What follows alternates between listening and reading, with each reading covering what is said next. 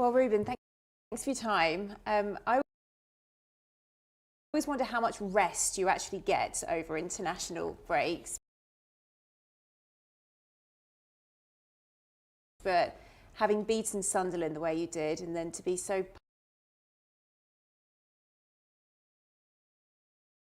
publicly backed by Sir Jim Ratcliffe, have you slept well this last week or so? It doesn't change much because Jim is always sending message and Omar after the games, so everything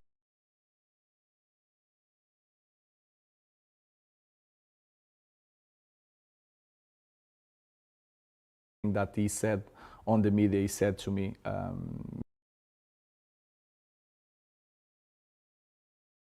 Many times, but that will not change the way I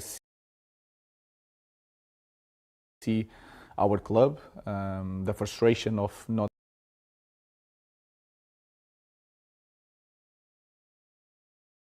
winning every match, so that is not going to change.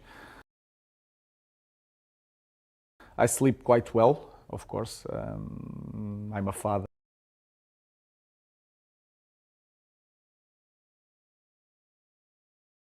So I have a lot of things to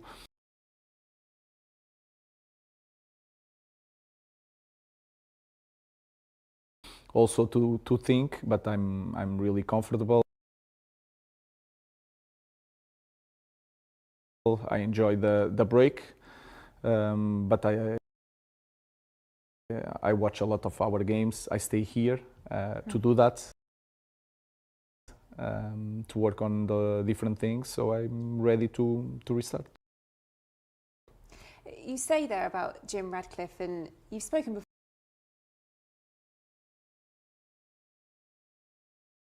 before about how your meetings are always largely quite positive. I suppose it's the first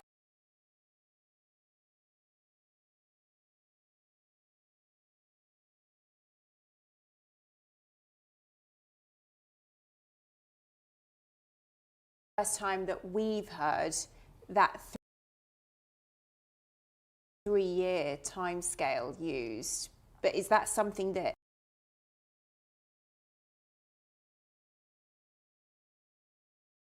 he's said to you specifically before? He said, of course, we are not sending message and talking about the years, but he's always saying to me that it's going to take a while. He said all the time that he wants me for many years, but he knows and I know how is football. So we can just focus on the next game. We know that in our club everything changed, so you are in the good moment. We win against Sunderland.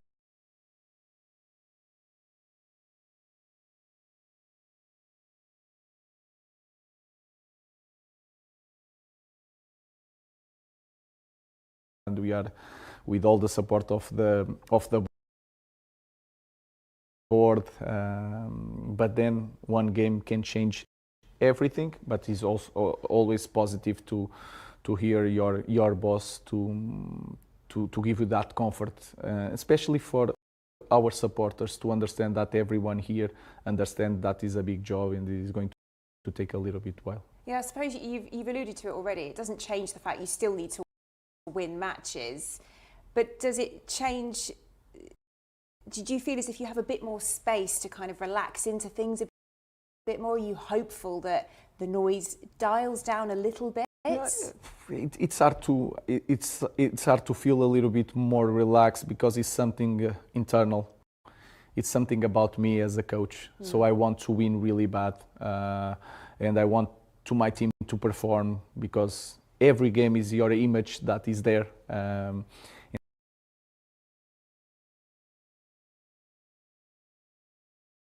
that I take that really personally. So again, it's really important for any manager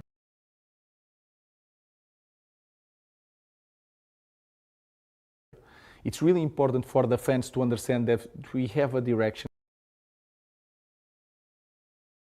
It doesn't matter the noise, that is really important, but the pressure that I put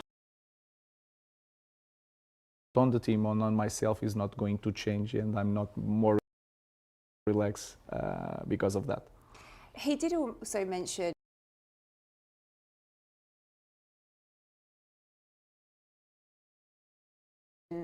Mikel Arteta and the fact that it took him a couple of years to get going. Is that something that's crossed your mind even before this last week or so? Is it something that you cite, that you lean on yourself? No, I think every situation is different. Of course, we can hold on to good examples. I think Mikel was a perfect example because it took a lot of things before he reached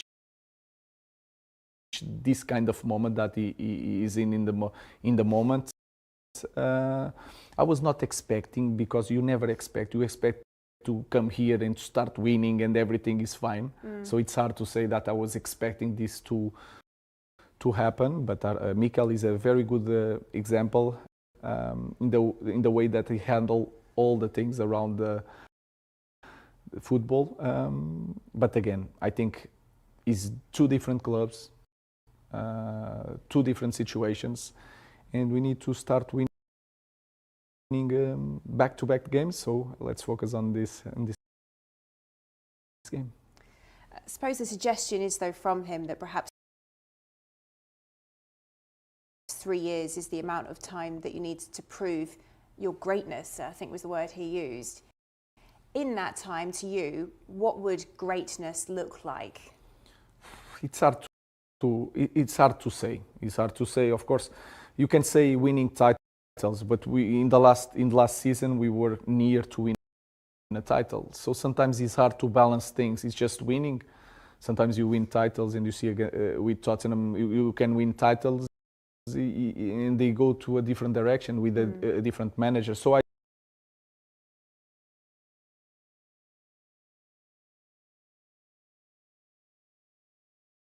don't know. I think we need to be a bigger team. We need to win in every consistently. We need to perform in every fans should expect the team to perform today, tomorrow. So I think that is what he wants to see, a team that could fight for titles, that win titles, and that is really consistent in the way they perform. You've mentioned a lot about winning, so let's reflect on Sunderland.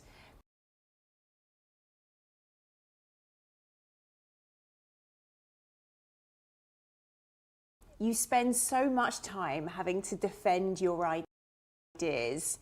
So how good does it feel when it all comes together like that, particularly in that first half, which was so comfortable? First of all,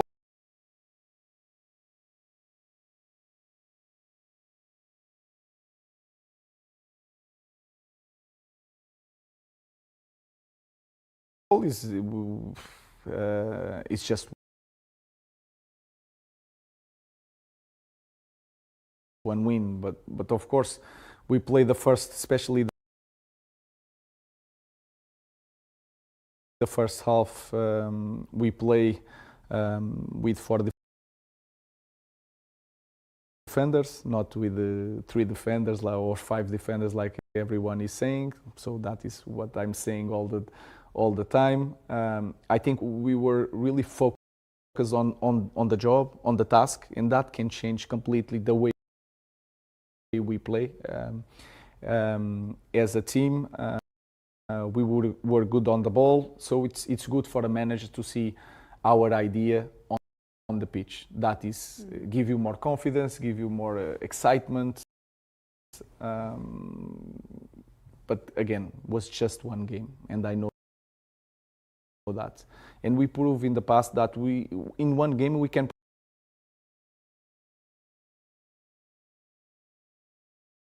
perform even against the bigger teams. Our problem is to do that in every single match, and we are trying.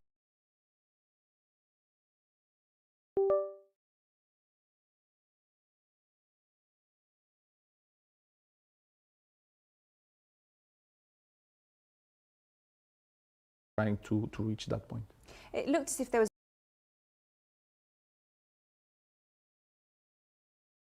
a bit of a tweak there to make the approach a bit more direct, particularly through the goalkeeper in Sesko.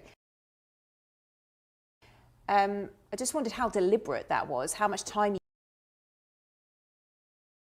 you'd spent on that going into that game, and whether it's something which is just a bit short term for now, or perhaps you've seen there this could be something in the longer term that would work. I think if you pay attention to Premier League, you can understand that most of the teams now, when the ball goes to the goalkeeper, is man to man, and sometimes we have to have an approach more direct to try to play with the numbers. So it's 3 against 3, and if players like Brian, Ben, Cunha can get that ball against one, we can have more success. Sometimes it's like that way of seeing football. We want to build up, and you can see that we like to have the ball, but sometimes when the opponents make high pressure in man to man, it doesn't make sense to play. It makes sense to play in a different way. It's just about the numbers. Do you think it's something we might see a bit more of, particularly the fact that you have Liverpool this weekend? And Slot has been quite open about the fact he doesn't really like playing teams that are a bit more direct. It depends. It depends of the way. It depends of the opponent, if they are pressing with the same number of players and leave man to man, or if they stay more and let some free guys in our build-up. So I don't know. That is the important thing. Sometimes people think that coaches just teach how to play football in this way. It's all about to understand the game. So the system is not so much important. It's the way you adapt. If they press with the same numbers, with less 2, with less 1, where is the space? This is the kind of things that a manager needs to teach the players, because nowadays it's hard to have a picture of the system, because everything with a lot of mobility, it's hard to understand the game.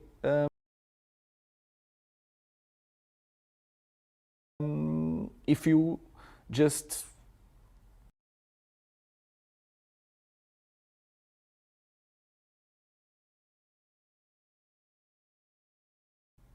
see a picture and say we are going to do this all the time. It's not the case nowadays. Nowadays the players need to understand the game. You're full of praise for your goalkeeper, who I've mentioned. I mean, it's one thing making your debut and being so accomplished at Old Trafford, but to go away to Anfield, how do you see that? First of all, the first impression is really important in our club, and he had a very good impression. Then he needs to understand that in our club, it doesn't matter the last game. We need to focus on the next game. Then he needs to understand the game, what kind of play he's going to face. He needs to understand that now people watch them during the game. They know how he wants the ball, how he kicks the ball. All these small details he needs to improve every day. I think he shows that he's really composed. It's going to be a different environment, but I'm not concerned about that. And again, the last game, it doesn't matter anymore. So he needs to prove in the next one, I think he's ready. How do you see the challenge against Liverpool? Has it changed with their dip in form? I don't see like that. Because, again, our team proved in the past that sometimes we are in the low moment and we have a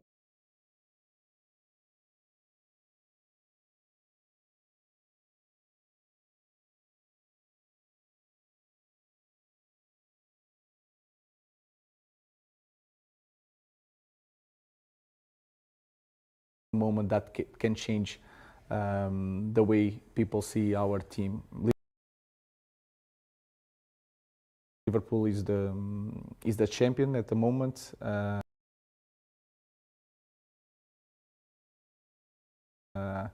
They have a lot of talent. They have a very, very good coach, so that is not going to matter. You can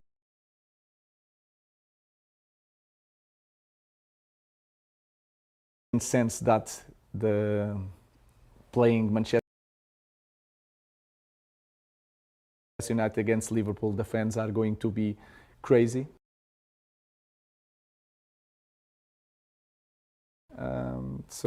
I'm just preparing the game against the best Liverpool, and we are ready for that. It would lay down a big marker, though, wouldn't it, if you were able to go there and win? And on that, with the bigger picture, we've talked about perhaps the longer term plan, 2-3 years. This season, what does success look like? I think it's official that we want to go to Europe. We need to return to Europe, but we don't know what is going to happen. So I don't like to call success going to Europe in this club. This club's success is to win the Premier League. What we have to be is honest with our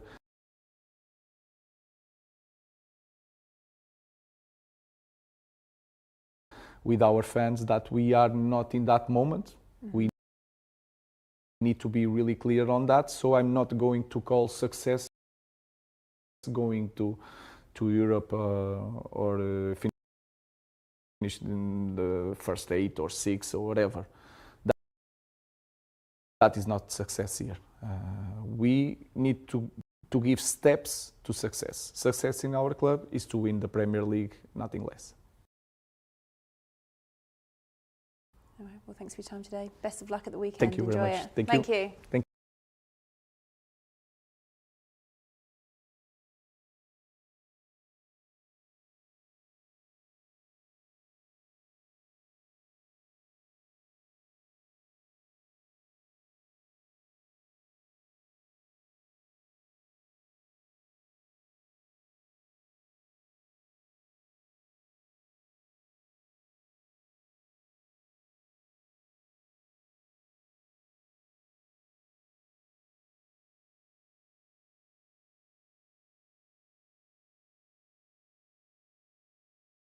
Talk about the Premier League, shall we, and have a look at the standings. Liverpool on top. Well, actually, Liverpool no longer on top. They're in second place, just 1 point behind Arsenal, and they are hosting Manchester United, who you'll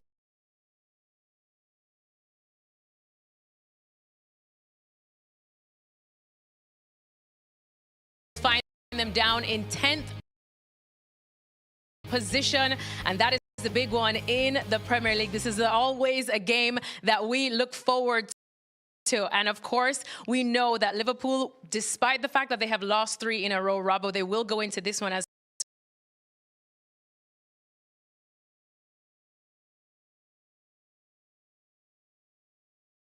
favorites. However, if you do look at the stats in the last couple of games that these who have played at Anfield, Liverpool have only won twice. There have been a couple of draws, but that does include a 7-0 thrashing. So what on earth can we expect from this game?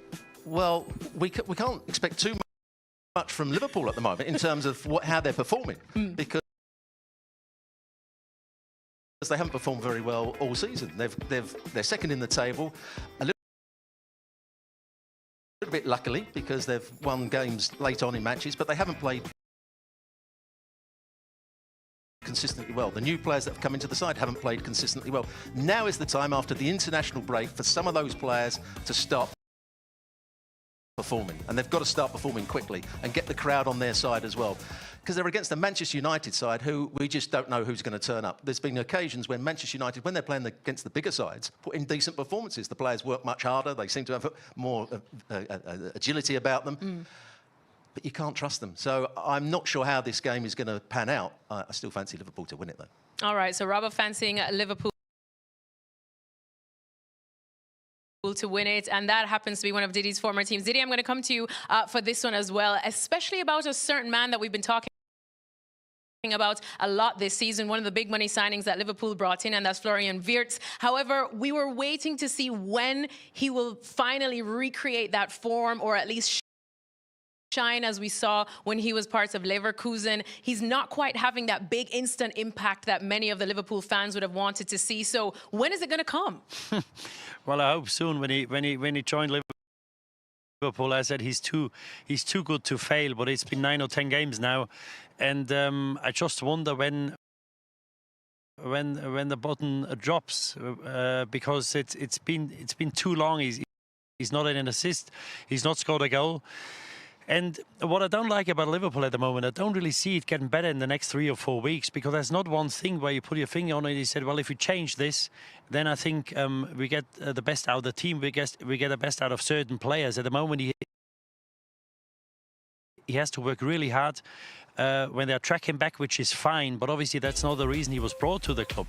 And I think sometimes he loses a bit, or he misses a bit of concentration and maybe stamina when he's got the ball to make these dribblings or to make them decisions and play these killer balls to score goals. So it's been very disappointing so far, I've got to say. I think the way the team plays doesn't really help him, because they haven't really control over games.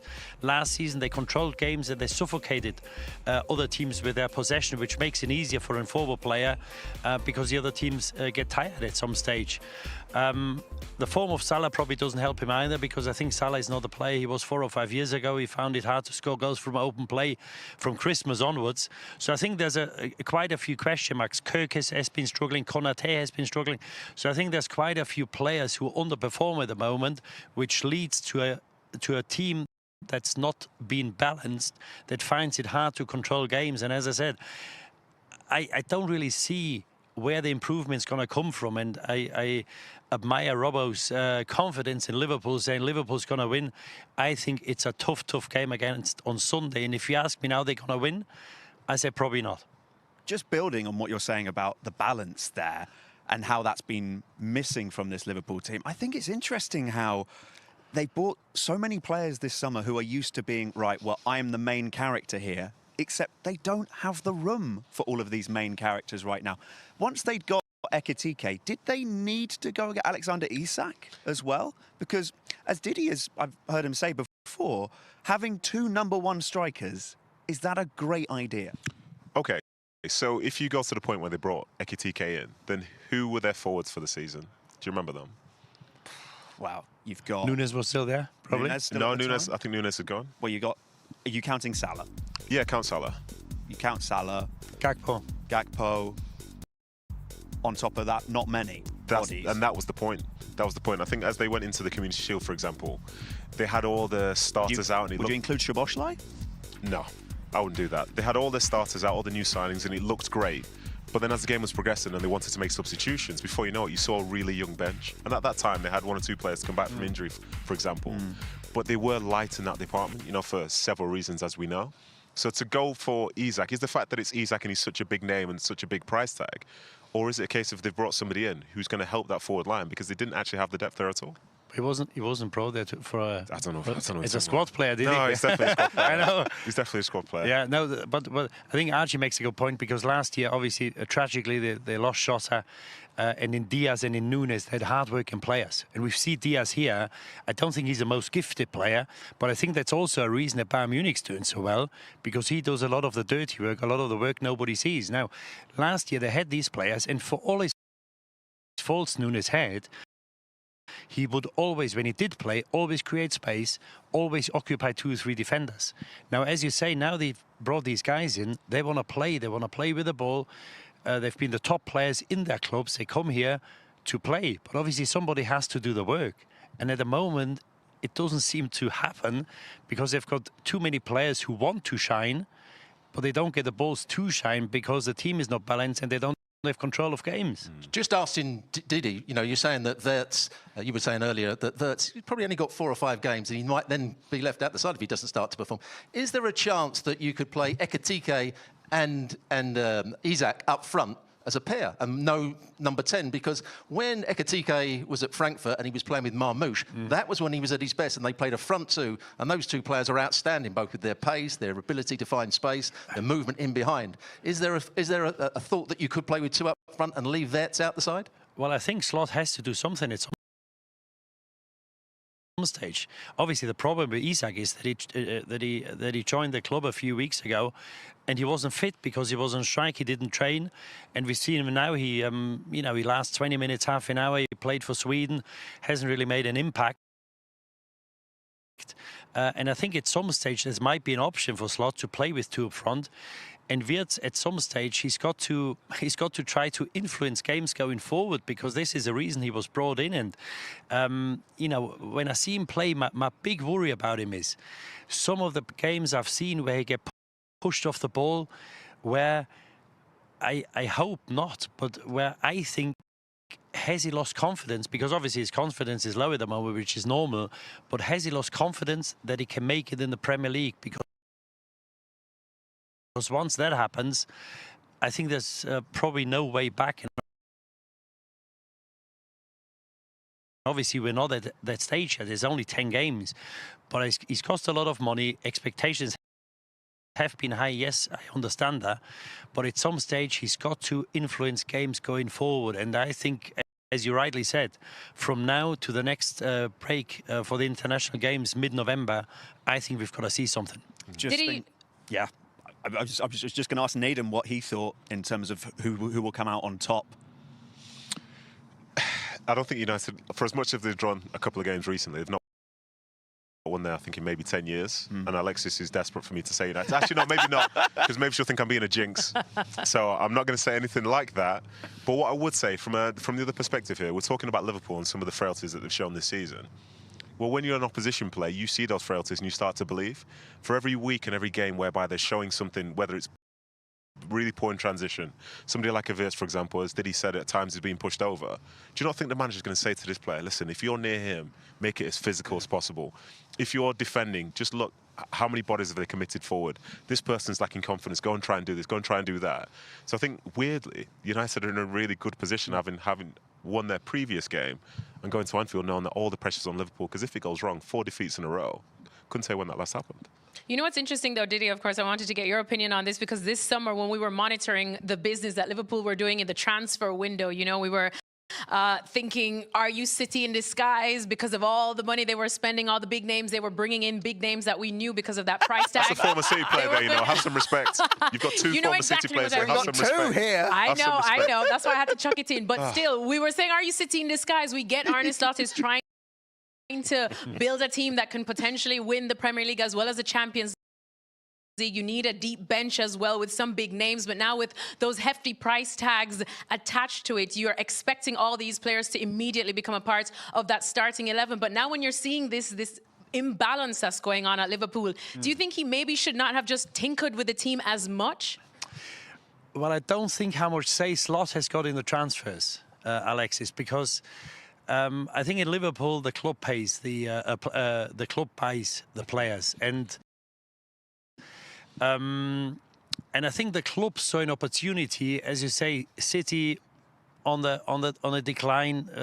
Guardiola being there for a long time. We don't know how much longer he'll be there, and obviously Arsenal knocking on the door but not going through it. And I think they saw an opportunity to really move away from United, from City, and maybe even from Arsenal. And as I said, I'm not sure how much say the manager had into the transfers, because as Naden or Archie rightly said, I'm not sure you want to have two number 9s, because obviously you want competition for places. But if you've got 2 star players and you can't play them both, at some stage you might have to. I'm not sure this is a situation a manager really wants. And I think if you speak to people in Liverpool who are in leading positions, obviously the expectations were different. And I don't think they saw coming what has been happening for the last 3 or 4 months, because everybody thought, well, this got to be the team to beat. Now, you're after 7 or 8 games, you're 1 point behind Arsenal, and you beat them at home in a game you probably were fortunate to win through a wonder goal from Szoboszlai.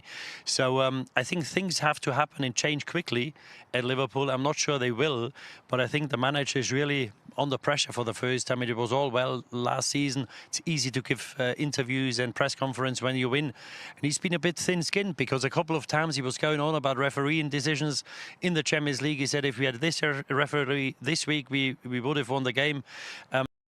So these are things he didn't do last year. So maybe he's on a bit of pressure. Hopefully it'll change soon, but I think they couldn't have a tougher game, as Nathan rightly said, on Sunday. Yeah, I mean, the interesting thing, hindsight's a great thing, isn't it? Because, you know, at the beginning of the season, when we saw Frimpong go there, you thought, what a great signing that is. You know, they've lost Alexander-Arnold. Conor Bradley's a good right back and can fit in there. But if they want to play more expansive, you know, Frimpong has done that brilliantly for Leverkusen over the last. You look at Ekitike, you saw him play for Frankfurt, and you thought that's a great signing as well. The best left back in the league last year, everybody told me was Kirkes, so he's now gone to Liverpool and doesn't look any sort of player whatsoever. So these are all, and Wirtz, we all said was going to be a top class player. Hindsight's a great thing. They just haven't been able to form the right combination. That's been the problem. The players, I think, are still excellent players. Isak, maybe I've got a slight doubt about him. But the other players, I think, are excellent players and excellent signing. They just haven't been able to get the right balance. And that's the problem that Slot's got with him for the next few weeks.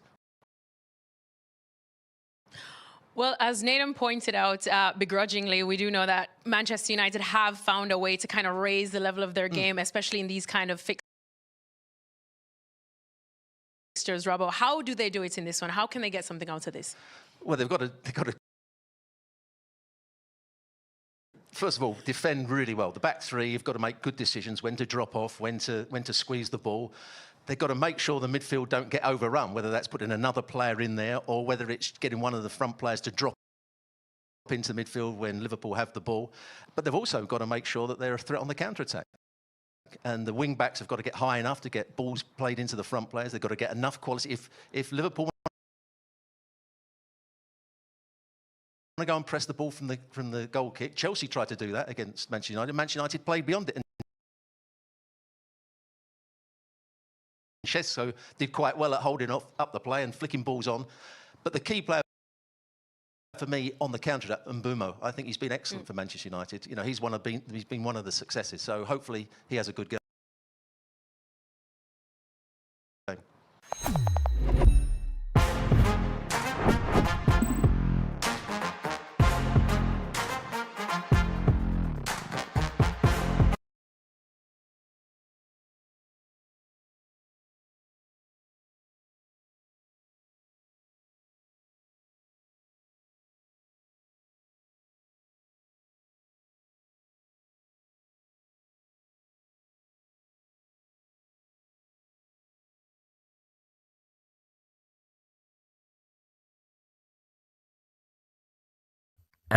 We are going to go straight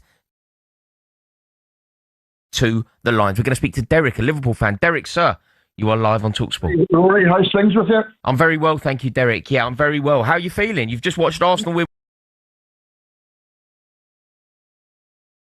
1-0. It felt to me like a sort of statement. Arsenal win that, top of the league, away from home, finding the minerals off the back of scoring from a corner. It's, dare I say it, the kind of performance of champions. Are we going back to the same old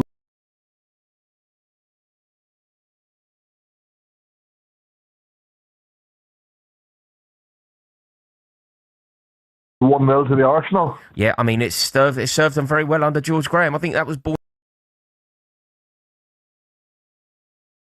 in Paris, wasn't it, when they won 1-0 away from home, Ian Wright scoring in 94, 95? It was an era that it was a sounding board and a foundation that really did stand them in good stead. Are you worried? Yes, I'm worried the way Liverpool are playing at the moment, Rory, to be honest with you. I'm worried about their Florian Wirtz in particular. I went to see Germany and Northern Ireland in Belfast on Monday night, and Florian Wirtz was non-existent. What do you think? What do you think tomorrow? I feel like now there's just no room. There's no wiggle room, is there? Arsenal winning today means that you simply have to win. Yeah, well, Liverpool have to win tomorrow. I think Slot has said in the last few days that Isak is up to full speed again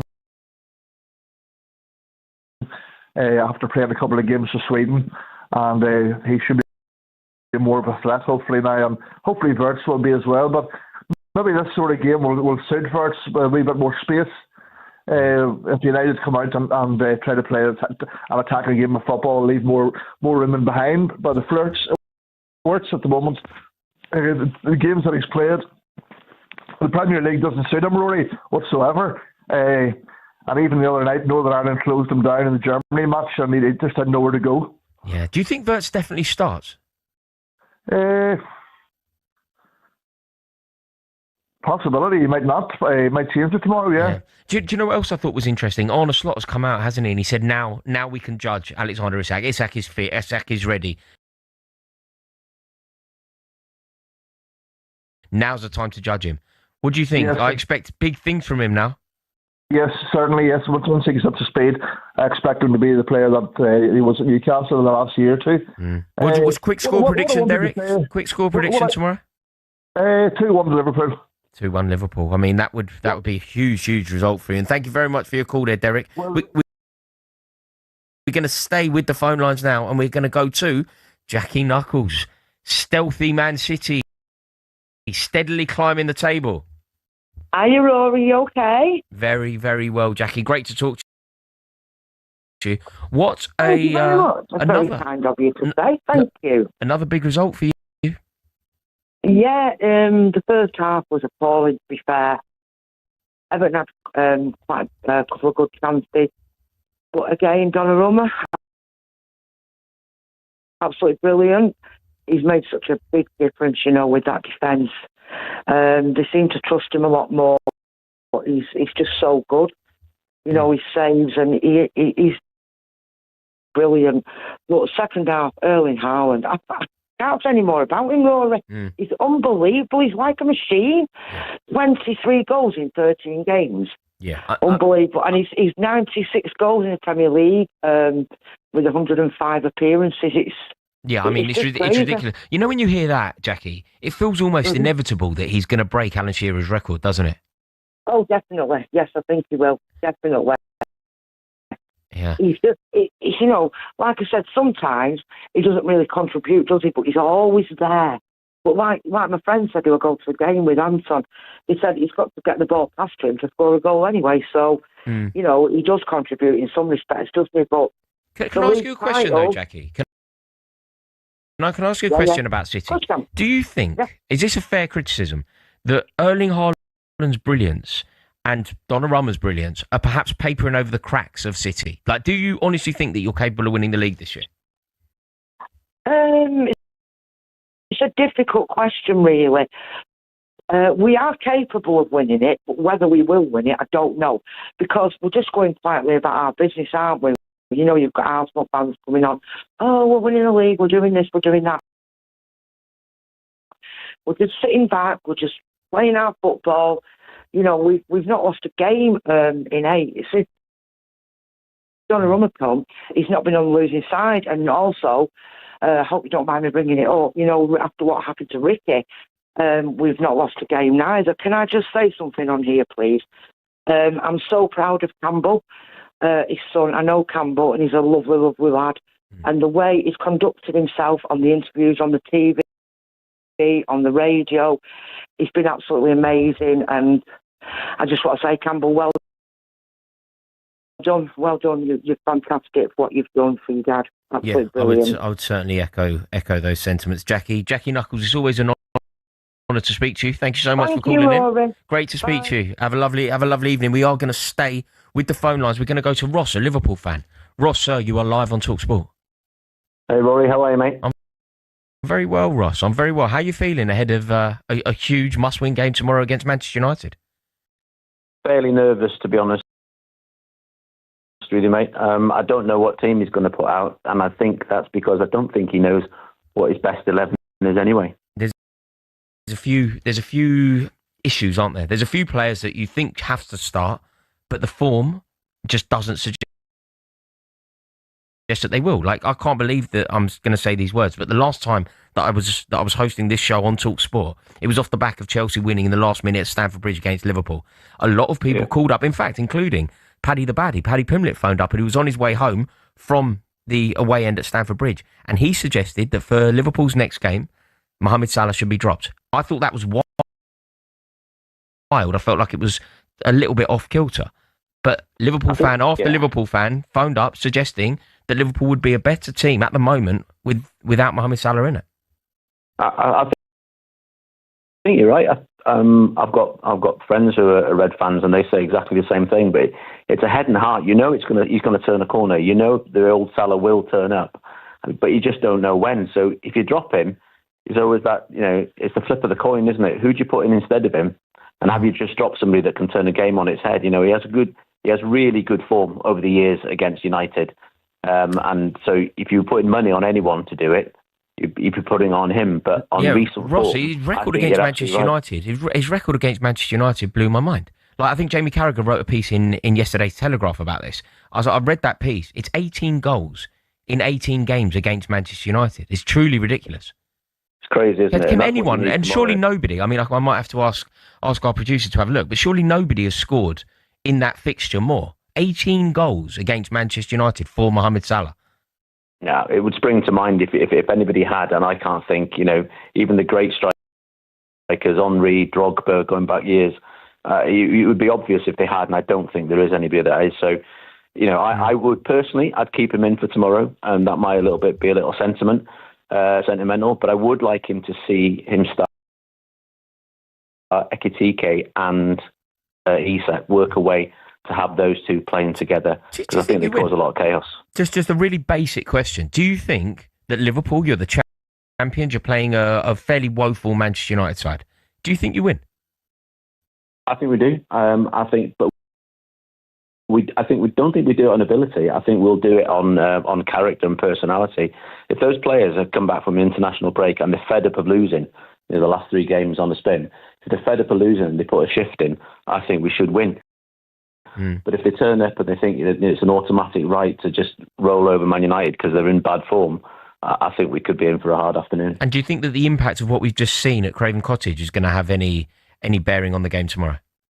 Yeah, absolutely. I think, you know, you can, if Arsenal are going to keep scoring from set pieces, and there doesn't seem to be, and Chelsea today actually a couple of goals, it doesn't seem to be any let up on that, then even if, you know, they've got an ugly game and they really are trying to grind out a result, you know, if they get a corner or a free kick in around the box, you know they've always got a chance of getting a goal, and that makes them pretty dangerous, I think, for the rest of the season. Yeah, and do you know what? I think you've approached that perfectly, Ross. Anybody that's talking about Arsenal winning games in an ugly way, winning games via set pieces, becoming set piece FC, corner FC and all that, I just don't get how you can look at that in a sneery way. It's the sign of champions, winning ugly, going away from home, winning a London derby where you've previously struggled.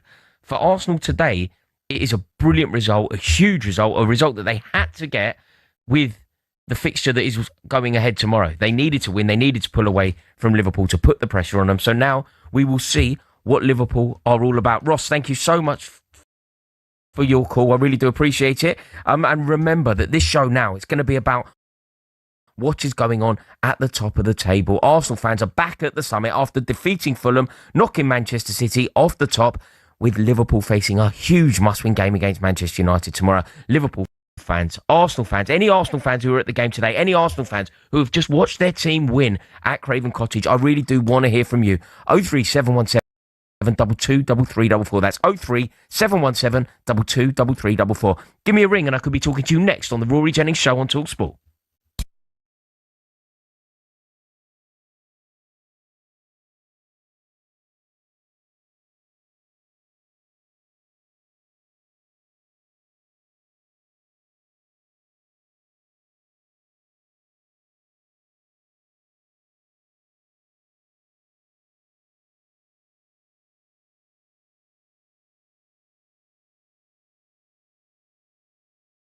All right, a couple of texts have come through. Let me quickly read them out. This one says, Rory, Kirkes is being used as a third centre-back in build-up, not being used as an overlapping fullback, which he was so good at doing last season. I'll play Curtis Jones right back. This is the issue. That's 4 right backs this season already then. With Szoboszlai, Gravenberch and Wirtz in midfield, McAllister has been well below the level this season. Yeah, I mean, I like Curtis Jones. I think he's a really good player. You're not a fan?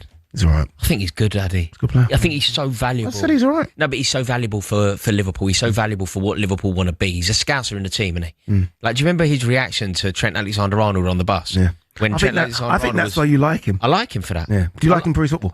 I thought he was brilliant as well. You like him for his football? In the Merseyside derby, he was brilliant. Yeah, he understands the in the game. Merseyside derby, he had someone up when it was necessary, right in front of the away support of Goodison. See, this is what you like, isn't it? I think you ever mentioned anything about his football? You mentioned this, what he did to Trent, and the fact he went fisticuffs with an Everton player. There's absolutely no doubt. Talk to me about his football.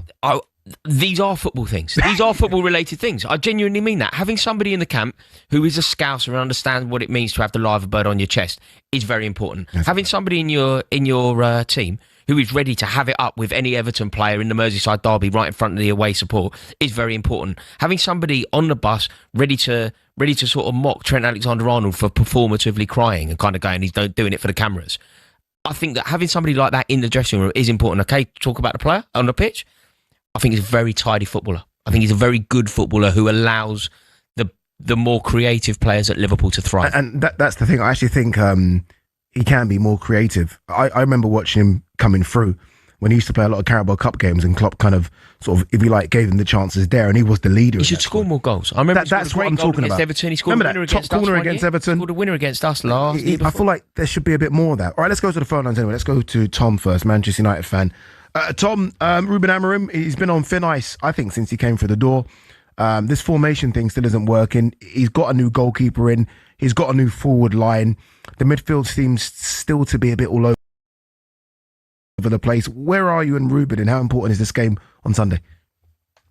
Yeah, I think it's extremely important. We'll just touch on a question before regarding who's more important, either Kobbie Mainoo or Ruben Amorim. Yeah, go ahead. Well, just regarding that, I think Kobbie Mainoo 100%. I think a lot of United fans will back the manager, but I think it's very false. Kobbie Mainoo for England less than 18 months ago was one of the most important players for England. One of the big reasons they got to the final. And when Ruben Amorim actually joined Man United, he said he would turn Kobbie Mainoo into a beast, and he has done the complete opposite. Yeah, it's crazy, isn't it? Because I remember liking him too. And obviously, look, this is the big name I'm going to mention next. I'm not saying he's that guy, but he just reminded me of Clarence Seedorf. His strength and composure on the ball, and even when people surrounded him, he never felt like he was flustered. And all of a sudden, look, there's just no way with your midfield looking like the way it is that he just doesn't start or get a game. He barely gets minutes. Doesn't make any sense. That is crazy. And you've got a Casemiro who can barely run. You've got a Garte who's been absolutely shocking since he's joined the club. So I don't understand what it takes for him to even get a minute. No, they keep saying he can't play Bruno and Kobe together. Why not? Kobbie Mainoo is a player that can, like you just said, be calm, be composed, keep the tempo of the game. And the fact that he's got Garte and Casemiro partnered up with him, it's just ridiculous. Tom, I don't get it. I genuinely don't get it. I feel like, look, I've got no real time for Ruben Amorim. I think he's a chancer and a fraud, if I'm completely frank with you. But the decision to ostracise Kobbie Mainoo is one that we can't rationalise. It's one that doesn't make any sense. Kobbie Mainoo is obviously a better player than Manuel Ugarte. The fact that Kobbie Mainoo is sitting down watching Manuel Ugarte play football is a travesty. The fact that he's sitting there watching Bruno Fernandes play deep is a travesty. And it all reflects so badly on Ruben Amorim. I don't understand why people are being so generous. When you think some of the heat that we've given other managers, when maybe Frank Lampard was manager at Chelsea, when Steven Gerrard was manager at Villa, when you think about some of the stick that we've given, maybe even Mikel Arteta during his time at Arsenal, I feel like for some reason, Ruben Amorim, because he's got this ideology, because he's a bit of a hipster, and because he conforms to certain stereotypes that people like, he isn't given anywhere near the criticism he deserves. He's an absolute fraud. No, he's getting it completely and utterly wrong. Yes, but I think United have been a mess since Fergie left, hasn't it? So it's almost like it's a big ship he's trying to steer and turn around. I think that's why he's almost given a bit more leeway. You're correct. I don't think he's the greatest manager in the world. And I said this. I think the job's too big for him. On Sunday, Tom, what are you thinking? I mean, look, it's a big game for both. Liverpool have hit a bit of a rock, haven't they? There's no good time to go to Anfield, but if there is, this might be it. I think it's the complete opposite, though. I think they've lost 3 games on the bounce. If anything, Liverpool are going to be up for this game more than they are with any other Man United games, to be honest with you. Yeah. I do think United could be in. I think they could be in for a battering. I really do. I'm just being honest. I think even the Sunderland game, it looks better in parts of it, but I honestly think Liverpool will be up for that more than ever, especially after 3 defeats. You know what I think, Tom? Tom, very quick. You know what I think? I just don't think like it can go on without Wirtz, Salah, and Isak doing something. Like they're all two. Like I think genuinely all 3 are world class, and I just don't think all 3 can be crap at the same time all the time. Like one of them have got to land, surely. No, 100%. Salah's been quiet all season, and I think that new contract's probably a bit of curse on Salah. But Isak's surely going to start firing soon. Ekitike, what a player he is. Honestly, I think United could be in for a terrible time. And the whole goalkeeper talk as well. I know he caught a few balls against Sunderland, but let's see what he's really made of when he's at Anfield. He's got the crowd on his back. It's going to be a completely different story, in my opinion. But yeah, we'll see. Great stuff, Tom. Great call. Let's quickly go to Mooney, Liverpool fan. Mooney, look, it's been a shaky start, let's be honest, but it's still only 1 point behind Arsenal, who are favourites now for absolutely everything. Do we all just need to calm down a little bit and just expect the experienced players to kind of pull Liverpool through this? Yeah, I absolutely agree with that. And I never thought I'd agree with the Man United fan you had on just now. I definitely think we're going to win the game on Sunday. But what I want to talk about was, while I agree with the opinion that the new signings haven't quite gelled, we can't forget about the impact that obviously losing Jota has had on the entire squad. And if you look at the existing players who have all dropped off, like Konate, Salah, even Van Dijk to a degree, McAllister obviously hasn't had much minutes. These were the mainstay of the team last season. I just think that there has been obviously some psychological impact on the players. It's going to take some time. They're still grieving. Has to be, yeah. And that combined with the new signings, I think is the main cause of why we have been stuttering thus far. Yeah, no, it's great point as well, Mooney. And I think it's a conversation that a lot of people, not that they don't want to have, it's just the understanding of how it will affect players going forward, because you just don't know, do you? Liverpool winning, it's like Liverpool winning. When they're losing, obviously people bring this up, but losing someone that clearly was a character within the squad, and the way in which he passed, has to affect you. Yeah, of course. And it's a long-term effect, and it's something that will keep on coming up time and time again. Yeah, I mean, it's so harrowing that it's going to cast a shadow over Liverpool for a long time. It's not just this generation of players that are going to feel it. It's going to be something that will echo in, for an eternity for that club. But in terms of focusing on this fixture in hand, yes, there's so much going on, but ultimately Liverpool need to find a way to accrue the 3 points. Agreed. And how they go about doing that, a lot of the time when we talk about football, we try, don't we? And there are so many things that you want to see. You want to see your team playing in a particular way, adopting the manager's ideology. You want to see the system flourishing. You want to see Salah, Wirtz, Ekitike, Isak intertwining and making it impossible for defences. None of that that would be wonderful from a Liverpool perspective. But there's no such thing as a bad win here for Liverpool. Liverpool just need to find a way to get back to winning ways, get this fixture out of the way. It's one of the most intense. Yeah. It's got to be the biggest fixture in the Premier League, isn't it? It's got to be, therefore, one of the biggest fixtures in the world. Yeah, still is. Liverpool just need this fixture out of the way. Win it. Don't worry about it for a few months when you worry about playing them again. Yeah, especially when, as you say, Man City are on the horizon as well. You can't. You just have to win this game. I remember Game Day Live will be from Anfield. Sam Matthews alongside Alex Crook. Perry Groves is also going to be at a big game as well. Spurs against Aston Villa. All right, up next, we're going to be looking at TalkSport's exclusive commentary of another big game. Ange Postecoglou desperate for a win. Winless in 7 so far as new boss of Forest. He takes on a Chelsea side that are coming off a very, very good win against Liverpool.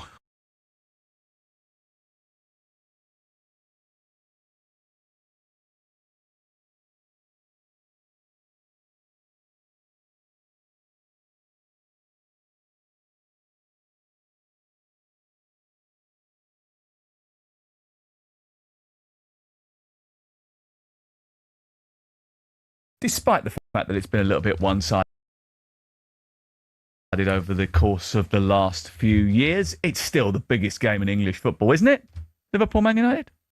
I would say so. Obviously, I'm a little bit biased, but they are the two most decorated clubs in English football. So I think in terms of FA Cup game in terms of global appeal, it's massive, and probably means more to United fans these days, potentially, than it does to Liverpool supporters. But they won't want to lose 4 in a row at home to United. Still the biggest game for you in English football?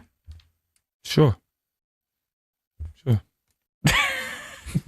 It will be on history, won't it? But it's not a fair contest at this moment in time. Well, even if Troy doesn't believe it, certainly all eyes will be on that game on Sunday, and all eyes will be on the defence of Liverpool. 2 clean sheets in 11 games, and Arne Slot has been commenting on that this morning.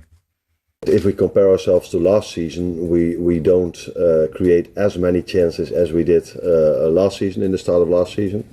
But we are still the team that from open play creates the most XG chances, most shots on target. But we've conceded too many goals. We've conceded too many goals, that's for sure. And we've conceded 9, where 4 of them are from set pieces. That is what was and still is, by the way, a strength of us, which sounds weird if you concede 4, but that's not a reflection of the chances we've conceded. How do Manchester United, how and where do Manchester United expose the fragilities in that Liverpool defence? Left-hand side, for me. Milos Kerkez. A lot's been made of the form of Florian Wirtz and Alexander Isak not being fit, but I think Kerkez has struggled in the early weeks as well. And if you look at the Sunderland game, while he didn't change the system, there was a subtle tweak from Ruben Amorim. The team went a lot longer. They used the goalkeeper to particularly punt it long upfield and set Brian Mbeumo away down that right-hand side. So if United are to get anything from this game, I think it's a real key battleground.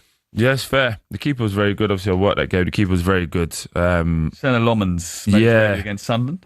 But also, I've never been at a professional ground, where a goalkeeper gets a standing ovation for claiming a cross. It just tells you how bad Nana and outside. He came out and claimed the first cross, and everyone stood up and was cheering. I agree. I think Kerkez, the shirt's got a little bit too big for him at this moment in time. The being at Bournemouth and being at Liverpool is completely different. I'm more concerned about the system for the first time ever being a problem. It's not a problem, is it? No, it's not normally a problem, but the reason it will be a problem in this situation is because I think the more the game gets stretched, Man United allow that 3 at the back to be 1v1, and that's where I think it'll be a problem, because Man, you don't have the legs in midfield to get up and down, and that's where I said earlier, I think Mainu has to play. Is it system or is it personnel? Because actually the data shows that while Manchester United actually have been very good at limiting opponents to relatively few shooting opportunities over the course of their Premier League games so far, the quality of those chances has been alarmingly high, and that sort of suggests the systemic defensive flaws are prevalent rather than bad luck. Opponents aren't shooting very often, but when they do, they're getting big openings. I mean, why is that? Vulnerable on transition, we've seen that many a time. They're susceptible at set pieces, that's a real problem. And when the wing-backs push forward, there are just too many gaps. Yeah, I think the set-piece one to me is amazing, because they work on it literally in the warm-up, don't they? They do it for everyone to show, look, we're working on it. And it's like, again, for me, it has to be a personnel thing. Where a lot of that was about the goalkeeper. I mean, I was at Fulham watching outside Bayern there. Every time they put a corner or a free kick into the penalty area, he was a nervous wreck. I think this goalkeeper already is instilling more confidence in the defence. I agree with that. But the one thing that stat didn't show, because obviously he didn't touch the ball, but the Traore chance very early on for Sunderland, 6 yards out, just completely air kicked. He was offside though, wasn't he? But I'm saying, if he hits that, he makes contact, and that chance, they give up massive chances. Delat, defensively, for me, is a liability. He is, and he's a great squad player. I'm sure we trained. Size Delict. No, Diogo Dalot. Sorry, Delat. He's been poor since the start of last season. But he's not of the standard of a starting fullback for Manchester United. He's a great squad player, someone who'll train one and you drop him in and out. But he's been playing, nearly... every 3 seasons in a row? Was he player of the season last year? No, he was poor last year. Was the season before he was player of the season? 3 seasons in a row, he's playing week in, week out. And I watch him, and defensively, he's questionable. He's very, very questionable. And I do think that Liverpool, because Gravenberch is back, he's fit and available, do worry about Fernandes being ran off the back of. And it's interesting you talk about Kobbie Mainoo. Obviously, I've been banging this drum for a long time now. He was particularly good in this fixture last season, which for me was the most complete performance United have produced under Ruben Amorim. It was a 2-2 draw. You were there. United were the better team for a lot of that game, and Liverpool were at the peak of their powers then. He played well against them in the FA Cup, that incredible game that you commentated. So I agree with Troy. I think Amorim's got to look past this sort of blind spot that he's got for not picking Kobbie Mainoo and realise that if you need legs in midfield, he's done he the can right do thing that. though, hasn't he? Because Kobbie Mainoo has been posted on Instagram that he's been working in international break. I hate it when players do that. No, do you not know that's where they get the extra working? So yeah, he's definitely got to be better now. I think what's really concerning is United's trend of performing in these massive games, right? So against Chelsea, they played really well, albeit they're usually at home. They played well against Arsenal on the opening day. Didn't get the result that day. They deserve more out of that match. And they got a point, as we've already mentioned, in January at Anfield. So why do these games suit them more? Is it for the fact that there is a slightly different setup and they're slightly more exposed to it? Or is it just because they want to show up in the big games and show off their talent? First of all, most naturally they're going to step up. It's a bigger game, so you're going to have that emotional feel. Excuse me. Secondly, the other teams come on to them. The problem Man United have at the moment is because they don't have control of that midfield, they can't play through teams.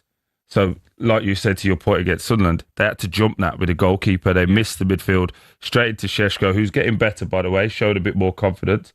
Got a couple of goals, obviously. But who do you think is the better start, Šeško or your mate Gyökeres? You say my mate. Why is he his mate?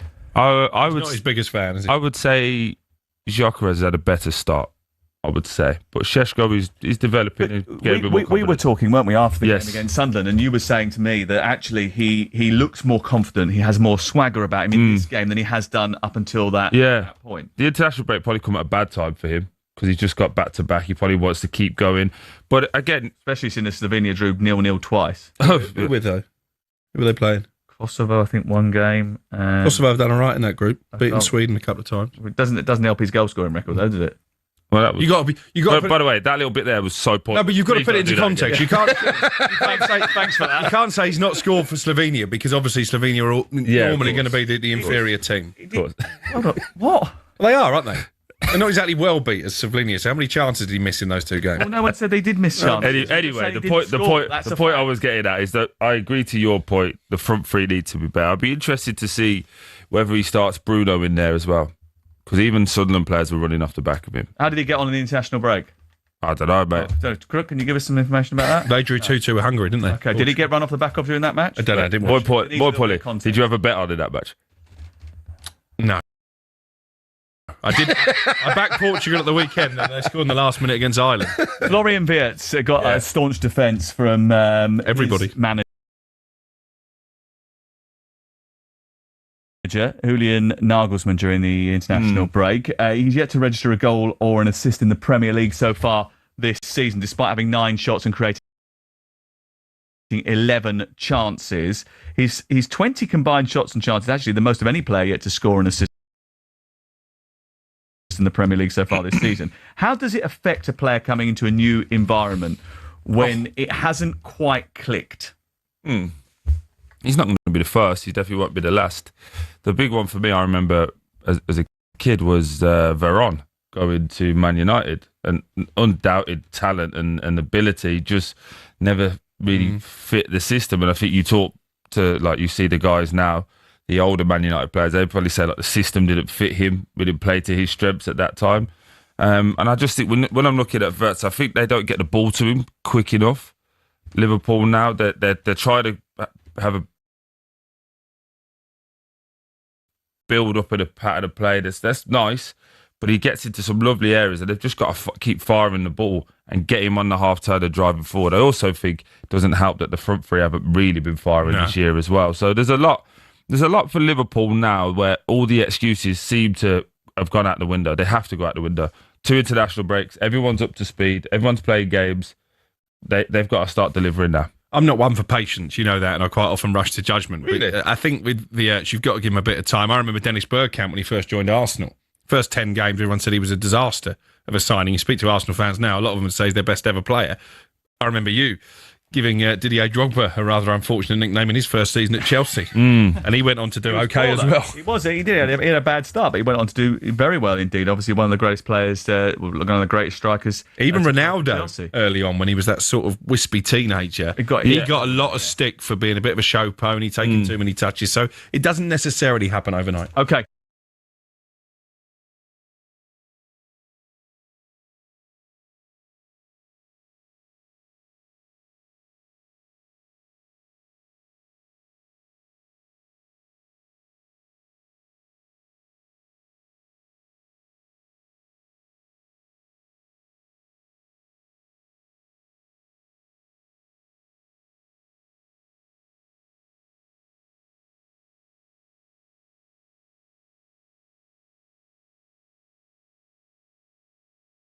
Honor, love to see you. Thanks so much for sitting down with me, mate. Over the international break, do you get a rest? Do you able to just relax a little bit? Less than the ones before, but that has of course to do with us losing 3 games before we went into the international break. Normally you always reflect, but now maybe even more, and it just, you have time to relax, but it's constantly in your head. So yeah, but that is part of our jobs. If we do well, we have to see, okay, where can we still be better? And how can we keep up the standards that we are playing at? And now it was more finding out where we can improve, because if you lose 3 games in a row, it's clear that we do have to improve certain things. Yeah, I always imagine for a Premier League manager, when there's an international break, is it the case of, are you trying to watch the games where your players are playing in, or is it just, please just don't come back injured? No, that last thing, of course. But yeah, they can get injured also when they're with us. But you never want any of your players being injured. So if they're with you or if they are at the national teams. But you can't control it if they're at the national teams. Yeah, of course. It's maybe a different way of training, so you're always a bit afraid if they will come back without an injury. But I don't watch many games of the players, because we have so many and many of them play at the same time, so it's hard to see the live games. I do watch goals, assists, highlights, and these are also things we show them when we come back together. That we show to the team what every individual did for his national team. Oh, right, okay. And that's quite a nice little confidence booster. I like that as well. That's nice. Could be a confidence boost, could just be interested in what your teammate has done for the national team. I think they follow this and they know this, but then if you see or heard, Maka scored 2, it's maybe nice to see which goals he scored, and if they qualified, yes or no. So, but apart from that, it's I watch more games of ourselves back, or from the team we're going to face after the break, which is now Man United. Exactly, and you mentioned it, and you mentioned the defeats that you've had. Now that you've had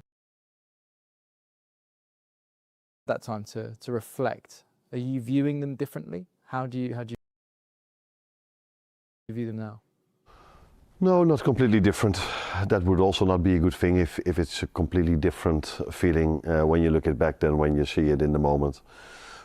Fixture list didn't really help us. 3 away games, 3 tough away games. But this is what can happen in the season of football. And then in these 3 tough away games, we were maybe a bit unlucky as well, that we've conceded twice in the last minute and conceded a penalty in the same game where we got one, and I think both realistically would have been the best. That the VAR both overturned them, so the one we got was overturned and the one they got should have been overturned. So, but I say many times, we should not depend on these little margins. Does the referee make a decision in our favor, yes or no? Does the other team score in the last minute? We have to find a way of making the difference between the teams we face and us bigger in our favor, so that you don't depend on luck or bad luck, because we've depended a few times on luck, if you want to call it luck, with us scoring in the last minute. So in general, I think we just have to improve more. What I also see is that teams are facing us in a completely different way compared to the first half of last season. There's a lot of comparisons between the second half of last season, where in the first half of last season we had many times an individual that did something special for us to win the game. That didn't happen as much anymore in the second half of last season, but then we relied on 7 or 8 set-piece goals. Yeah. Where now we've conceded 4 set-piece goals, not scored 1. And the special moment has not been there as much as the first half of last season. Obviously, people talk about the kind of defensive record already, you know, with Liverpool this season. Is it something you're concerned about in terms of, you know, the amount of goals that you're conceding, or is it more so, as you kind of mentioned there, the type of goal that you're conceding? I think you have to review this both. So we've conceded 9 in the Premier League, 4 of them from a set piece. Yeah. There are teams, especially teams where we compete with, that haven't conceded a set piece. So if you just look at open play, we've conceded 5. That is quite normal for a team that wants to wants to compete for something in the end of the season. And from those 5, 3 were from open play and 2 were from fast breaks, counter attacks. 2 of them against Bournemouth. So set pieces is part of football. It's become a bigger part in the Premier League for sure, and I think in general in football, but mainly in the Premier League, because almost everything is allowed. In terms of fouls to the goalkeeper and towards everyone. So this is definitely the first part where we have to improve, but it's also clear that we've conceded much more from crosses from the side than we did in the first part of last season. And for me there's a clear reason why this is, but that's something I will first share with my players instead of over here. Yeah, absolutely. Yeah, I mean, what have you made of it as well? Because you know, there was a lot of pundit reaction to the end of the Palace game and certainly the end of the Chelsea game about, I guess, the manner of the match. You know, some people saying it got a bit chaotic at times. You know, on that reflection, do you look at that? Would you have done maybe something different to what did happen in those games? No, I completely agree with the pundits. One of the things here in England is that I like in general the opinion of the pundits, because they are well informed. They just look over and over again and then they give their opinion instead of just saying something, which can happen as well. But I don't see this a lot over here. So even if a pundit has an opinion, he thought about it really well, looked at it really well, and then comes up with an opinion. What is the situation is in both games we had to we were a goal down, and I made a lot of offensive substitutions to get this goal. Yeah. In both games we got the goal. Yeah. But at that moment of time we were, for example, against Chelsea with Ryan Gravenberch playing as a right centre back, with Dominic Szoboszlai playing as a right full back, which he can play both of them quite well, by the way. But we've had against Palace, there were hardly any defenders on the pitch anymore when we were scoring the 1-1, and we still had to defend in the last few minutes. Both games we were close to winning it as well, maybe even closer to winning it than to losing it. But yeah, the downside of making so many offensive substitutions coming back into the game, which we twice did, is that you can be vulnerable, for example, against Palace with a set piece, long throw in. Yeah, I've brought in Rio and Ngoma. So yeah, he was one of the players that lost the duel. These things are part of making offensive substitutions, but we've won a lot of times by us doing this, and it's better to win one than to have 2 draws. And win one, lose one, or to have 2 draws. Yeah, one of those offensive substitutions, obviously, that came into the game as well, even at Chelsea, was obviously Florian Wirtz. A lot of chat has been made about, you know, obviously his transfer here and the that was spent on him. Do you think he thought it would be easier to adapt to the Premier League than he's found it so far? It's the way you look at it. If you've been brought in for so much money, people look mainly at goals and assists. Yeah. But I can tell you, he could have been on 6 or 7 assists already. Yeah. If you look at the passes he's played towards his teammates, which unfortunately didn't lead to goals. One of the greatest examples is the Chelsea game, where after 1 minute he had this great flick to Mo Salah, flick outside, yeah. where for Mo this is 99 out of 100 time a goal. Goes in, yeah. I have to say 98 out of 100 time, because the last time he got a ball like this was against Atletico Madrid. He got the one from Florian Wirtz, but Mo hit the post. Yeah. So he's been a bit unlucky with the finishing when he did give his teammates some chances. But in general, I think for a 21, 22-year-old, it's quite normal that you have to adjust to going to a no country, let alone if you go to the Premier League. I think maybe I'm now underestimating 1 or 2 other players, but maybe the best midfielder that has ever played in the Premier League. Yeah. Who would that be in your opinion? I mean, Steven Gerrard's up there, obviously. Yeah, but Frank Lampard. that came in from another country. So Patrick Vieira, I'm an Arsenal fan, so I have to say. you're an Arsenal. Then you're on the wrong couch, by the way. So this is nice. We're building bridges here. I think Kevin De Bruyne would be my pick. Of course, Kevin, yeah. And as we all know, I think he was 21, 22 when he went to Chelsea. Yeah. And so give him a bit of time, I would say. Yeah. I'm definitely going to give him a bit of time. And in the meantime, like I said, he's been unlucky. Yeah. I think. Do you think he's one of those players that you need to play into form, or do you feel like you almost have to remove him from the firing line almost? It's a bit of both, maybe. Not a bit of both. It's just of course, he has to play, and he played a lot. Yeah. But because he came from a different league, and because we play so many games, it's quite normal that he needs maybe once in a while a game that he doesn't play, like I did with Mo Salah, like I did with many others as well. But for him to get the best out of him, it's of course necessary for him to play, and that's what he did, and that's what he's going to do in the upcoming weeks for sure. Fantastic. Arno, good luck. You're welcome. Thank you, mate.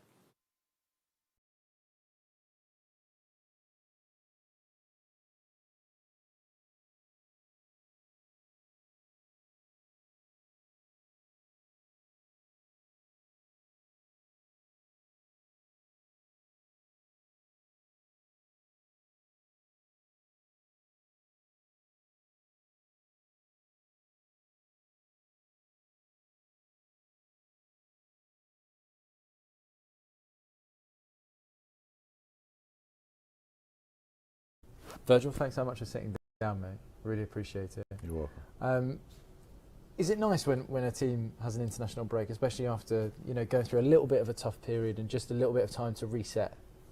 Depends if you win your international games, of Yeah. course. But listen, we can't deny that those 7 days were quite difficult. Yeah. Difficult to deal with at that particular point. But you have to quickly change. But that's the life we live, Obviously, for me personally, I'm going to the national team, and I'm playing on Thursday, our first game. So you can't dwell on, on those 7 days too long. It's about recovery, being ready to win the next game and improve. And I'm glad we won 2 games there, and now I'm really looking forward to the weekend, being back with the guys, and tough games ahead, starting this Sunday. It was a tough 7 days, as you mentioned. Looking at it now and seeing the form that you were in, and seeing people talking about obviously the defensive record and saying, oh, you're conceding X amount of goals. Do you have a different view on it now that you've had some time to think? No, it's pretty clear that we have to improve. Offensively, defensively, in possession, set pieces. But the matter of the fact is that we got, in total, the games that we played, we won 7 out of 10. Yeah. And we still have so much to improve. So you can also put it in the other way and put it in perspective and think, listen, if we improve those things, could be a very special season. So we know how the world works. We know there's a lot of noise, there's a lot of analyzing on certain things. But it's down to us to stay calm and focus on the target ahead, the games ahead of us, work on each and everything that we have to improve. Yeah. You know, we're not blind, we have to improve. And I keep mentioning that, and this season is tough for, you know, the opponents that we face, situation that we're in. Yeah. So, you know, I said it from game week 1 to, you know, it was always going to be difficult, and now we had a tough 7 days, and now we have to deal with it internally, on the pitch especially, and show it in the games ahead of us. We have every 3-4 days an opportunity to show it, and this Sunday is another big opportunity.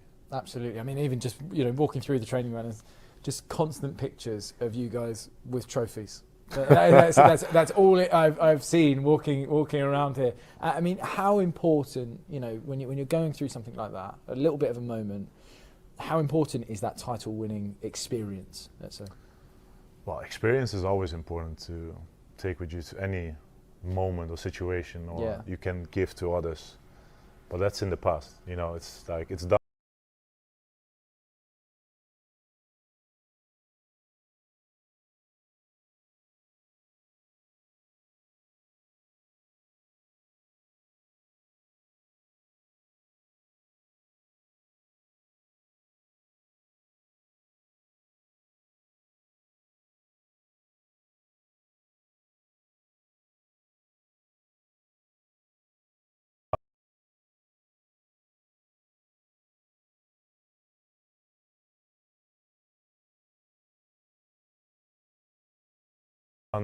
We did it.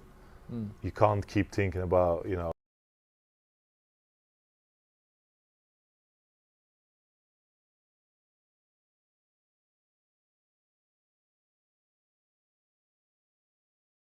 but we are the champions, but we are this. Now you have to perform each and every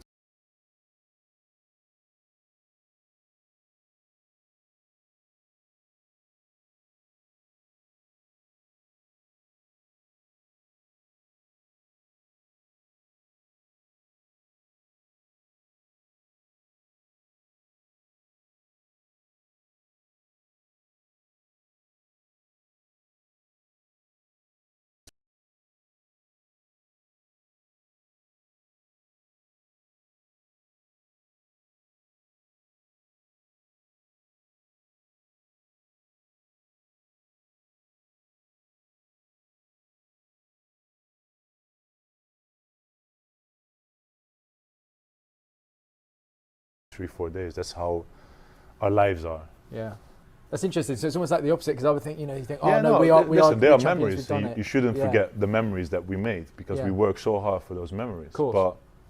But the trophy that we won last year, the main one that we won last year, doesn't help us in those 7 days, for example. Yeah. It would help us if you take the experience from last year into the next game ahead of you, and that's what we try to do. Yeah. But if it was that easy, then so many teams would do it and would have done it. Yeah. But listen, you know, we have to. I said it already. Don't get too high. Don't get too low. Yeah. Just focus on the task ahead, and let's try to improve. Yeah. And that's what we want to do as well. That's the main thing. Absolutely. And look, you've had a lot of new additions to the squad this season. A lot of chat around price tag, especially around someone like Florian Wirtz as well. I mean, how do you as captain approach a situation like that with a new player like Flo? Well, first and foremost, I think the main thing is that when new players are coming in, as when I came in for a lot of money, is that you feel welcomed, you feel calm, everything, your home situation is sorted, your family is happy, and that is good. Then you'll be able to excel. Yeah. But on top of that, you don't have to forget that when in any profession, if you come to a new place, you need a bit of time to adjust. You need a bit of time to get to know your colleagues, what they like to do, and also the demands of the Premier League or the demands of being at Liverpool. You know, it's absolutely normal. But obviously, we live in a world where it's difficult to get time from the outside world. But as long as we and Liverpool are looking in the way that I'm looking at it, and we want to improve and we want to get better, then I'll be absolutely fine. For sure. I mean, we spoke to the manager about Florian as well. Yeah. And, you know, he mentioned that he's just been quite unlucky in certain circumstances. You know, he's made some great passes that should be, you know, 99 times it should be a goal. Do you see that in training? Is he one of those players where you go, no, this is gonna come? Listen, I see with all the additions that we made. Yeah. Obviously, I don't think it's good to focus purely on Florian in this case. I think you know the quality that he has, that Alexander has, that Hugo has, that Milos had. You know, there's no doubt about that. Yeah. You know, it's just about being together, improve, and be successful. Every day that goes by in training or the games that we have is another opportunity to get close to each other in terms of what we want.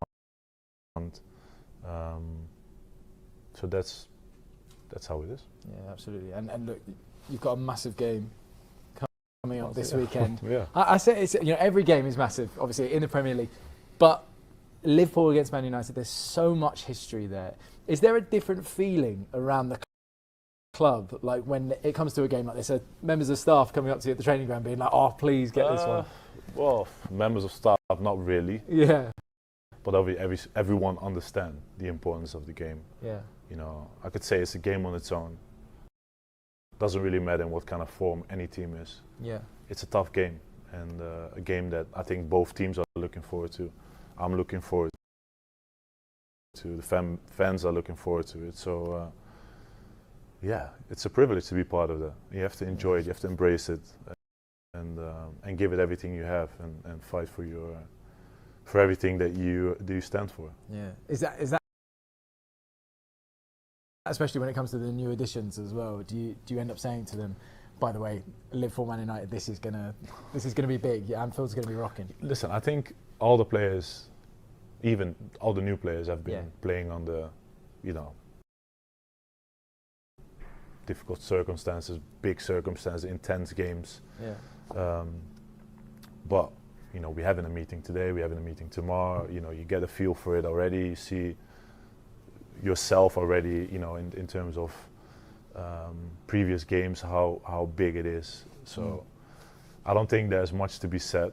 But if there's anything that I can say and that will help, then obviously I will do it. That's absolutely normal. For sure, and looking at Man United as a squad, obviously they've had a lot of new additions that have come through, especially in attack. I mean, how do you view Man United and the threats that they pose? I think quality, obviously, I think they make quality signings, and they can hurt any team in the league, and that's what they have been doing at times throughout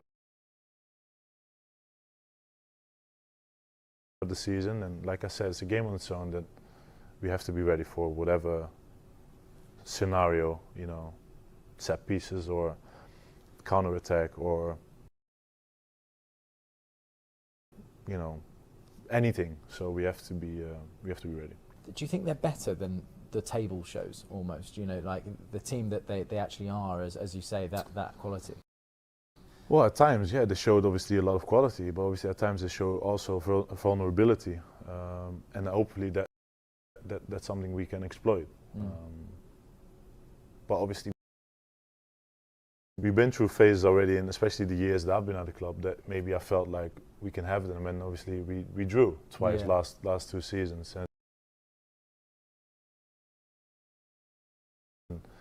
Or we played away and we got knocked out in the FA Cup. That was pretty tough. Yeah.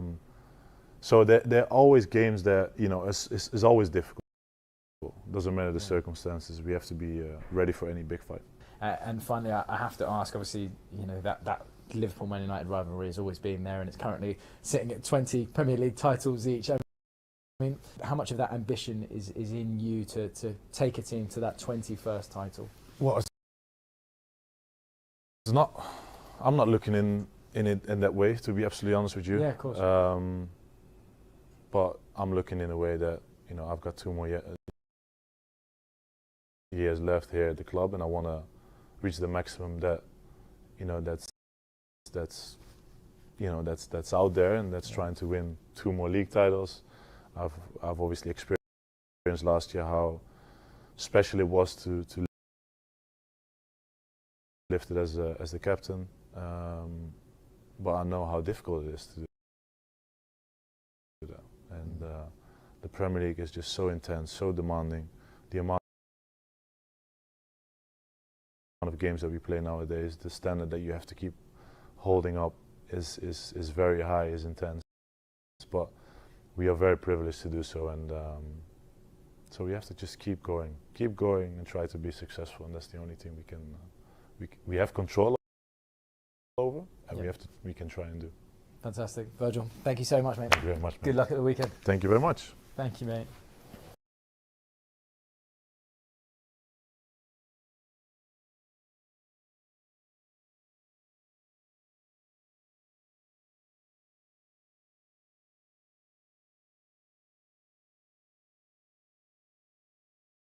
Well, Bruno, it's great to see you. Thanks very much for your time. Only 7 games in, but I suppose in some ways it felt like a bit of a roller coaster season already, with ups and downs. And after that win over Sunderland, would you say at this moment in time that there is a bit of a renewed sense of optimism around Carrington at the moment? No, obviously we didn't start the season in the way we wanted. We wanted to have more points. Everyone is aware of that.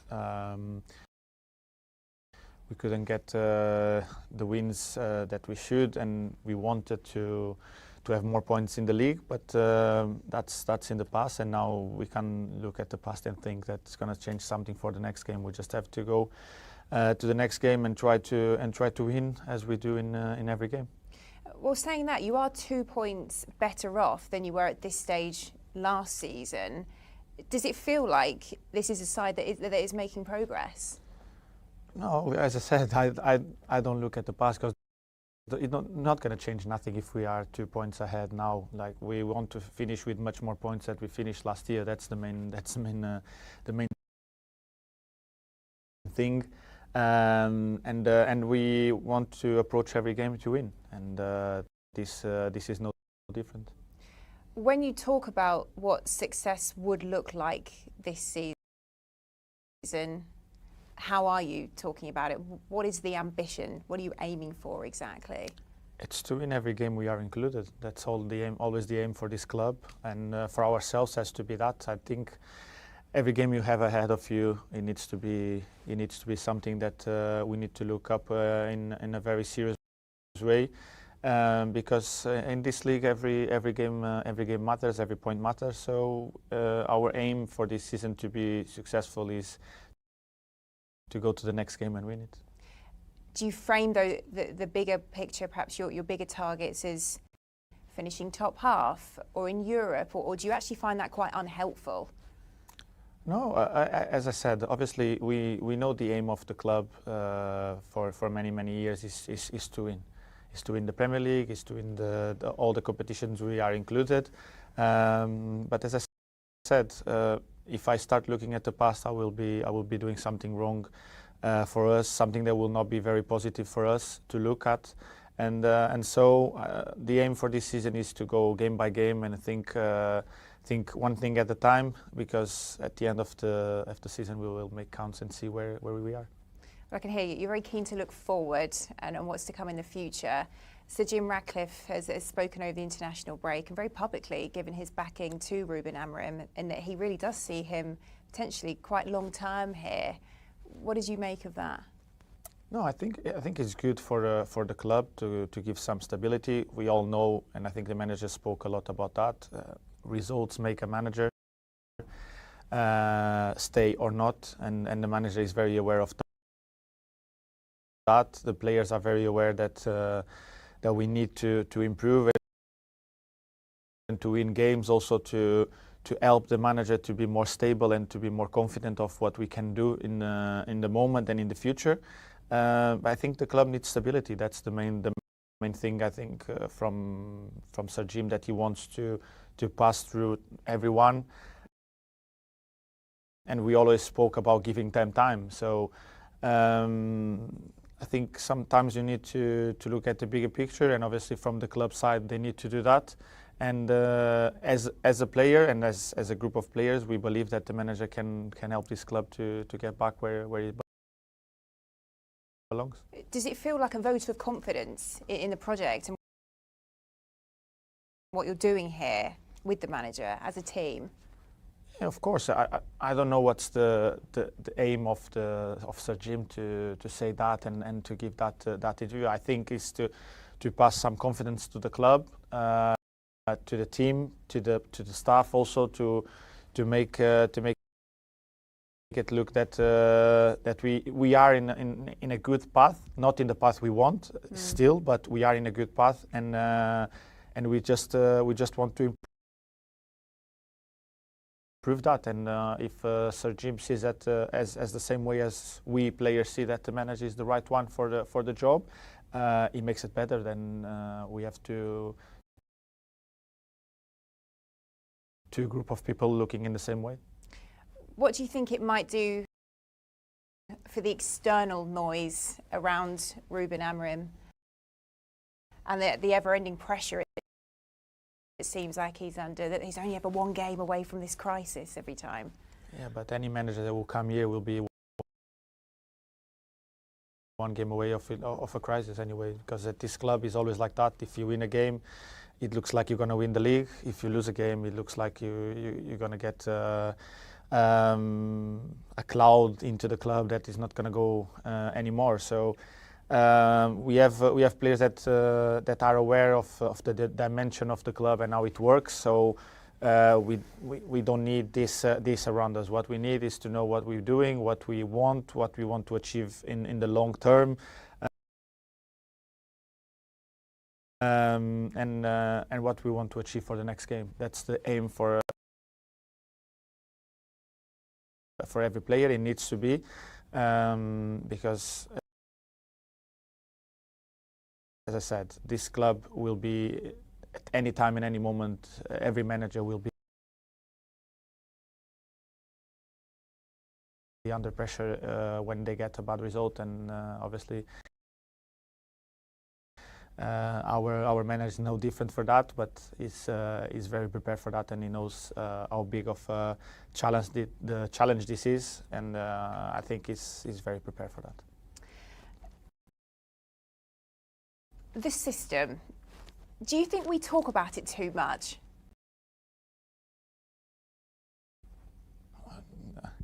If you don't win games, you will talk about anything. So you talk about the players, you talk about the system, you try to find problems. Is that fair though, or unfair really, that you are so heavily judged just by what the result is?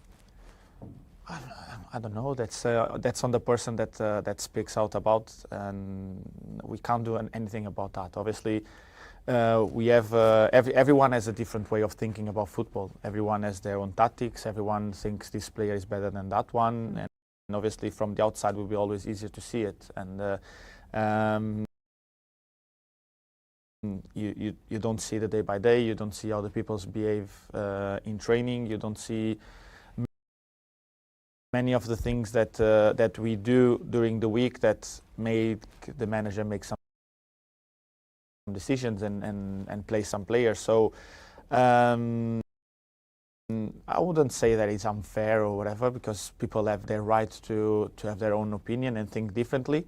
But is there many other teams that play in the same system and win? So I don't think it is the system or it is the players. It's just the moment and the other teams that adapt well. We played against Sunderland with a back three, and they had to make a sub in the first half to adapt to us because they couldn't find a way of pressing us. So it always depends who you approach and you face, and the way they face the way we play. And if you do the right things in the right way, sometimes you're going to cause troubles to teams, and it could be with a 3-4-3, with a 3-5-2, with a 4-3-3, whatever you want, because every team has problems in their way. We facing Liverpool that plays in a 4-3-3 and have problems in the last 3 games, and it could be the system, it could not be the system, it could be the players, it could be anything else. I suppose though, when you have those results, things aren't going your way, with the key role that you are playing in this deeper position within that system, does it weigh quite heavily on you personally? No, it's playing for this club is it's massive, but at the same time it's a big privilege. So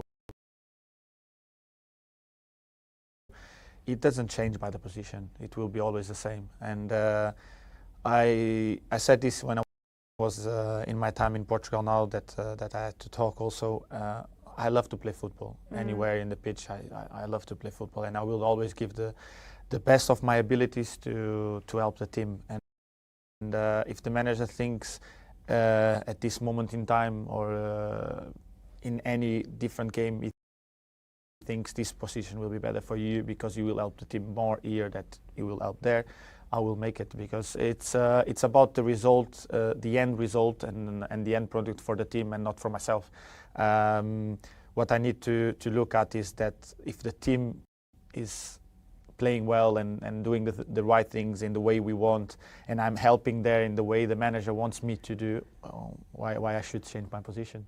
Are you enjoying it though? I suppose it is the question that people are wondering. I enjoy, as I said, I enjoy playing football. You can put me anywhere on the pitch. If you want me to play wing back, goalkeeper, centre back, I will do the best of my abilities. Obviously, everyone has a favorite position to play, but my role doesn't change that much, and probably being in that position I get more involved in the game. I touch more the ball, I can serve more my players up front, like probably not with the assist, but with the ball that go through the lines for them to create something. So it's very important to have someone behind you that is very able of doing that. And in my time when I was doing so well here as a 10, I had Matic that was great at doing that, I had Paul that was great at doing that, and that's why I grew a lot and I was so good and I was getting a lot of balls and create a lot for my teammates because the ball was coming from there. And now I've Casa that is very good at doing that with one touch. Mano, if we would play him there, we know that he's going to be more a player that is going to hunt the ball and recover for us. Kobe is a player that we know that he's going to break the lines with driving the ball with the power he has. And also the ability in tight spaces to get away from players. So we have different qualities there that can help the team, and then it's on the manager to choose the one that he thinks will be better for each game. Yeah, I suppose as you're saying that everyone's playing their part, aren't they?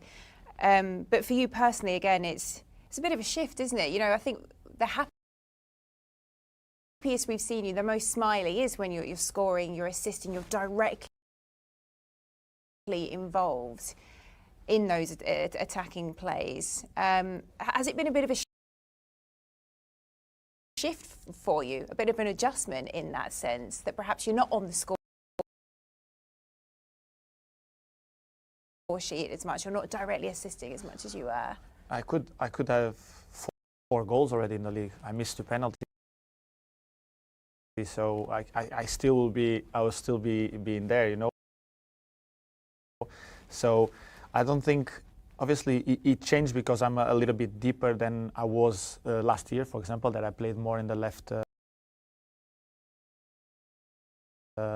hand side or right hand side, but still the manager gives me a lot of freedom when we get into the final third. He wants me to get more into that 10 position, to be close from the box, to get more shots, to get the chance of creating from there. So it's then obviously it comes when we need to be more brave in pin teams back, and then we'll give the ability of the number 8 or the number 6, normally with me and Kobe being the ones that go more up and down. So we'll give more the ability of us to get into that 10 position, to then play from there and have the 6 trying to hold all the counterattacks with the 3 defenders in the back. So we just have to be more capable of getting into the final third and then play from there. And then me and Kobe will be more able to be in that final third position to assist, give the goals to the team and everything. Everyone wants to score goals, everyone wants to assist, because it's the main thing of the game. But as a group of players, the main thing of the game is win games. So that's all I want. And what a win it would be if you did manage to beat Liverpool this weekend. I suppose it's not often teams go to Anfield and really sense an opportunity, but with 3 defeats in all competitions, is that what you're sensing? This is a real chance for Manchester United.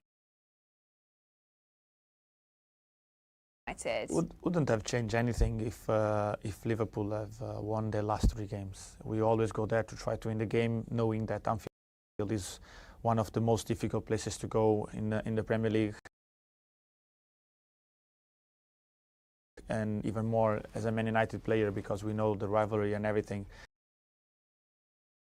But wouldn't have changed anything for us if Liverpool have won 3 games. Obviously, knowing that they are not in a great moment, but teams need to get out of that moment too, and so they will be very eager to get the result as much as we will be. So you won't change the dynamic of the game, won't change the way we will approach the game and the way Liverpool will approach the game. I don't think will change nothing.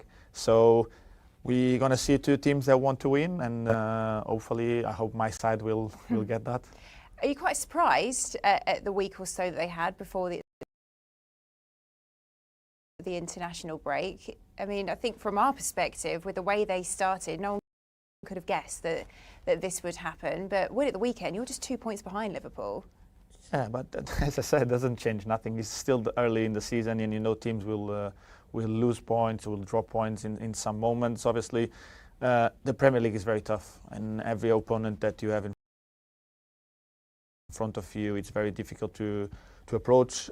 Crystal Palace is having a great beginning of the season, so not easy to go to Palace and play there. We know the qualities they have as a group of players, and then they had the big game against Chelsea that was also not in a great moment and need to get a response from that, and the game was very tight, but obviously Chelsea got away with a big goal from Caicedo, and then the goal at the end of the game. So I think it's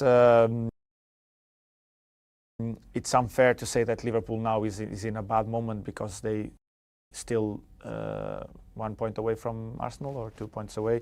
They're still there in the top of the league. So we just have to approach this game looking at ourselves and thinking that we need points to get closer where we want to be, and to be more higher on the table. And at the same time, because we want to approach every game to win it, and this is no difference between playing Liverpool or anyone else in the league. And it will be the first time in a footballing capacity that you've been back to Anfield since the passing of Diogo Jota. Of course, you went there around the time of what was such a tragic time. Just how emotional will this be for you? No, obviously it's difficult and sad to not have your national teammate there, playing against him. Played many times against him, not only with the Liverpool shirt but also with the Wolves shirt. It will be difficult, because I know how much the fans love the way Diogo was, as everyone loved, because he was a quiet but a funny character inside the dressing room, and obviously will be a difficult moment. But I want to remember the good things and the good moments he had there, and obviously it's not with us in presence, but he will be there in some way. All right. Well, thank you so much for your time today. Good luck at the weekend. Thank you. Thank you.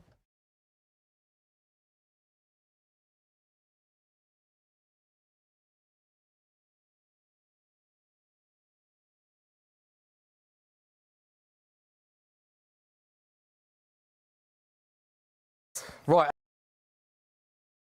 As we said, this weekend sees one of the biggest fixtures in world football, isn't it? I think we're going to say that. Definitely. Man United travel to Anfield to take on Liverpool. Of course,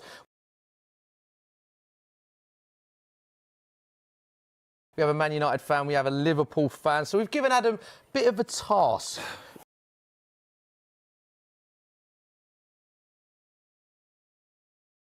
This week. Is it fair to say It's a challenging task. It is, Joe. but I mean, Liverpool have lost 3 games in a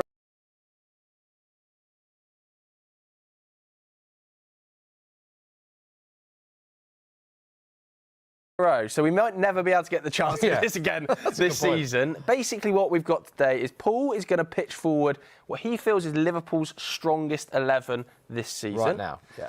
Adam has brought forward what he thinks is Man United's strongest 11 this season. We're going to see how many of the players would realistically get into the Liverpool 11 based on form this season. Okay. Right? So you don't have to put forward every name if you don't think they should be in the combined 11. I've got Brian Robson in my list. All right. Yeah, current players. Current players. I mean, he might well get into our midfield at the moment. So we'll go through player by player, shall we? Start with the goalkeeper. And important to say, if there's any disagreement, which I think there might be at some stage, Neve will referee this and have the final say as to who goes up for the combined 11. Keepers, Paul?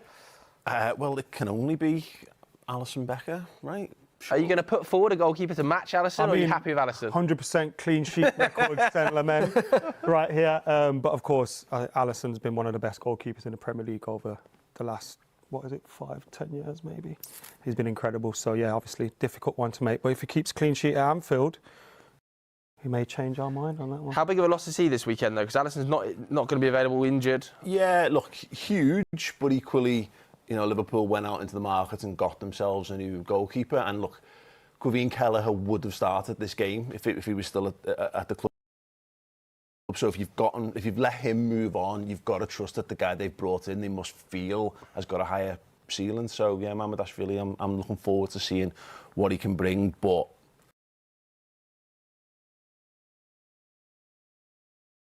Alisson's the absolute one. I'm really pleased that we've, you know, just in honesty's sake, that you've printed out.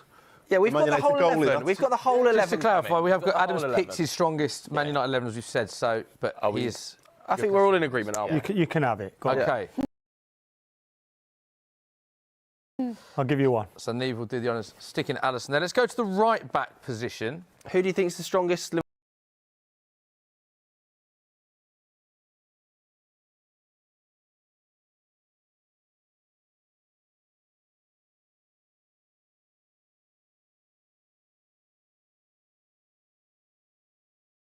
Liverpool right back to start with, Paul. So this was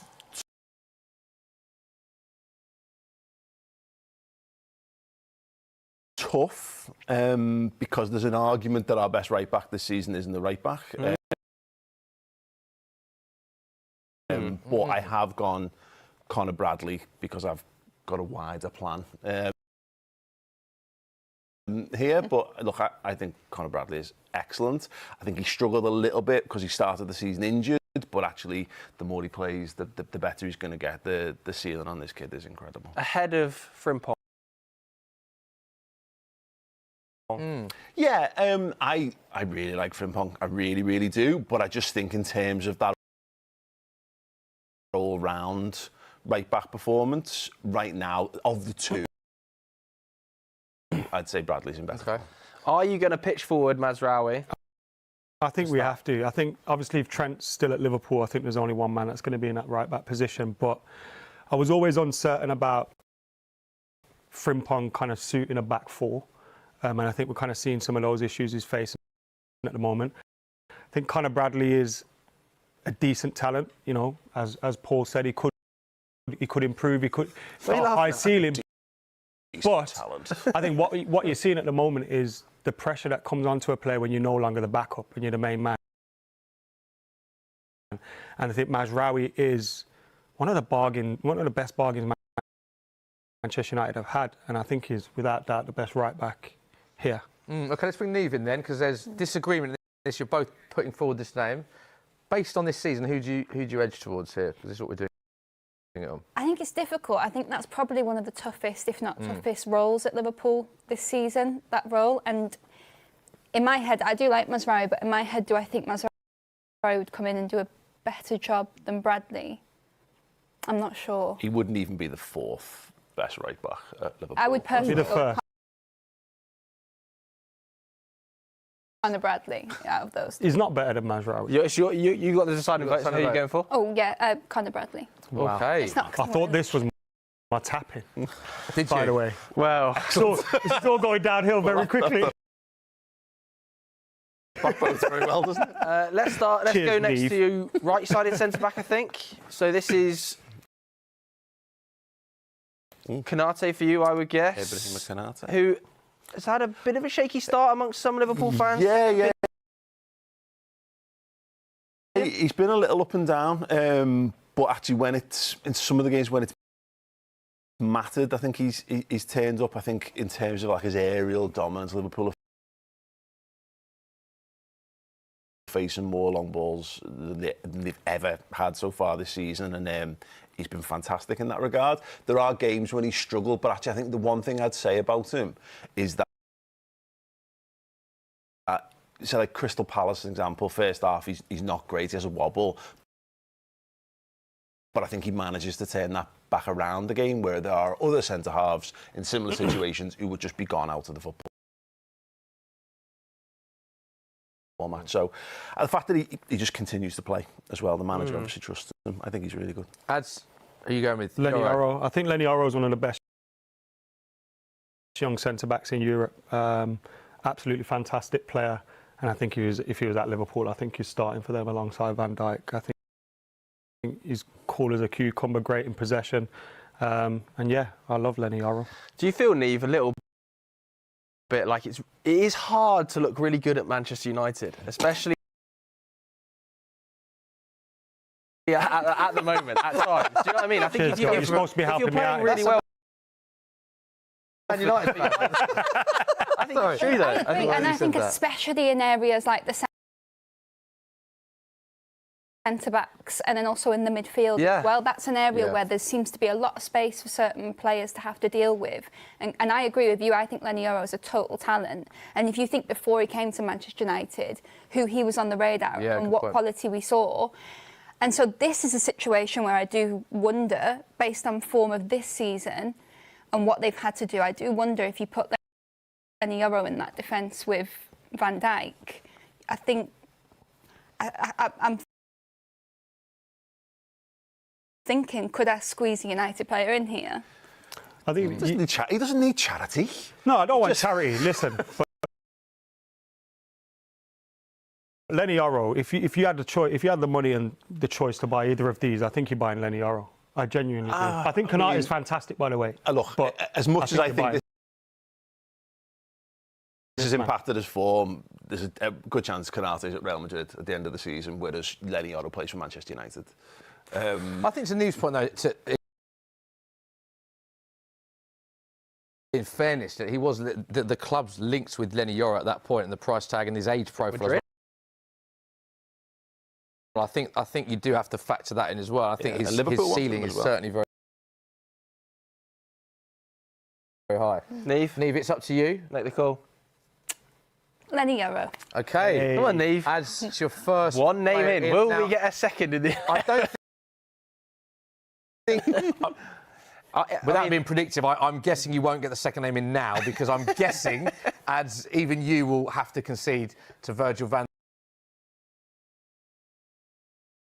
Dijk. Yeah, I mean, he's the best centre-back. He's been the best centre-back in the Premier League for the last couple of years.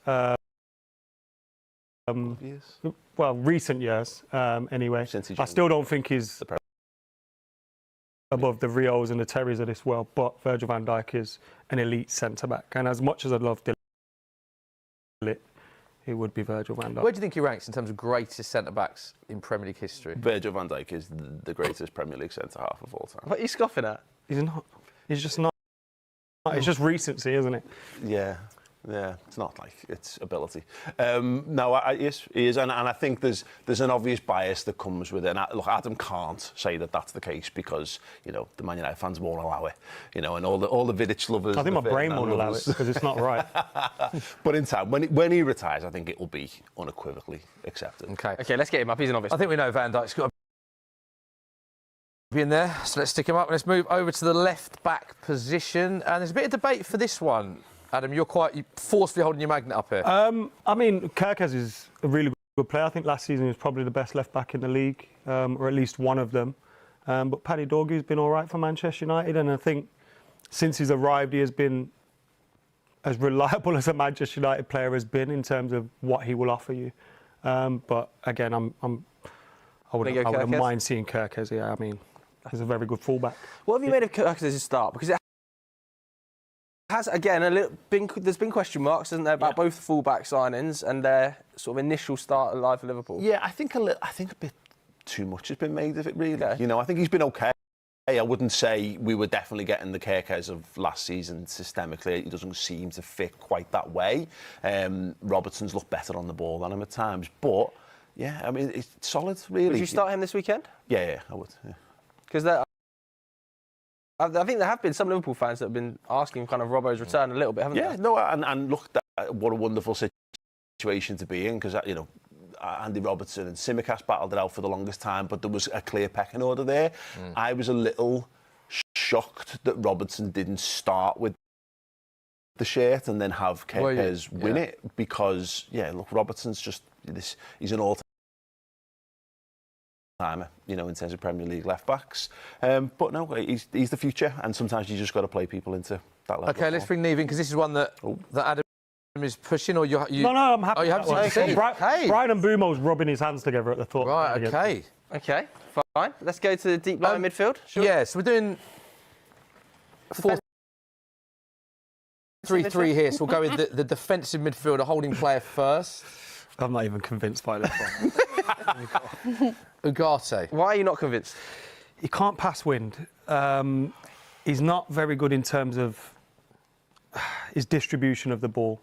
I think what he is good at, and he showed it at Anfield last season in a 2-2 draw, was in terms of breaking things up and just keeping it simple and getting the ball out there. But far too often, you know, he's let us down. And I still have that memory of him against West Ham falling over and just watching them score. And just for a me, reminder, that was the end of you're supposed to be bigging him up here, because you've selected him in your strongest Manchester United 11. It's because Casemiro can't do 90 minutes. But are you going? You're conceding this role. Gravenberch, isn't it? I haven't even seen it. Yeah, it's Gravenberch. Yeah, you're conceding. Two great arguments, but yeah, just a reminder, Adam, not necessarily picking all the United players. It's up to him who he wants to bring to the table. Just to reiterate, I'm not you're happy to concede on that. Well. Okay. Yeah. Gravenberch. Let's move on to the next midfield player. So we've got 3 midfielders. Let's go to the next player. Szoboszlai versus. Unsurprisingly, are you going to pick Kobbie Mainoo? I think Kobbie Mainoo, look, I don't think the manager sees it for some weird reason, maybe because of the formation we play. But if we were playing a 4-3-3, which is what we put together here, I think Kobbie Mainoo starts. I think he's one of the best talents in the league. In that midfield area, he can do everything as well in midfield. And I think if he was in that Liverpool squad, I think he'd be starting in the midfield. You've been very vocal on a lot of, including this programme in the past, about quite simply, he has to start for you in your strongest 11. I think personally, this might sound crazy, but I think he's United's best midfield product from the academy. Paul Scholes started as a forward. Sorry, remember? ever, you think? Well, in my time watching, right. I'm not going to go back to the years of Duncan Edwards and stuff like that. Okay. Obviously, I didn't see those players, but in the Premier League era, you got to remember Paul Scholes started as a striker, so he's technically never came through as a midfielder. Got Nicky Butt, Darren Fletcher, who were great professionals, but I don't think they had the ability of this man. Ooh, massive words. And he also said in there that he would start for Liverpool if he was in your squad, would he? That's not the case at all. Ahead of who? Like any of them? What do we do? Any of them? Mate, this boy is a crazy talent. So you think Kobbie Mainoo is the most naturally gifted midfielder that Liverpool or Man United have? Just to clarify. One of. I getting above Endo. I mean, that's not even a question. That's it. No, I like Mainoo. I think he's a good player, but he doesn't even play for Man United. So what are we doing? And how good has Dominik Szoboszlai been this season in multiple roles? Right back, by the way. Versatility as well. I think that's worth pointing out because he's stood out in multiple roles. Szoboszlai's been our best player this season, I think. I think consistently he's played centre mid, he's played DM, he's played 10, he's played right back, and he's been brilliant in every single one. Let's bring Neve in then for this. Do you agree with Adam that he could get in the starting 11 for Liverpool? No. I think don't get me wrong. Don't get me wrong.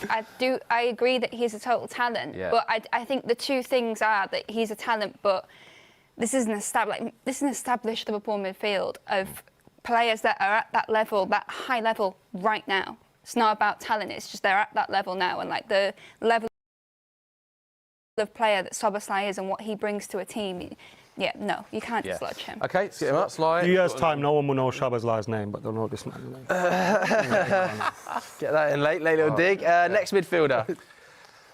Alexis versus Bruno. What have you made of Alexis McAllister's start? Because I've got a few Liverpool friends who haven't maybe been as convinced about Alexis McAllister at the start of this season as they were last year. Yeah, so he finished the season injured with the idea of getting him ready for pre-season, and it didn't work out that way. So really, what we're finding this season is he's doing his sort of fitness work on the pitch, and I think it struggled. I do think the Chelsea game was probably his best performance of the season, even though that was still pretty inconsistent. But the thing about him, we've got a couple of issues, so I've had to shuffle this around a little bit. There's one notable absence. I think people Florian will say. Wirtz. Where is Florian? Because I couldn't. That was a position I was going to lose because there wasn't a super strong case to make for Wirtz. Whereas I'm hopeful that everyone knows Alexis McAllister is brilliant. So does Wirtz not start in your strongest 11? By the way. He starts in my strongest 11. He doesn't start in one where I have to debate a Manchester United fan.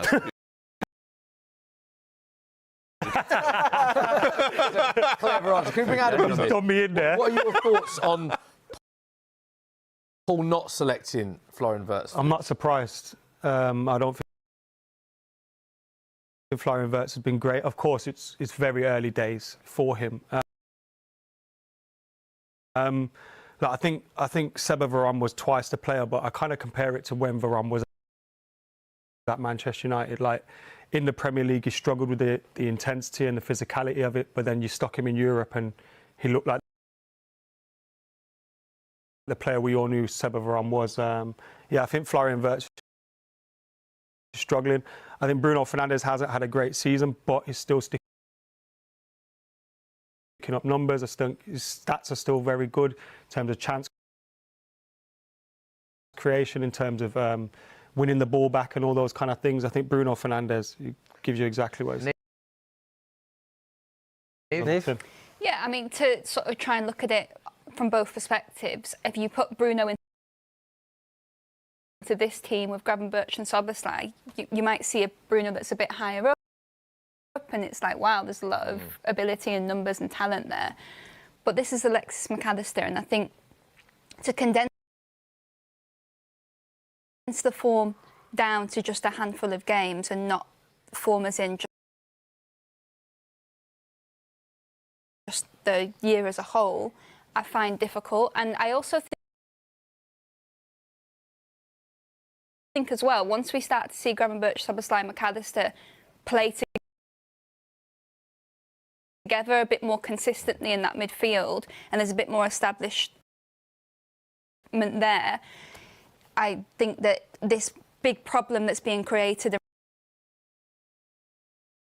around Liverpool will be like, oh, is it really that big? So are you picking problem? McAllister? That's crazy. I'm personally picking McAllister. That's crazy, by the way. That's absolutely crazy. Wow, that's a headline. Hold on a minute. If Bruno Fernandes played for Liverpool and was at Malwood or whatever the hell it's called every single week, there's no way Alexis McAllister starts ahead of him. I'm sorry. That's just crazy. Wow, that is a big decision. That's wild. Right wing then, we've got obviously Mo Salah, you're pitching Mbeumo. Are you going to pitch Mbeumo to come in over Salah? Well, I was told it's based on form this season, which I think Salah's still got a few goals, few assists. 2 goals, 2 assists. But I think Brian Mbeumo Salah has probably been our best player. How many goals and assists has Mbeumo got? I don't know, I just know he's been 1 goal, 1 assist. The best player. But I agree with you. He might have been our best player. Just in terms of simple mathematics, is that half as many as Salah? But what is going on with Salah? Yes, is the short answer. What is going on with Salah at the moment? Look, I think there's the major factor, and I think we have to remember, is that one of his good mates died in the summer, and I think that's having a real impact on him. I think we saw after Bournemouth. He was incredibly emotional on the pitch at Anfield when he scores the penalty at Burnley. Very, very emotional, and I think he's someone who normally thinks about how he conducts himself and how people, you know, see him. So for that stuff to kind of to bleed out, says that's definitely on his mind. And look, and then we get into the normal stuff of tactical stuff, and has Liverpool got a system that totally supports him as a footballer? I'm not entirely sure, and it might just be a case he's 33 and he's maybe starting to wind down a touch. But Salah in inconsistent form this season has still got twice as many goals and assists as in form Brian and Bermo. Adam? Yeah, I can't speak obviously on the grief side of things for Salah. Obviously, we don't know how that's affected him. I imagine it's affected him a lot. But in terms of, I do think the contract has played a little part of that. He signed a new juicy contract, maybe taking a step back a little bit. And obviously Liverpool have brought in so many forward reinforcements that their attack's probably starting to go down the other side of the pitch, and you're seeing Isak and Ekitike and all those guys getting involved. But I think based off form this season, Brian Mbeumo has been United's best player, and he plays in the same position. Let's bring Neve in then. I will say though, being United's best player is not, to me, is not enough to put yourself in the Liverpool team. You know what I mean? Like I agree with that, but it just doesn't. I think I find this idea difficult with form, sort of reducing it down to such a small sample size. And I do. You said that about Bruno, but his sample size is massive, and it's still. My head's still going. But it is a little bit. It is a little bit crazy. Like own and like your best monopoly, property, isn't it? Like. So are you going for Salah then, Neve? Yeah, Salah. Okay, so stick him up for you across the board. This is looking bleak for me. Mazraoui and Bruno should be on there.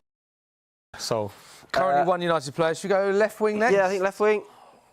Gakpo versus Cunha. Interesting debate. Talk to me about Gakpo, because looking from the outside, he seems to have been a really important part of Liverpool this season. Do you feel he's like one of Liverpool's more underrated players? You know what? It's so strange with Cody, because I don't think he's been thrilling this season. I think he's been quietly quite good in terms of... 2 goals, 2 assists, though. Yeah, exactly. And his underlying numbers as well are pretty good in terms of his creativity. They're basically the best Liverpool have got so far this season. But I don't think anyone's kind of looking at Gakpo and going, he's definitely, he's brilliant, or this is going to be his greatest season.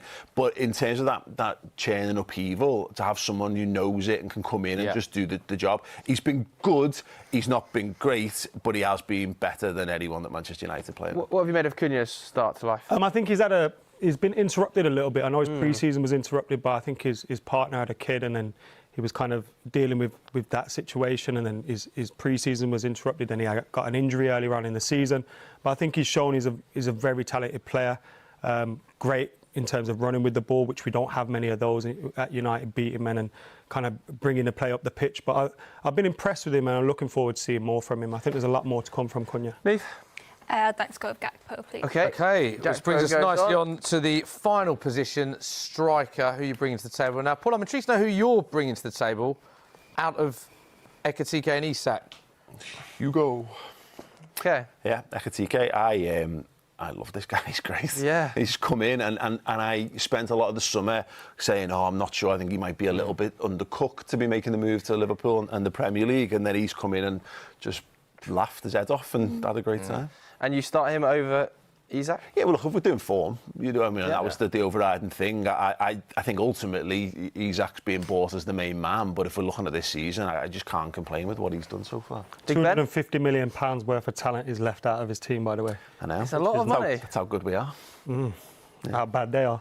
Benjamin Sesko, 2-2, so he's kind of hit the ground for United now and started firing a little bit. I think his all-round performance has been decent. I think there was the part against Grimsby where he didn't take the penalty to 10th, and I was like, wait, why is our new number 9 not taking a penalty until 10th? And then obviously it came out, he was feeling a little bit of cramp, but we're starting to see something from him now. He's obviously got huge potential, but that is what it is at the moment, and we've got to wait and see how he develops. You saw much more of a package of Sesko. His whole and I think he's linking up with Mbeumo well as well. They're a bit closer to him, it helps him a little bit. Scored in his last 2 as well, hasn't he? Neve? Yeah, and that is so right. I think with quite a few of these Man United players that are looking better, you're starting to see bits, but there is still that inconsistency there. And I think that Liverpool in this patch, that I do think is being catastrophised a bit too much here, are still second in the table. And I mean, who won? Grimsby or Manchester United? Yeah, Grimsby. Let's move on. No, Okay, go on. no, Ekatike. I don't know what stick him up. You left Bruno out of the team, so you've already had a shot. This is my point. My point is, Ekatike, by the way, for me personally, my point is, Stick him up, Paul. is I don't think it's outrageous for there to be a lack of Manchester United in there, because in this Liverpool team that are still just 1 point behind Arsenal, to expect a team that's mid-table to be getting lots of players in, I don't understand why you'd expect that. Bruno Fernandes starts for Liverpool. Okay, well, they're not going to agree, so let's know what you think at home. There is confirmation on Adam's task scene how many players would get into Liverpool's team. Only one, Lenny Yoro. Let us know what you think of that at home.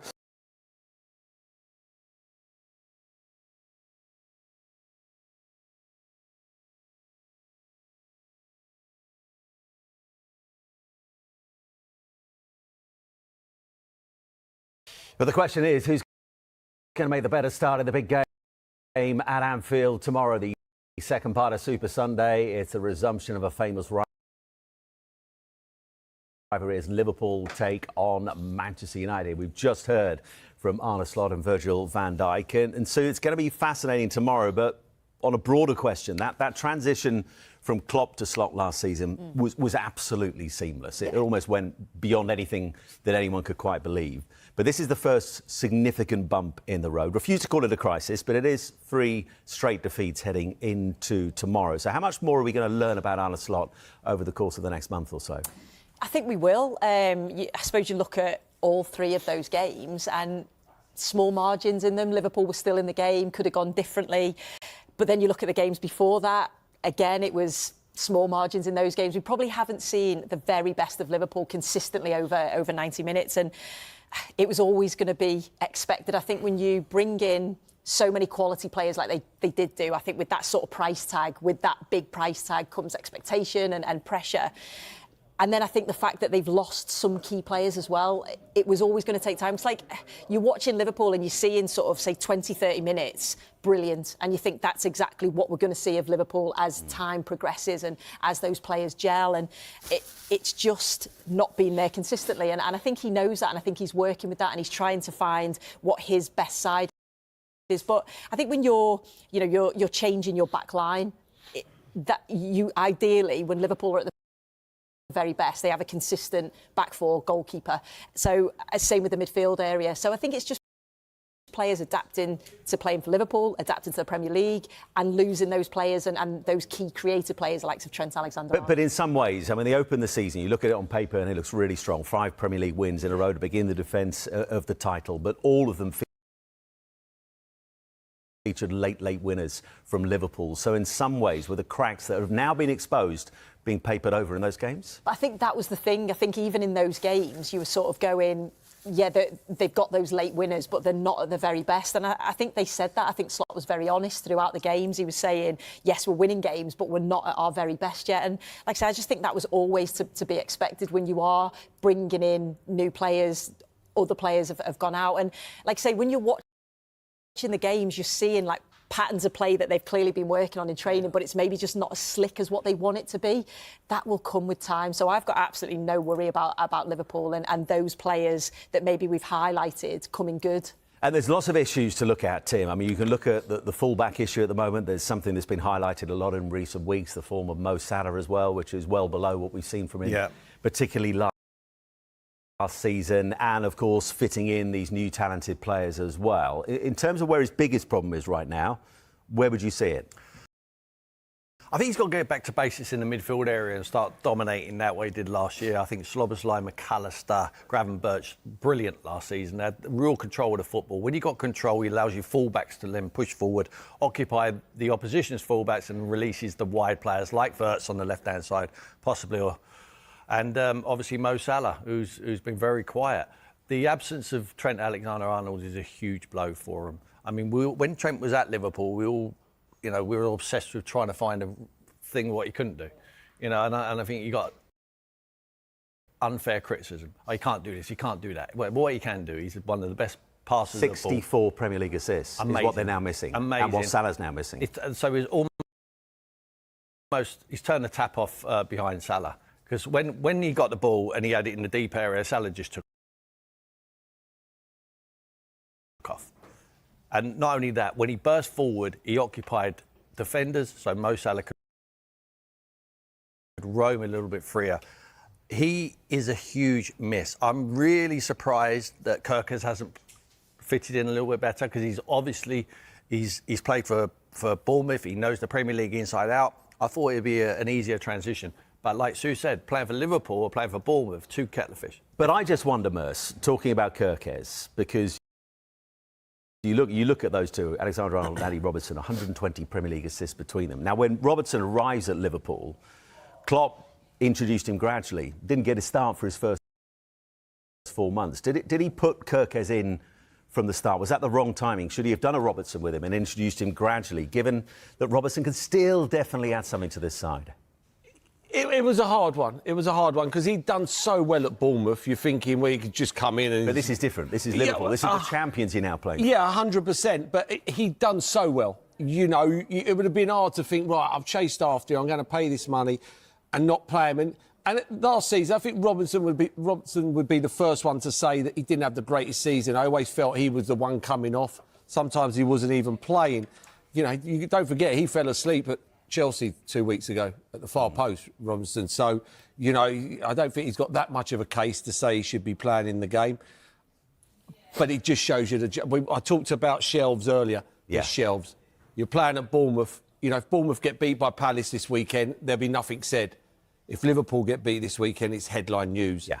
And that's the pressure you're playing under week in, week out. But my problem with Slot and the team, I agree with Tim with that free midfield. I don't know when he's going to know his best team. You know, we're already in the middle of October and he doesn't know his best team. Yeah. That's a worry. That is a worry for me, to knowing his best team. Because, you know, you've got a big football match tomorrow where they could be 4 points behind Arsenal. He's paid over £1 million for two players. Surely they've got to play. This is the big football match. This is a must-win football match, in my opinion, if Arsenal go and win this evening. You're paying over £100 million for players and they're not playing in these big games. You do start thinking, wait a minute, you paid this money, you chased these players. We're playing big games here and I'm not playing them. I don't think he'll want to be shown that he's been wrong in signing these players at the moment. Too many options, Spurs? Too many. I know it sounds stupid. Oh, no, yeah, 100%. That's why I don't think he'll ever know what his best team is. But as you said, them three were the three that won them the league last year, in my opinion. If you don't dominate the midfield, you're not going to win football matches. And that three were as good as anybody last season in the country, and they steamrolled every team. Now they're letting in goals left, right and centre. You know, teams are running at them. Yeah, I mean, Palace could have been 3, 4, 5 up the other week. You know, it's not. This is no disrespect to Crystal Palace, but it's not PSG. It's not PSG going through them like a knife through butter. This is Crystal Palace. So there's a lot to be done. They look at the positive. They're 1 point behind Arsenal. Yeah. The other way is, though, Arsenal have had an unbelievable start to the season. Hard start. They got some winnable games coming up. And despite his questionable form at the moment, one thing we can say is Mo Salah, Sue, has an unbelievable record when it comes to playing against Manchester United. In terms of how they tap into the Salah we've seen in these clashes, the Salah we saw last season, what does Slot do now? Well, I think, you know, you look at what Mo Salah's done this season. I think he got sort of 3 goals, 3 assists. So actually, when you look at the numbers, you go, well, it's not actually that bad. But when you watch him, he isn't at his not scored in open play since the opening day of the season. No, he's not at his absolute best. But I think we all know that Mo Salah can produce those real moments, and we've seen glimpses of it. We've just not seen it again consistently. But that is down to not having Trent Alexander-Arnold, so he's not having that service, that supply line. Obviously, the centre forward next to him is different, so he's adapting to that. So Liverpool aren't as fluid as what they want to be. So as soon as they become fluid, as Slot wants them to be, of course, we're going to see Mo Salah back to his very best. But he'll know the unbelievable record he's got against Manchester United. And when there's a big game, we always know that the big players like Mo Salah will step up. And he's 33 years of age now, Tim. He got that new contract eventually last season. Are you confident he'll get back to his best? Maybe not his very, very best, but his best. 100%. 100%. You have no doubt at all. We're talking about a consistent performer who's always churned out the numbers, whether it's assists or goals, and always stands up when he's needed to. It wouldn't surprise me if he gets a hat-trick tomorrow. It really wouldn't. I mean, you can't write this guy off. He's an amazing footballer. He's a little genius, you know. And I think that if I'm Slot, for instance, I'm thinking do I go back to my try, like you said, so the midfield won him the Premier League. Maybe the rest of them go back to as similar as it is for now. I know it's very difficult, like you say, to leave out players who you played hundreds of millions for. Isak, for instance. Ekitike's done very well since he's come in. But maybe Gakpo on the left as well. He's a goal threat. You know, Mo Salah on the right-hand side. So tomorrow, given their run of form and given the nature of this fixture, I'd go pick back. the team that gets the job done tomorrow. Go back to basics. You know, and I know you haven't got the Trent anymore, but so you're going to have to find a solution in that position. He's not sure about Frimpong, is he? I mean, Frimpong is absolutely stinking the place out at the moment. He's got an apt name. I mean, it is Pongy. But at the moment, I think he needs to find a solution there. And I don't think Slobosly is the solution. I think he will come good, but he wants to... Is he a winger? Is he a fullback? I'm not sure what the kid is at the moment. But he's going to have to settle playing for one of the biggest clubs in the Premier League. Before, Merce, we look at United in more detail, even with the problems that United have, given their recent run of form, is there greater pressure on Liverpool tomorrow? I never played for Man United before, so I can imagine there's a lot of pressure on Man United in this football match. They're playing Liverpool. This is their biggest game of the season. They'll have to go up and turn up. I think, you know, the fans, this is their game. This is their game. So I can imagine the pressure's on both teams. All depends how Arsenal get on today. I think if Arsenal go and win today, that's 4 points clear. Yeah. You were talking about a couple of weeks ago when they went to Crystal Palace, they were going to go 8 points clear, and Arsenal had to go to Newcastle.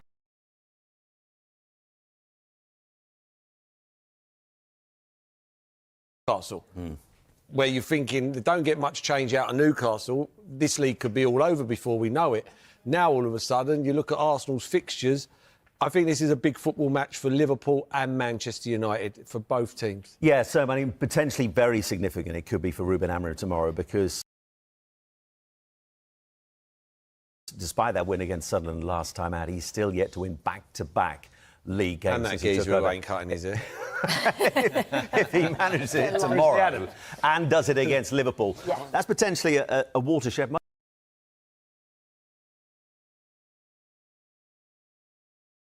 moment for him, isn't it? Yeah, that would be huge, because there was so much pressure heading into that Sunderland game. He obviously won that game and it was quite a convincing performance. I think then Sir Jim Radcliffe comes out and backs him, which I think is, you know, it's huge confidence, isn't it, as a manager. But I think he'll know, Amorim, that he's still, no matter whether he's got backing from the owners and things like that, he's got to make significant improvement. Like, Manchester United can't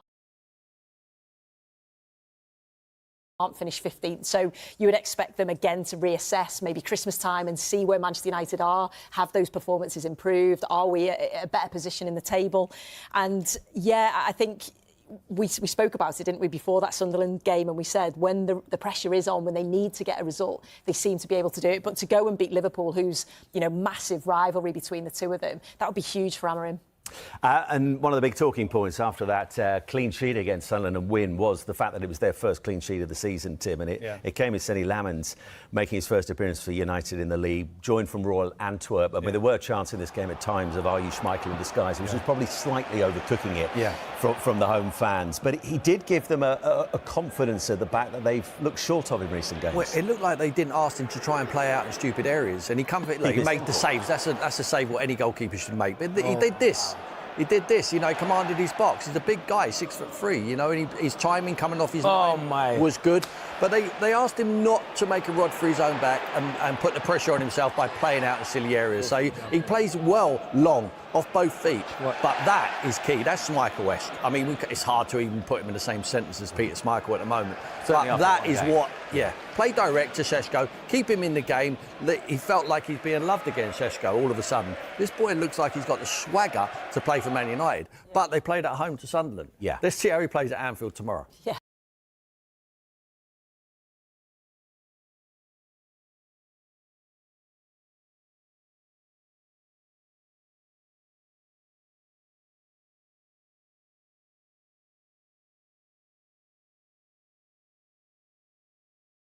Two clean sheets in 11 games in all competitions is a real concern, I think, for Arne Slot. I think once you sort the defensive side of it out, the rest will probably fit into place. Konate is looking a million miles away from the player that he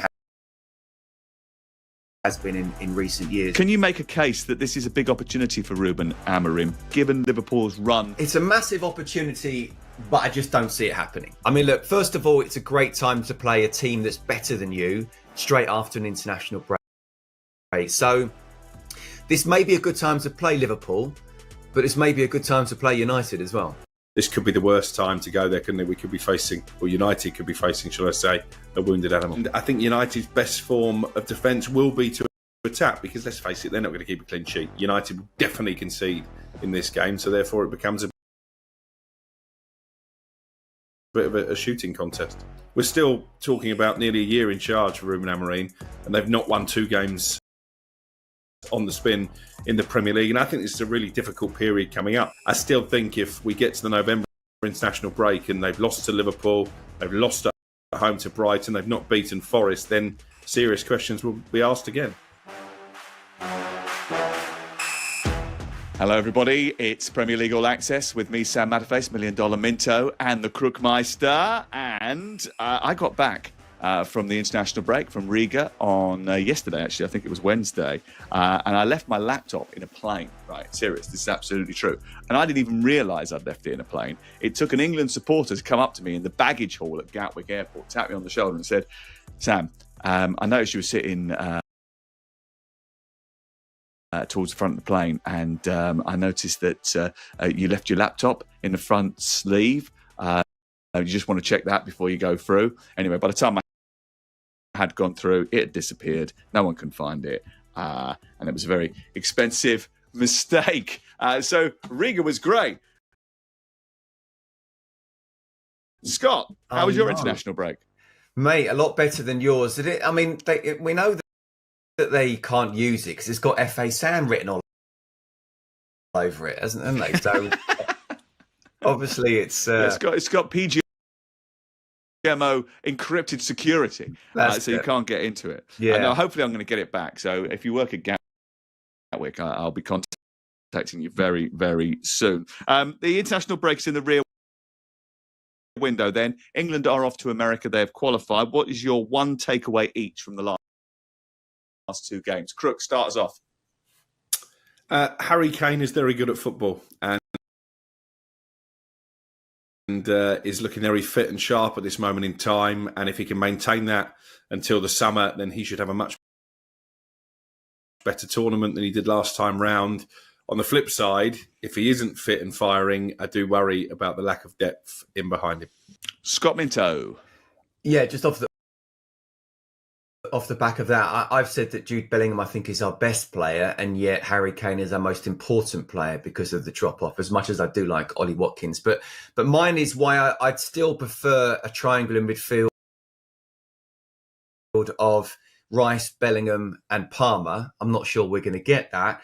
A 3 of Rice, Rodgers and Anderson is still pretty good.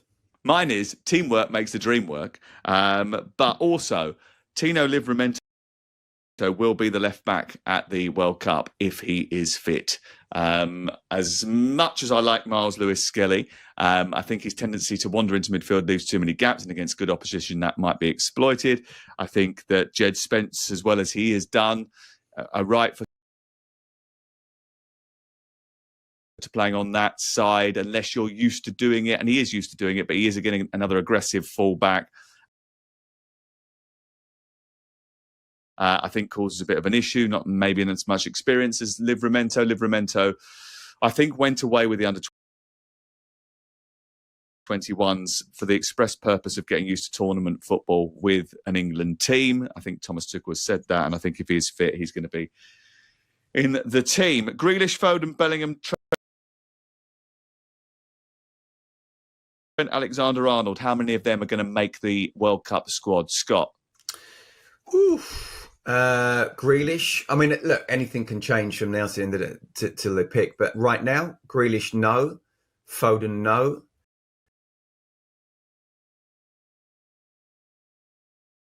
Bellingham, yes. Trent, he's got to be in it for me, but at this moment, no.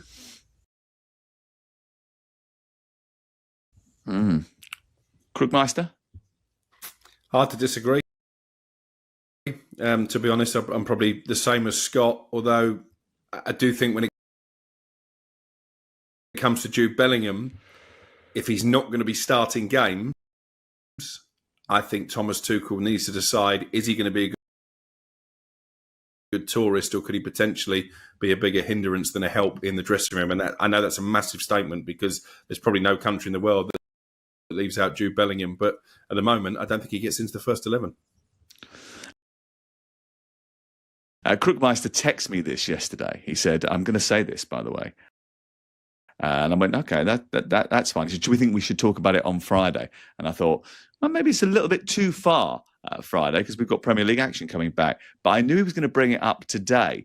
And I thought at the time, that's quite a big statement to make, isn't it? Because Bellingham obviously has got this wonderful quality. He's got this ability to pull something out of the bag at the very last minute. But we also know he's a very demanding character, a very youthful character. He's still very, very young. And I can imagine, bearing in mind that we've seen his dad go down the tunnel at Borussia Dortmund when his other kid was taken off at half-time in a Bundesliga match, that it isn't going to go down well unless he is the fulcrum of the team, Scott.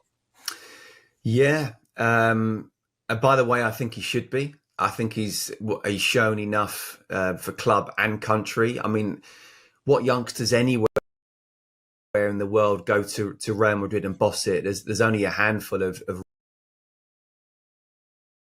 recent times. So I think it's not necessarily a case of building the team around him, but I do think absolutely should be there. My point is, what Thomas Tuchel is actually saying, and if he keeps to it, because he was given the get out by Faye Carruthers as well as others. Is it to do with the injury? He's not 100% fit yet. He said yes, but the real reason is continuity. Now, we've just won 3-0, 5-0. Whatever you say about the level of opposition that we played, that it was an A-star plus. So what are you going to do? I mentioned this last week. I am fascinated to see what he's going to do, one with the November squad, but two with the team as well, because we are qualified now. So he's got to start planning for that first 11, that first game in game one of the World Cup.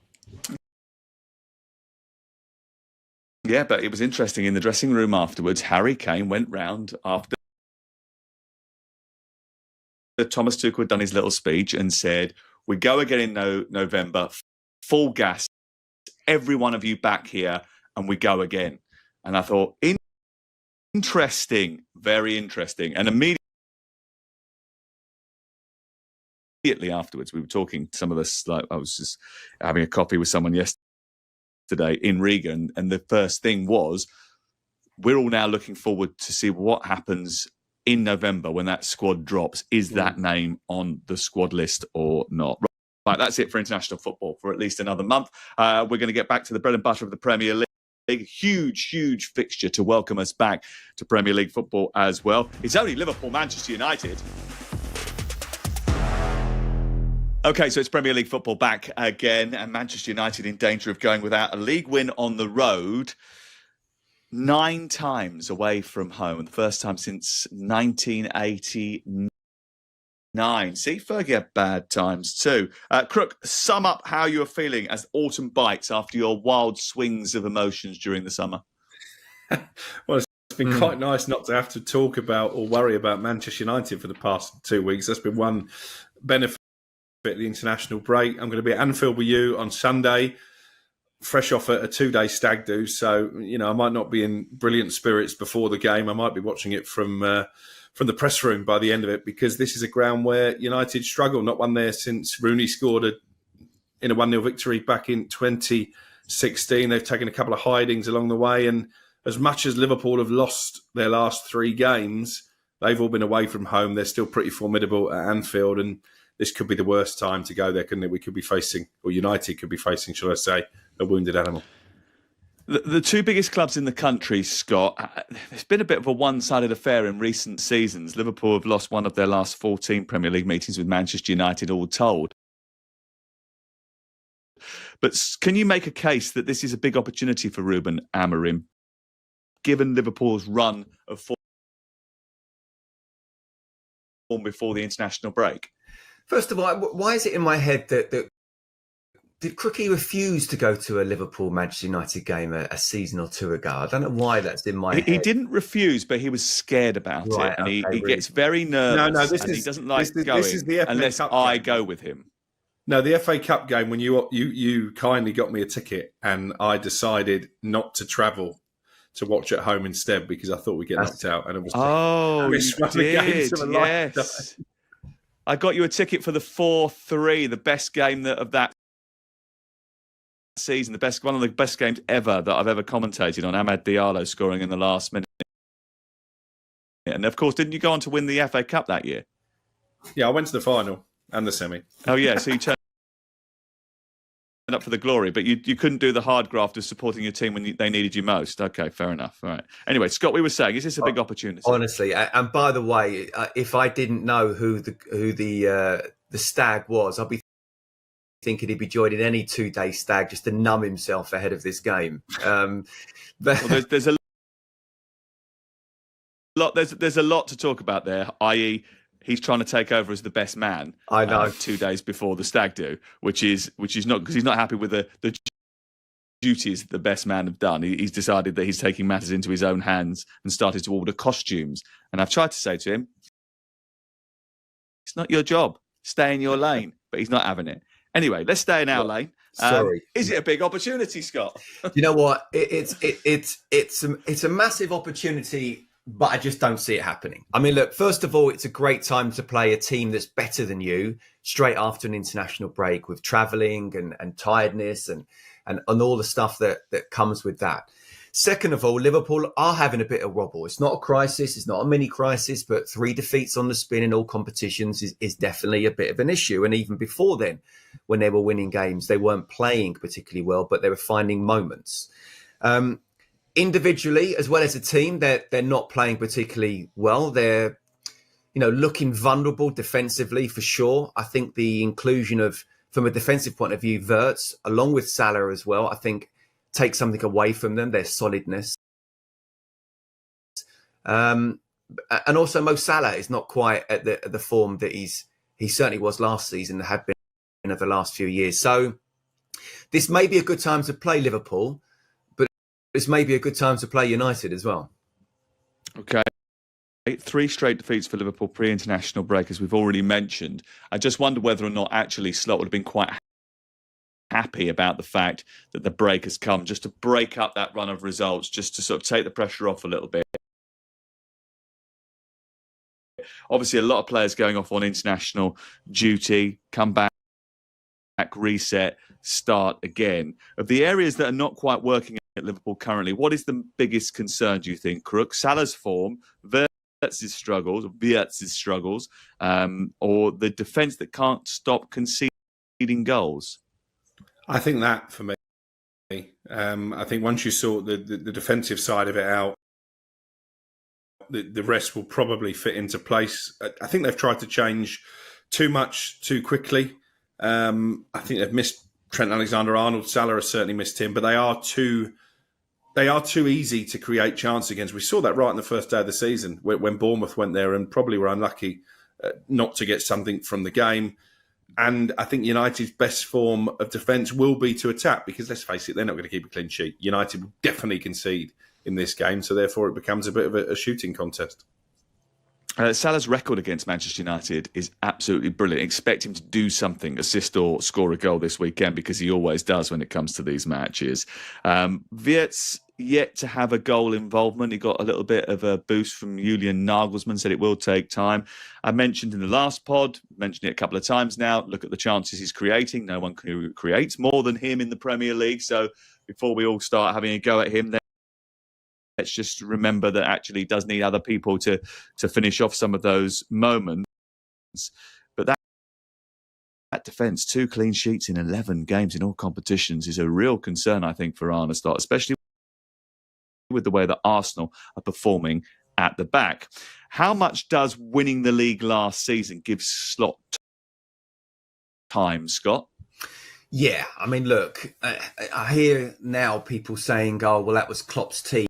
Well, Klopp couldn't win the league with Klopp's team, and yet he's come in straight away. And don't forget, at the beginning of last season, people were saying he's got to bring in players. They didn't. Oh, they're not going to do anything. And look what happened. So it does take time. We've talked about it before about Diogo Jota and the loss of that. Off the pitch, obviously, mainly, but also on the pitch. Luis Diaz is gone. You've got new players coming in.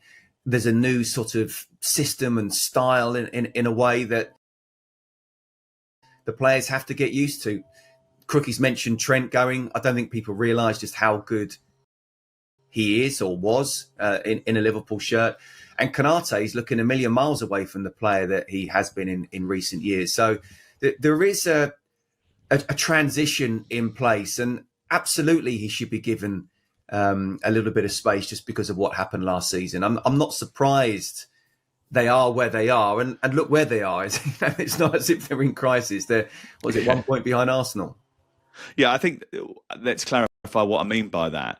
The idea of giving him a bit of time, I think he deserves a little bit of respite, a little bit of pressure-free environment because of what he achieved in his first season, to shape the team in the new mould, to set them up for sustained success, which I think is what Liverpool are trying to do going forward. I think that he could go without winning anything this season, and he still should be revered after what he achieved last campaign, because that was a major, major achievement. On the flip side of that, is Amorim starting to buy himself a little bit of time because of the home wins that he's been putting together, Crook? And he got that huge vote of confidence from Sir Jim. Yeah, so did Eric Ten Hag before he was sacked a couple of months into the season. So did Dan Ashworth. He was the best in class, according to Sir Jim Ratcliffe. So I'm not sure if I was Ruben Amorim that would give me too much solace. Yes, the home form is decent. Obviously lost to Arsenal, but won 3 in a row at Old Trafford, and that's been a problem actually in the last couple of years, that the teams have enjoyed coming to the theatre of dreams. It's turned a bit into the theatre of nightmares, but we're still talking about nearly a year in charge for Ruben Amorim, and they've not won 2 games on the spin in the Premier League. And I think this is a really difficult period coming up, because after this game at Anfield, they've got Brighton at home next Saturday in the tea time kickoff, and Brighton have got a brilliant record in recent years against United. They've become a bit of a bogey team. Then it's Forest, could have a new manager by then, Nottingham Forest, so that might be a difficult time to play them. And then Tottenham, who obviously beat United every time they played them last season, including in the Europa League final. So I still think if we get to the November international break and they've lost to Liverpool, they've lost at home to Brighton, they've not beaten Forest, then serious questions will be asked again. Sam, has he just sacked Ange? Yeah, he sacked Ange. He sacked Ange there. He sacked Ange there. Interestingly, though, he sacked Ange, and he spent his whole last 2 years having a go at Ange, and then admitted that Ange has beaten Manchester United every time he's played them. Benjamin Šeško has got 2-2 for Manchester United. He played for Slovenia twice in the international break. They actually drew 0-0 twice, and he fired 2 blanks, obviously. Is he finding his feet, Scott? Are you seeing signs that he's starting to play with a little bit more confidence? I thought in the second game, the Brentford game, not so much. It was a sort of scrappy affair, and he had 3 chances before he put the ball in the back of the net. But in the game against Sunderland just before the international break, I thought he played with a little bit more swagger and confidence as the line leader. Yeah, look, it's going to take time. How many times have we seen players in all sorts of positions, but especially the 2 most important, goalkeeper and striker, struggle, to wear the shirt and to do what they're basically being paid to do. Yes, I think it takes time. There's a part of me, though, that still I can't get out of my head the fact that he sort of went with what Amorim said in that Grimsby game and didn't take the penalty until he was the last outfield player. I just go back to Alan Shearer, Ian Wright, Robbie Fowler, Michael Owen, Erling Haaland. There's no way that they would have said, they'd have to almost have a leg chopped off to become the last penalty taker. It was a good penalty, but I just feel the mentality there. So maybe he was in a bit of a bad moment. We'll have to wait and see whether he has more bad moments, because it's still a tough time to play for Manchester United. But look, Sunderland, I think they were very disappointing. I thought that was a really good game for them just before the break after what happened with the Brentford game. But I hope for Sesko's case and for Crookie's case as well that he can score goals. We'll wait and see. The jury's out for me.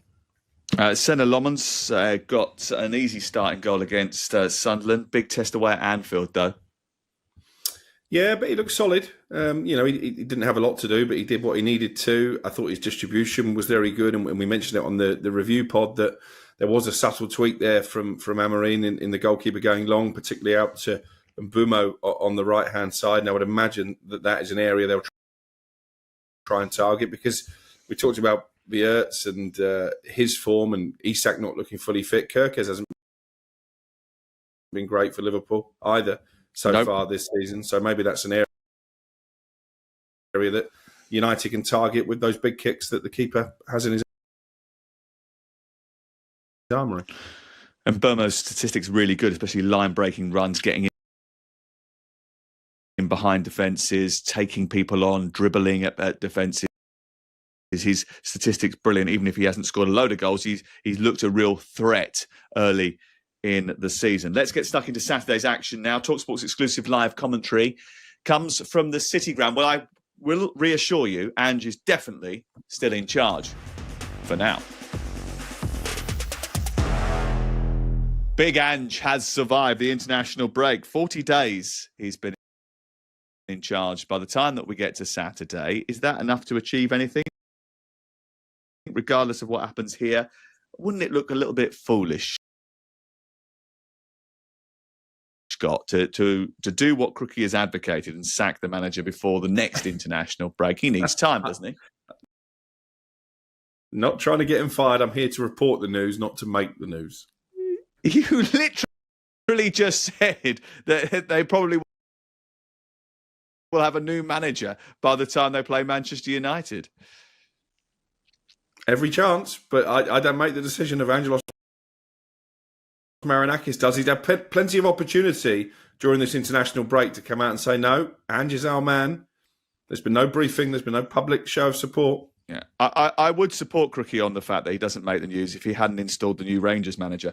Sean Dyche was linked during the international break. Any truth in that, Crook?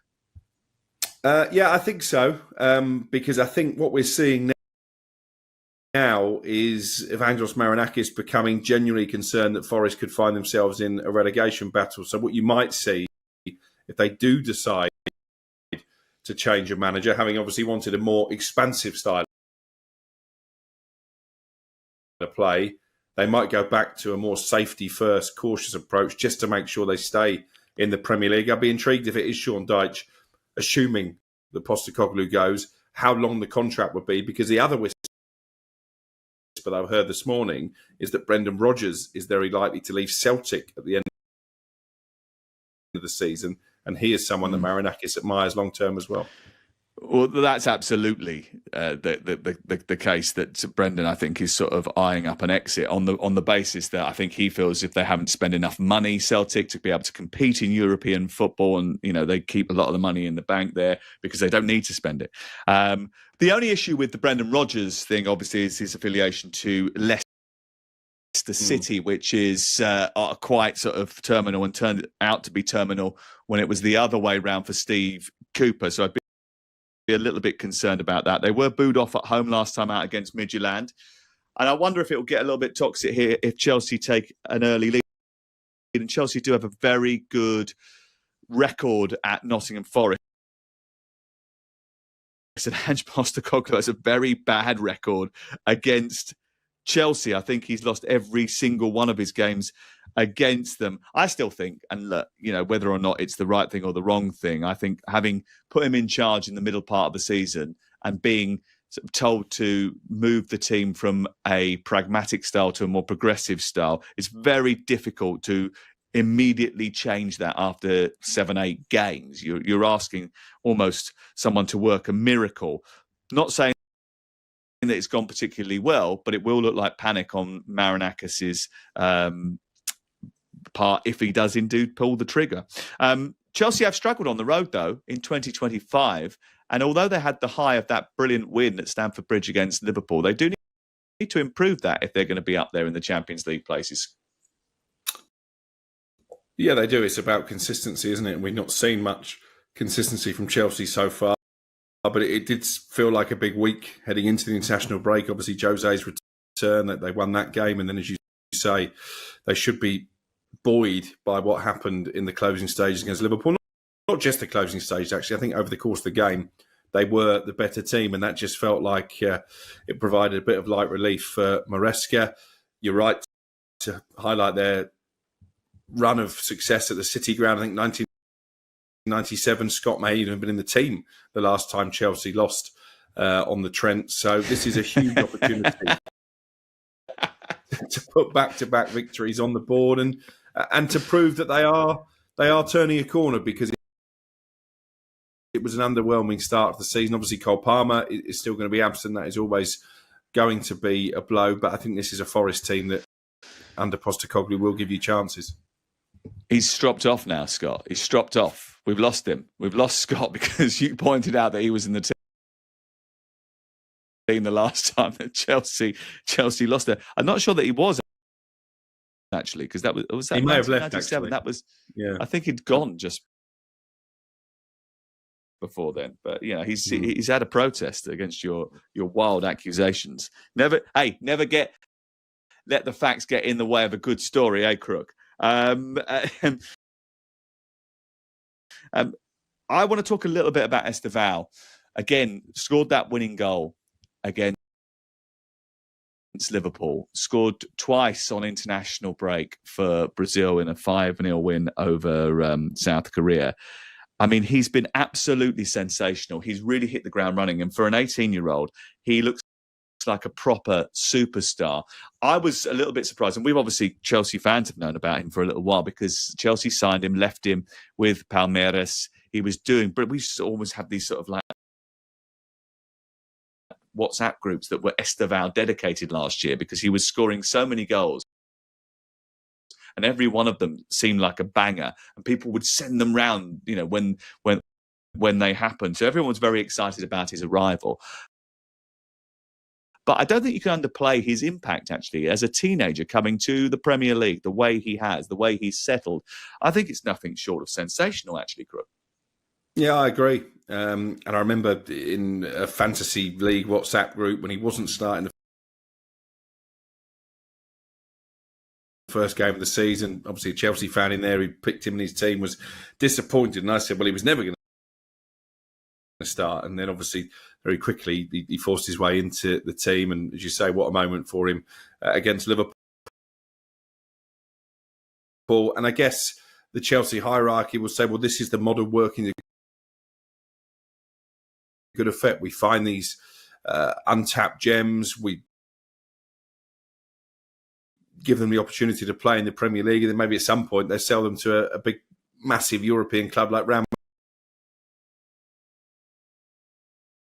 Madrid for huge profit. But certainly he's been one of the revelations of the season. Cole Palmer still absent for Chelsea. He's going to be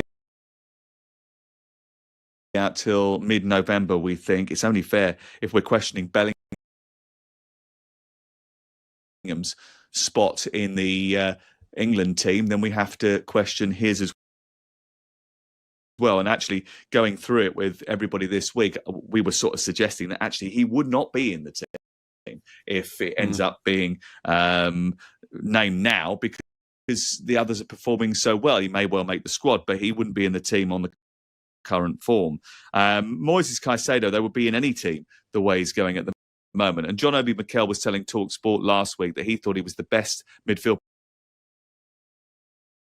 player in the Premier League. I tell you what, it's very difficult to argue with that. Scott Minto, who has come back despite his drop that Crookie slandered him earlier on. But John Obi Mikel, he said he was the best midfielder in the Premier League right now. Can you argue against that? Because he's added goals to his unbelievable break-up play and the way he instigates attacks. Yeah, apologies, by the way, but I will get my lawyers to listen back to what Crookie has said about me. Now, do you know what I actually said about 2 weeks ago, and not just after the Liverpool game, but the way he was playing? He's become the new Rodri. I think that's almost as powerful as him.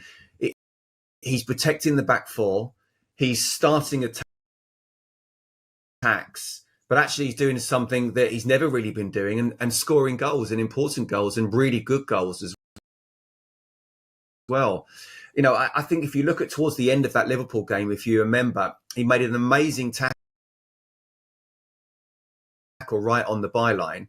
Chelsea tried to play it really quickly, and then he played a first-time ball, which then led to eventually the winning goal.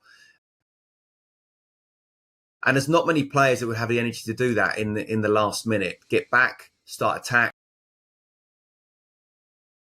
and obviously play a part in what was a magnificent win. So for me, if he carries on playing like this, he's of the Rodri of a couple of seasons ago.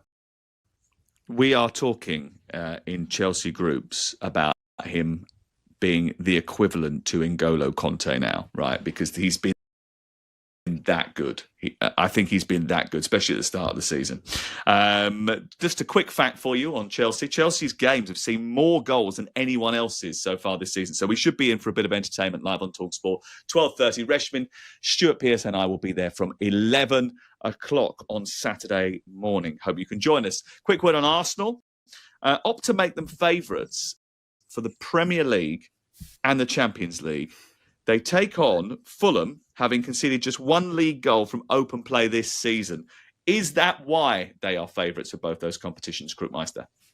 Yeah, 100%. I know you've been advocating for a few years the old NFL analogy, if you like, that defence wins championships, and I think Arsenal certainly are hoping that comes true for them. They just win games in second gear because their defence is so good, and at the moment, even when the likes of Liverpool and Manchester City are getting over the line, they're not finding it as easy to win as Arsenal. Do I think they'll win the double? Probably not. Do I think they'll win the Premier League?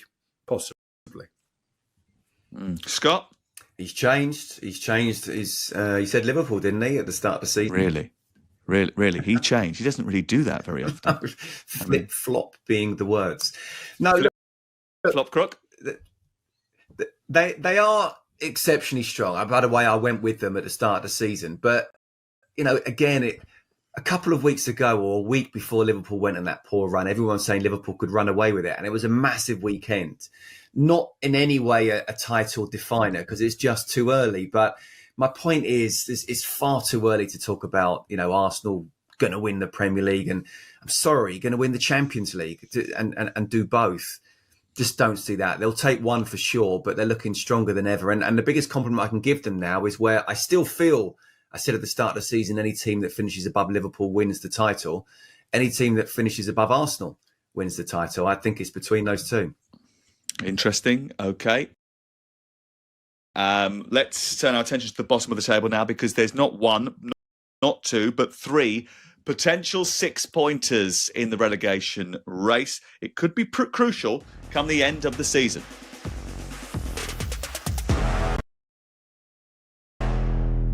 We mentioned in the last set of pods about how pivotal this few weeks is going to be in terms of fighting against relegation. This looks like a big weekend. Sunderland against bottom of the table Wolves, Burnley against Leeds, West Ham against Brentford, live on TalkSport on Monday night. And don't forget, next Friday night, another live game on TalkSport, Leeds against West Ham. So there's quite a few. And if you look into the fixtures going into the future, you've got other matches, Burnley against Wolves, etc. Sunderland playing other teams in and around the bottom three as well. Sunderland have had a fantastic start, Scott, no denying it.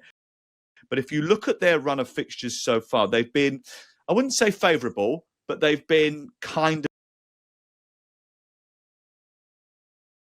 than the others. After Wolves, it gets a little trickier. So important that they get another 3 points here. Yeah, it's absolutely massive. And look, the fixtures may have been a little bit kind, but it was absolutely crucial for all three teams, but Sunderland in particular, because they went up through the playoffs and they did have to spend a lot of money to look as if they could even have a fight in the Premier League, to start the season well, to give them that belief. And you look where they are in the table right now, it is still very early days. But who really thought that Sunderland would be ninth in the top half of the table with 11 points from 7 games? Home form absolutely crucial and will be throughout the season. But now they have that belief that they can, if not with the big boys of the Premier League, hold their own in the Premier League. And I think psychologically that's absolutely crucial. If Sunderland do get a win here, it will be their best top-flight start to a season since 1968-69, which is pretty impressive for Rigi Labrie. In comparison to the other promoted side, Sunderland have 2 genuine striker options, which I think is key. Isidore has found the net a few times already. And they've got £20 million Brian Brobby, who has yet to start a game, could be a difference maker as the season goes on, Crook. Yeah, and I think if you look at the other 2 newly promoted teams, Burnley and Leeds, they don't have that kind of firepower. And that's why when we did the preview pod at the start of the season, we were all asked to tip which of those teams we thought might stay up. And I was quite keen on Sunderland. As you say, decent run of fixtures at the start of the season, but you still got to take advantage. And they wouldn't be the first newly promoted team to get their points early and then maybe fade away, but still ultimately stay up. This is a big game for them because Wolverhampton Wanderers, I think, have been poor. And I mentioned before, I was told by an ex-Wolves player, their pre-season form was poor. They didn't look like the same team. They obviously rewarded Vitor Pereira with a new contract, which maybe looks a little bit premature now. So I do think this is a massive opportunity for Sunderland. And if they win, I think even at this early stage, you have to seriously start to fear for Wolves in terms of staying in the Premier League. Well, they're yet to win a game yet, Scotty. Another defeat here would be a real hammer blow. They're struggling to score goals, and that might be the reason. They've had 66 shots in 7 Premier League games this season. Their average of 9.4 shots per game is their lowest in a season in the competition. It's their worst ever return in a Premier League campaign. That's a worry, and that firepower is so important when you're at the bottom of the table, and they just don't have it, do they? No, they don't. And I'm almost going to contradict myself, because I said at the start of the season, and well done to Crookie, by the way. I remember being on holiday in July, and he said about Sunderland, so it wasn't just the start of the season. He said it about a month earlier. And they have started off really well. But I predicted Wolves to go down at the start of the season. But their performances are better than what their points suggest. I was at the Spurs game where the second half, Vitor Pereira changed the system and Spurs couldn't handle it. And in the end, it took that last minute Paulinho goal against Brighton. They conceded late as well. That's 4 points dropped. Now, you can't keep on doing that and expect to survive. But I just see more in their performances than what I think their results in the table reflect. So as long as they don't get too down, and this is a big game, this is a massive game for both of them, I still don't see them guaranteed to go down, even though I did think they would be for sure at the start of the season.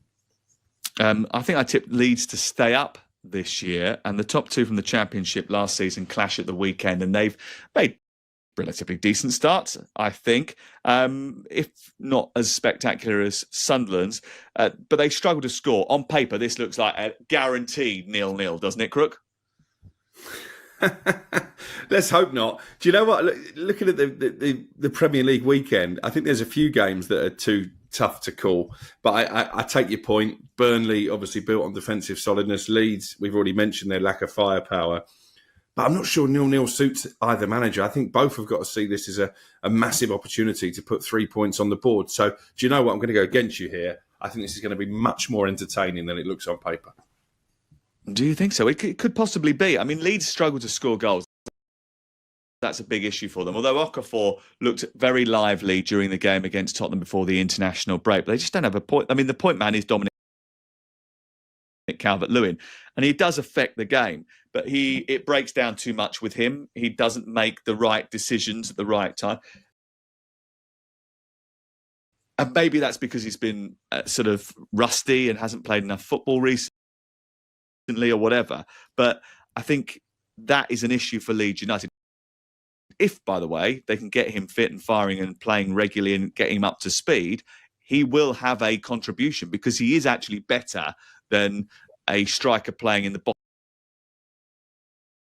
three of the Premier League at his very, very best. And we've seen that before. West Ham against Brentford is Monday night live on TalkSport. West Ham's home form is dreadful. They've never started a league season in their history with 4 straight league defeats. That could happen on Monday night. But Brentford are terrible away from home. So, like, what happens here, Scott? This is like, terrible at home against terrible away. Well, if Crookie's saying it's going to be, or you're saying it's going to be a 0-0, by the way, I agree with you. I think 1 goal wins it in the Burnley-Leeds game. It's just going to be like a -1 or something, that no one will even have a shot on goal or something like that. I mean... What a game for a Monday night. Can't wait. Well, I'm going, and I'm going to enjoy it. So I think it'll be fine. Look, I hope, obviously, that Nuno's able to sort of turn things around, look slightly more solid than they did under Graham Potter. That, he can get... There are good players there. There are good players, but we'll have to wait and see what's going on with the fans at the moment. I do understand where the funds are coming from, but there's not a lot that now the club can do about it. They're in a London stadium. It's not a football stadium. It's certainly not Upton Park. But what are you going to do? And once the game goes on, I know the fans will get 100% behind the team. It's just see that first goal. Will they? Well, will they? Because they've planned a boycott of the game. So it's going to be it's the first home game for Nuno Espirito Santo, and they've actually written a sort of open letter to the coaching staff ahead of that first game saying, we would like to welcome our new manager, Nuno Espirito Santo, and the coaching staff to the club and wish them all the very best, and that they work together to improve the performances on the pitch for West Ham United. As you will no doubt be aware, prior to your arrival at the club, we launched a No More BS campaign, which is calling for the resignation of the 2 directors, Brady and Sullivan. This campaign was not aimed at your predecessors. It's not aimed at you and your team. And we would like to take the opportunity to make it absolutely clear that you have our full support. However, the decision to hold a boycott was not taken lightly. We believe that given the serious nature of the damage that will continue to be inflicted on our club while Mr. Brady and Mr. Sullivan remain in place, it is necessary and justifiable to a step to take and must be taken. So it's going to be a very weird place to be on Monday night. Yeah, never mind Nuno Espirito Santo. It might be Nuno Dispirited Santo when he looks around and sees all the empty seats at West Ham. And if he didn't know it already, I think he is under no illusions how difficult this job is going to be. They've got one top class player in Jarrod Bowen, but they can't keep relying on him to bail them out of trouble. They concede too many goals. They don't score enough goals at the other end. And I saw enough actually from Brentford against Manchester City in the second half. They were too passive, too respectful in the first half to suggest that they can change their dire away form and get something from this game. More long balls, less possession, less shots, less passes than under Thomas Frank. They're even more direct under Keith Andrews, Scott. Yeah, and why not? They've lost an iconic manager. Obviously, Keith's come in. It's the first time he's been a manager, but he's extremely experienced in the coaching side of things. Lost arguably your 3 best players. You have to play the percentages, and that's what he's doing. There's some tough fixtures coming up. I think there's already some results that have gone on, and we're thinking we should have got more points out of that. But there's no doubt about it. I think there are, I don't want to say parts of the media waiting for him to fail, but I think the moment they sort of get into the bottom 3, then there's every chance that it will start to pile on a little bit. And I think that would be very harsh. But look, he's a big boy. He knows how to deal with it.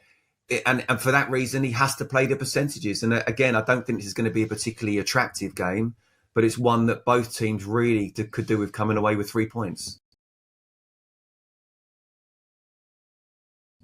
Well, Crookie's not going to get on his back now. You know that, don't you? Because he's started to call him Crookie in interviews. So Crookie now loves him after calling him the bloke that MK Dons didn't want in the summer. Now, Keith is one of his mates because during an interview, he said, well, Crookie, you know, like that. And then that was it. Crookie's like, oh, all right, okay, he's my mate now. He'll be going golf in Portugal next time, won't he? Oh, dear, oh, dear. Igor Thiago's done very well, hasn't he? I mean, he was injured last year and it meant that he couldn't get into the team or get a rhythm going, but he's been able to do so this time around and he's taken his chance. Yeah, should have scored against City though. That was the one big opportunity they had when he went one-on-one. But he's a menace for defenders, and particularly West Ham's vulnerability at the heart of their defence. I think he could be a real handful on Monday night. Most important player in the Brentford team? Anyone want to know? Damsgaard. Damsgaard, interesting. Okay, Crook, who's the most important one? I wouldn't necessarily disagree with that. I think Collins as well, a centre half, has got a lot Kevin of Shard has been good. I'm going to go for Coyote, the right fullback. They've propelled 34 long throws into the box this season more than anybody else, and he's taken 30 of them. He's also actually very good going forward down that right-hand side, so he's the key player for me on Monday night. And that Monday Night Football is live on TalkSport, 8 o'clock. Adrian Durham, myself and Danny Murphy will be in the London Stadium, even if the West Ham fans aren't. We've got Game Day Live on Sunday. Crook and I will be at Liverpool versus Manchester United. We've also got Tottenham, Aston Villa that day as well to bring you updates from. Game Day Live on Saturday. Adrian takes you round the grounds. Manchester City, Everton, Brighton, Newcastle, plus a full classified results service at 5:15. Troy Deeney and Alvin Martin and Mickey Gray are also on that show. 12:30 on Saturday, QPR Millwall, big London derby is on TalkSport 2, and we're at the City Ground, Nottingham Forest, against Chelsea. Looking forward to that. Make sure you join us and return for the review pod on Monday lunchtime. We will be here to look back at all the weekend's action and look ahead to some massive ties in the Champions League. Have a good weekend.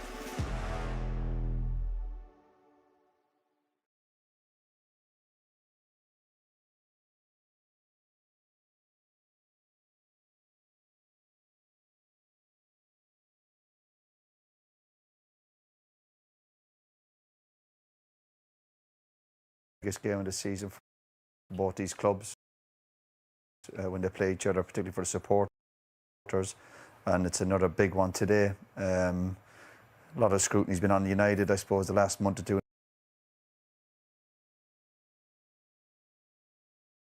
How poor they've been. They've obviously picked up a little bit, particularly at home. Still use question marks away from home. You know, can they grind some results out?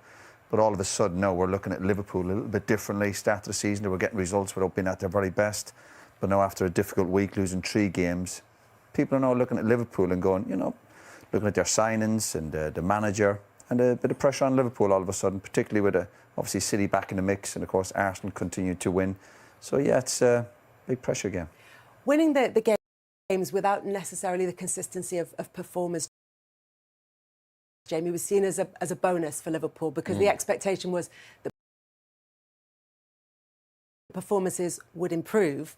It doesn't look as though that's happened. Well, what do you think is going wrong? Is it lots of small things? Is it one big standout point? I think lots of small things, Kelly. But if you look at it, if they get a win today, they go a point within Arsenal. So it's still not the end of the world. Things aren't quite clicking. The new players that have come in, you know, Kirkes at left back hasn't quite hit the ground running. Wirtz hasn't got the assists or the goals. Will it happen? Yes, I'm pretty sure about that. Isak's just going to need a little bit of time. Ekatike's obviously done well. So it's different to last year. For Arne Slot, he just had the team. It didn't have to need a lot of changing, just used to let it almost play. And they were fantastic. You could see how much they wanted to win the title, and they obviously delivered it. This year there's a bit more pressure because they've spent some big money on players. I feel it will need a bit more time, but they're not at their level they should be right now. But this game can change everything. This is the one that can define your season to a certain extent. You win against Manchester United, the feeling after that gives you're in the ascendancy. If you lose, that mini crisis becomes a crisis. And it's the same for Man United. All of a sudden they win back-to-back games, how things turned around. So for both teams today, this is just a huge game. It is a huge game for all those reasons that you've outlined. The question for Liverpool is, how do they fix the problems that everybody can see, Jamie? I think the big problem is defensively, conceding goals. That was a complete contrast to what we saw certainly last season. And the interesting thing this season is that it almost felt like at times you're watching a Jurgen Klopp type of team, whereas last season Arne Slot came in, didn't buy anyone, you know, same group of players as Jurgen Klopp had, but he added something to it in terms of Gravenberch and Luis Diaz's position, but also the whole team seemed to have a little bit more control. It wasn't sort of end to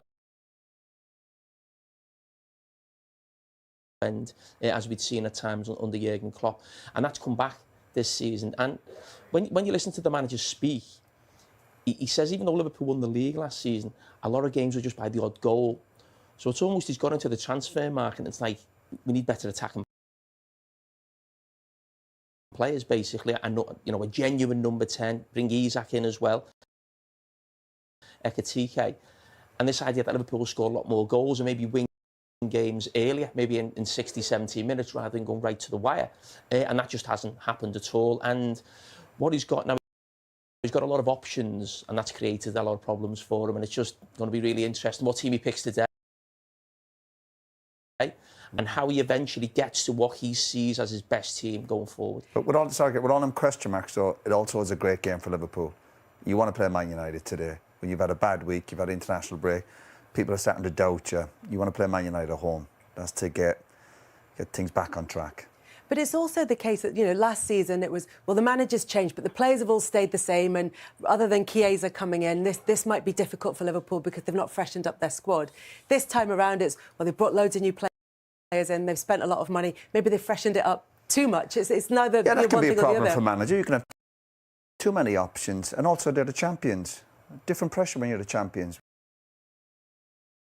We saw Liverpool when they won it 4 or 5 years ago. The following year, I think they ended up being 30 points off. I know they had injuries, so the expectation of Liverpool this year, last summer, there was no expectation. No one would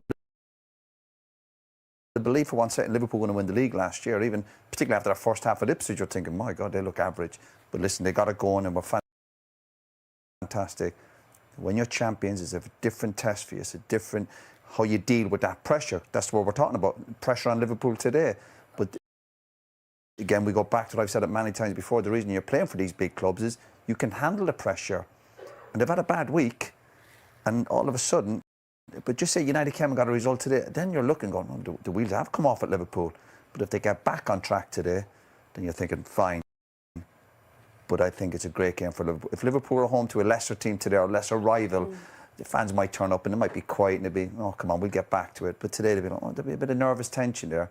But that's a good test for the Liverpool players, and we'll see how they can react to the pressure and the expectation that you get when you're champions. And in terms of just improving those performances, Jamie, it's not just about the players who've come in, it's about the players who've left as well, particularly the players up front who, for different reasons, are not available to Liverpool this season. That's where there's been a lot of change. But also, people are now starting to talk about Trent Alexander-Arnold, who, you know, for a couple of seasons was seen as his defensive capabilities were maybe a problem for Liverpool. Now they're looking at what they miss in attack and creativity without him in the side. Yeah, but that goes without saying, Kelly. He's such a talent. When you look at the top of the assist league, it's always him, the likes of David Beckham, just incredible. It's what he brought to the team. But he isn't here anymore, so you have to now adjust. And the right-backs that have come in, Connor hasn't really hit the ground running yet.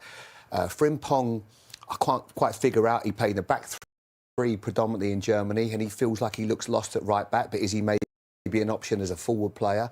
Hasn't quite happened. And this side, Soboslai, that probably feels the best fit, but if you asked him, does he want to play right back? I'm sure the answer would be no. I want to play as a number 10, number 8. That's his position. So right now, it's just trying to find the right balance in the team. But they will get there. We're still 7. This is their 8th game this season in the Premier League. So they're going to find their way. We're so quick to judge.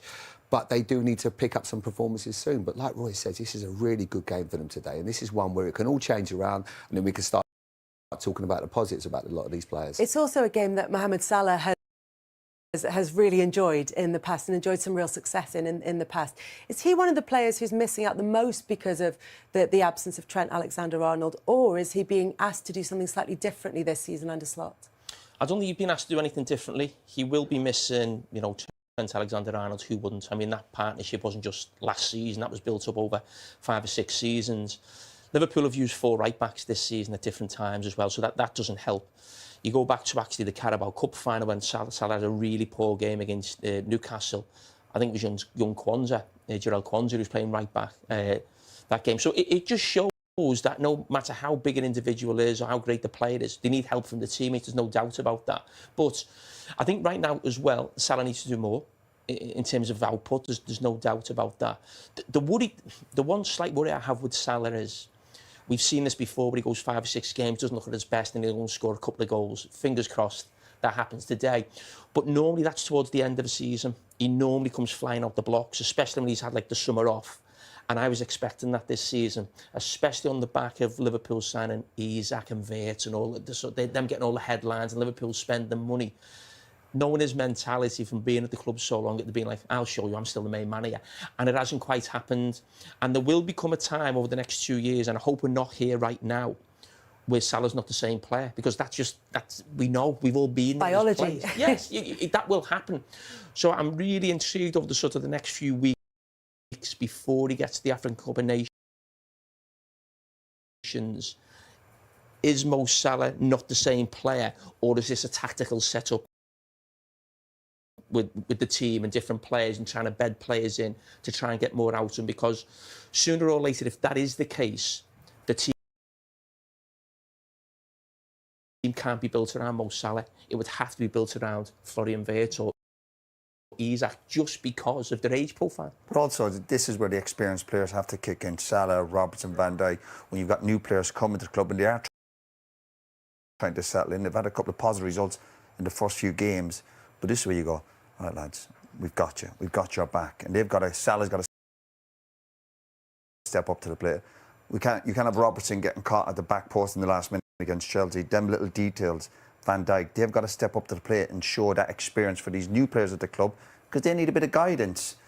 And that's where the senior players at Liverpool over the next few weeks have to step up. Yeah, big game coming up against Manchester United for those senior players in particular, Jamie. But as you've all said, it's a good time to play Manchester United when Liverpool maybe feel like their backs against the wall. This is a game that they can get up for, that the crowd can get up for. Yeah, it is. But I think if you're in that Man United, Justin, you're also thinking that we start well here today. They've lost 3 games on the spin. This is a good opportunity for us. So that's something, and they've had some decent results here of late. So it's a wide open one. Very difficult to predict, but I think the boys have summed it up perfectly in terms of the players, and what team he picks today is also going to be key, because do you go with a couple of tried and trusted ones? Does Robertson maybe play? I'm not sure if he had that injury, didn't he? And whether he starts at left back, or do you go with Kirkes? Because sooner or later you've got to introduce him to these kind of fixtures. So team news is going to obviously be really important. Yeah.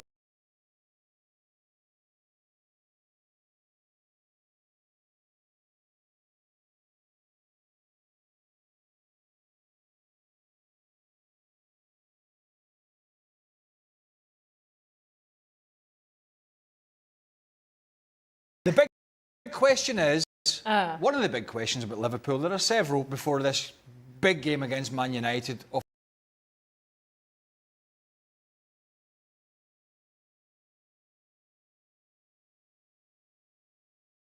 the back of the international break,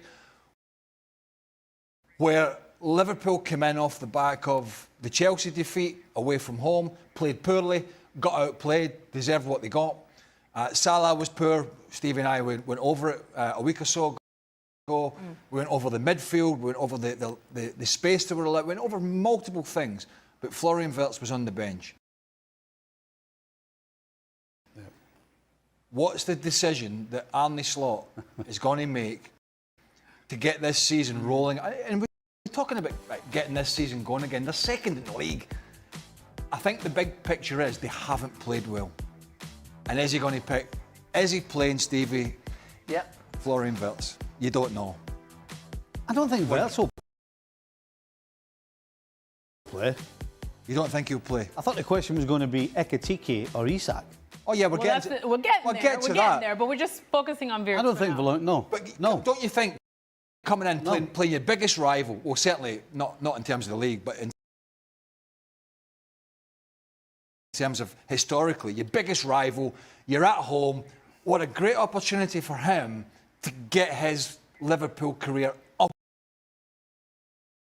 and running. Well, that sounds lovely. It sounds great. That'd be a great story. Yeah. Unfortunately, he's been thinking. Arne Slot, I'm sure, along with the rest of us, have been thinking this is going to happen every week, and it's not happening. Right. And so coming off 3 defeats, are you really going to go again?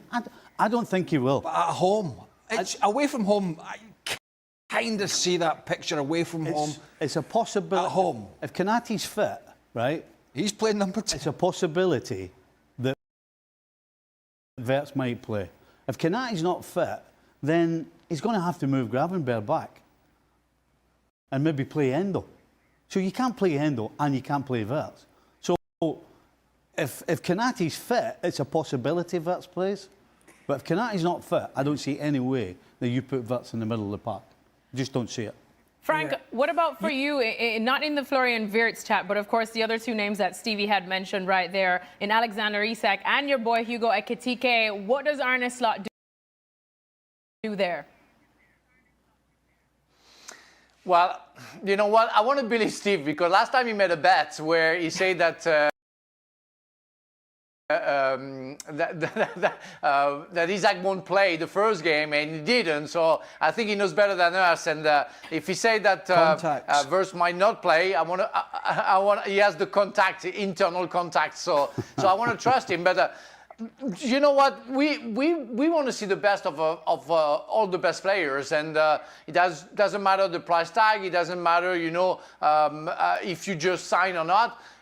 Liverpool is concerned about every player, even the players who were there last season. And we're talking about Konaté, Van Dijk, and some others, Szoboszlai, McAllister, we don't recognize him. So, yeah, we're focusing on some players, but the others haven't been good as well. So Liverpool is still second, and I mentioned that last time, that we say, well, yeah, they're not playing well, but it's still second. So it says a lot about the quality of the players and the fact that maybe they still have something, they still have a soul in the team. But yeah, I want to believe that it's possible that Arne Slot doesn't play Wirtz and give a chance to the more offensive team with Ekitike maybe on the left side with Isak and maybe Gakpo behind Isak and Salah on the right side. Everything is possible according to what we're going to see. Yeah, I agree with Craig. What's going on at the back as well, and where Gravenberg is going to play. But they're going to put a big pressure. I mean, that's a game we should show to the world that Liverpool is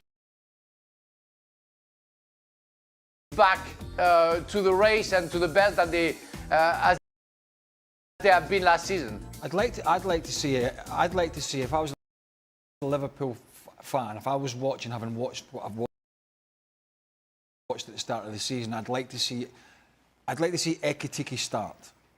And I'd like to see Alexander Isak being sort of filtered into this team to get his game time and his sharpness, which I don't think he's at yet. He's played for Sweden tonight in a game that you wouldn't want to watch, and we didn't. But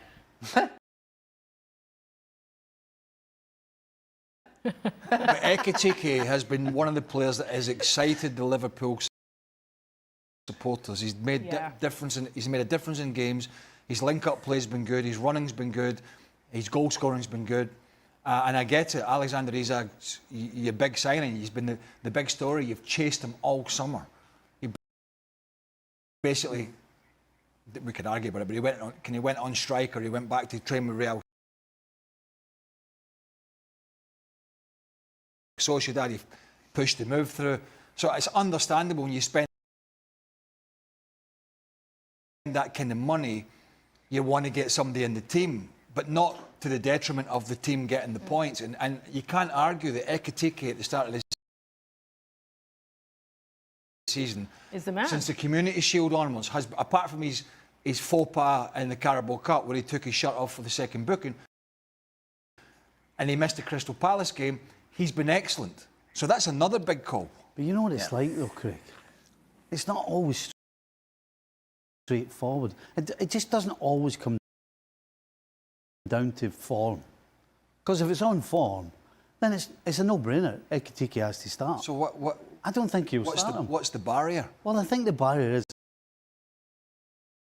is it's your big signing. You try to get him up to speed. There's always the pecking order, and I think right now that is going to override what Ekitike has, which is wrong, but I think that's going to override what he's done on the field. Because on form, Ekitike does deserve to start. Yeah, but hey, guys. Stevie, that's awful. What you say, I hear you. Sorry, Mario, but I hear you, Stevie. It's true, but we are talking about politics. We're not talking about football. I mean, those people, if they do that, if Arne Slot decides to put Isak because it's a big price tag. I mean, that's a shame for football. I mean, I'm with Craig. I mean, Ekitike has to play. I don't think he will. But, you know, I don't disagree, by the way. Sorry, Mario. I don't disagree. Yeah. I know. Yeah, I just don't think he will. No, but I know. Mario? Like, think about last season. Last season, when this happened at the international break, Slot was in, and he started the game when they came back after the national team break. They lost that game, and the second one, he changed the momentum and he played him. So I think, you understand, looking at him, because I remember the first time it happened to him, it was like me saying, like, it's a new league for him. He just has to adapt. He has to get used to it. Stuff like that. The second game, he didn't make that mistake. He played his strongest team. So now, whatever happens now, you understand, coming into this game, okay, I agree. You know, Isak, you know, they did everything to get this player to their team. So it's kind of weird if he wouldn't start.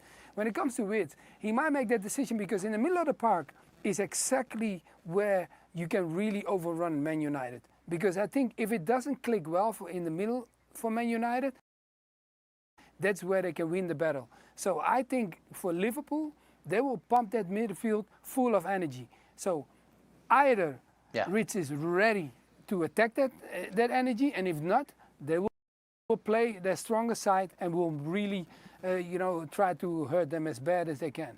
If they've got no legs in midfield, United, we've talked about this. Yeah. Casemiro, Iguarte, Bruno Fernandes is playing there. It's not his position. He doesn't understand the defensive aspects, the positional aspects of being a deeper line midfielder. And it also negates, which we've talked about at length, it negates his ability to influence the game, 30 yards further up the field.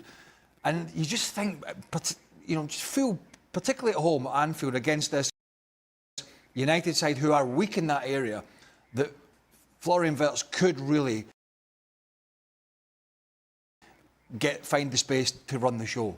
Now, whether that is the manager's thinking or not, I don't know, but I think there's a great opportunity here for Liverpool to go and put a marker down against all the sort of negativity of the last 3 games or so where they've been sort of dragged from pillar to post, playing Szoboszlai at right back. And it'd be interesting thing if he does try to shoehorn Ekitike in and Isak and he plays him on the left. This would be something that's crept into this manager's way of thinking with trying to get some new signings in. I'll move Szoboszlai to right back and I'll move him here because I want to play him. And thus far, that hasn't worked particularly well for him.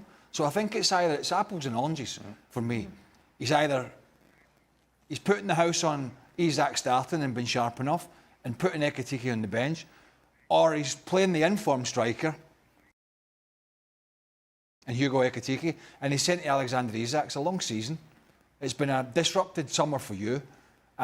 This player's done particularly well, and we're going to try and get you up to speed this way. there's two different ways of looking at how to go about this. Arne Slot's in a position where last year we knew exactly what he was doing. Yeah. You knew what was happening. You knew who was playing where. You knew what the jobs were. You know who was starting where. And maybe that's a bigger test of his management now. Right now, listen to us talking. We don't know whether Wirtz is going to play. We don't know if Eric Kitike is going to play. We don't know whether Isak is going to play. I mean, there's so many questions now, and we just don't know what he's going to put on the field at Anfield. Well, Mario, as Stevie said, there have been a lot more questions than usual about Arne Slot's Liverpool, and there has been a question mark as well about Frimpong. What are your thoughts on him and his situation? Yeah, I heard the story, you understand, for the defending when the coach comes out and he says, like, one of my players was thinking more about attacking than defending. I mean, that moment they concede a goal and you see him trying to challenge. He still made the challenge. He was in that position, but he wasn't good enough at that moment. It's tough. Why? Because I hope, you understand, like sometimes as a player, it can kill your confidence too. I hope not it's going to happen to Frimpong because clearly, he looks like a strong-minded player and he will handle that. But in a way, you got to understand because when your coach, instead of playing you, he plays somebody else in your position, that's when you start questioning it. So the only thing I hope now that is not going to happen to him because look, why he got him is because attacking-wise he's very good. Defensively, that is not his game.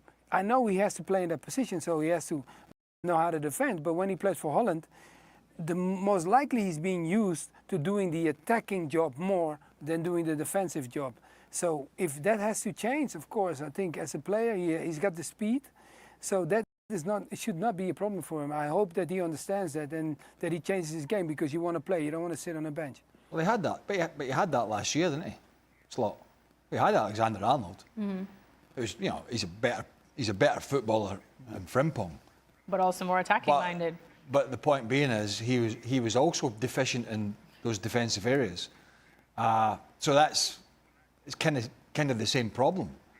Maybe he's just not getting, or he's not getting. He'll get more of a winger wide play from Frimpong. What he won't get, obviously, and I don't think many would do it. He's not going to get that range of passing, Stephen, is it? No. Yeah, but Craig, he had the compensation 2 years ago with some other players as well. But last year was with Konate. Konate was a much better player than this season. Well, the beginning of the season, and he was compensating. And a few years ago, you had Anderson compensating as well and covering Trent Alexander-Arnold. So everything was working.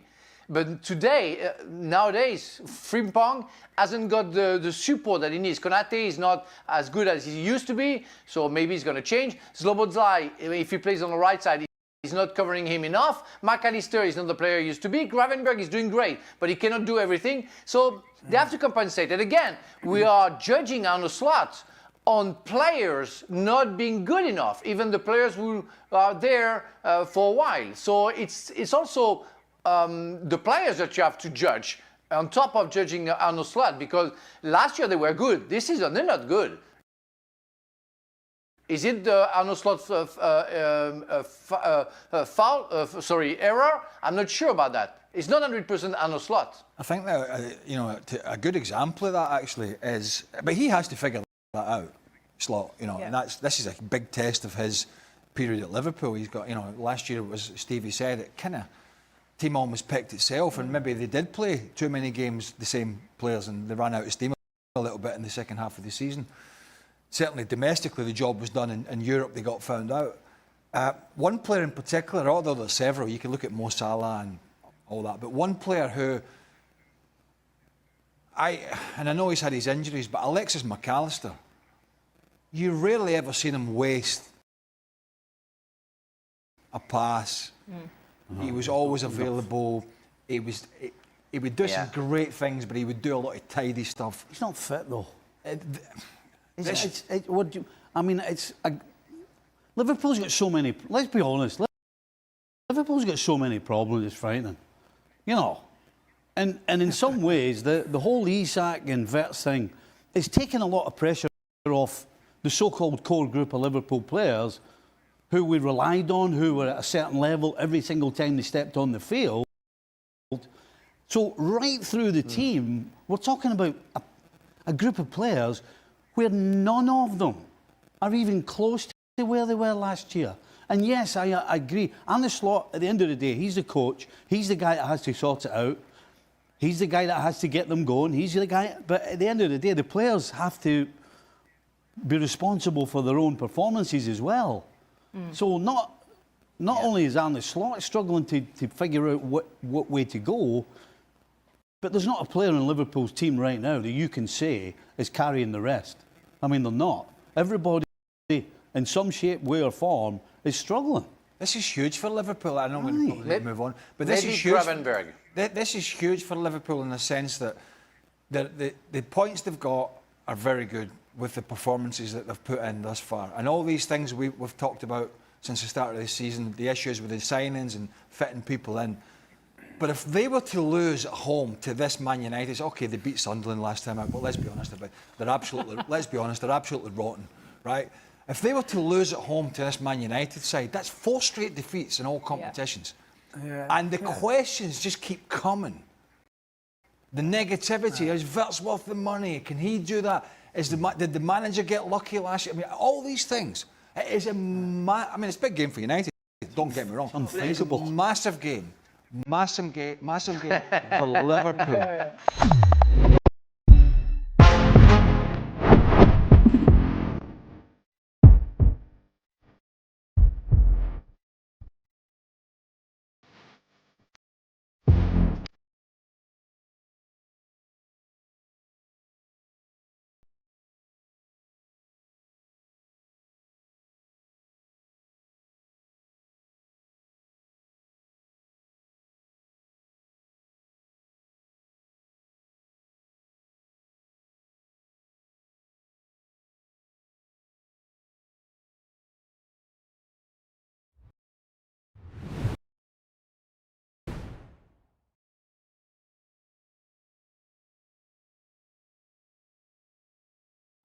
Right then, welcome back to the channel. Manchester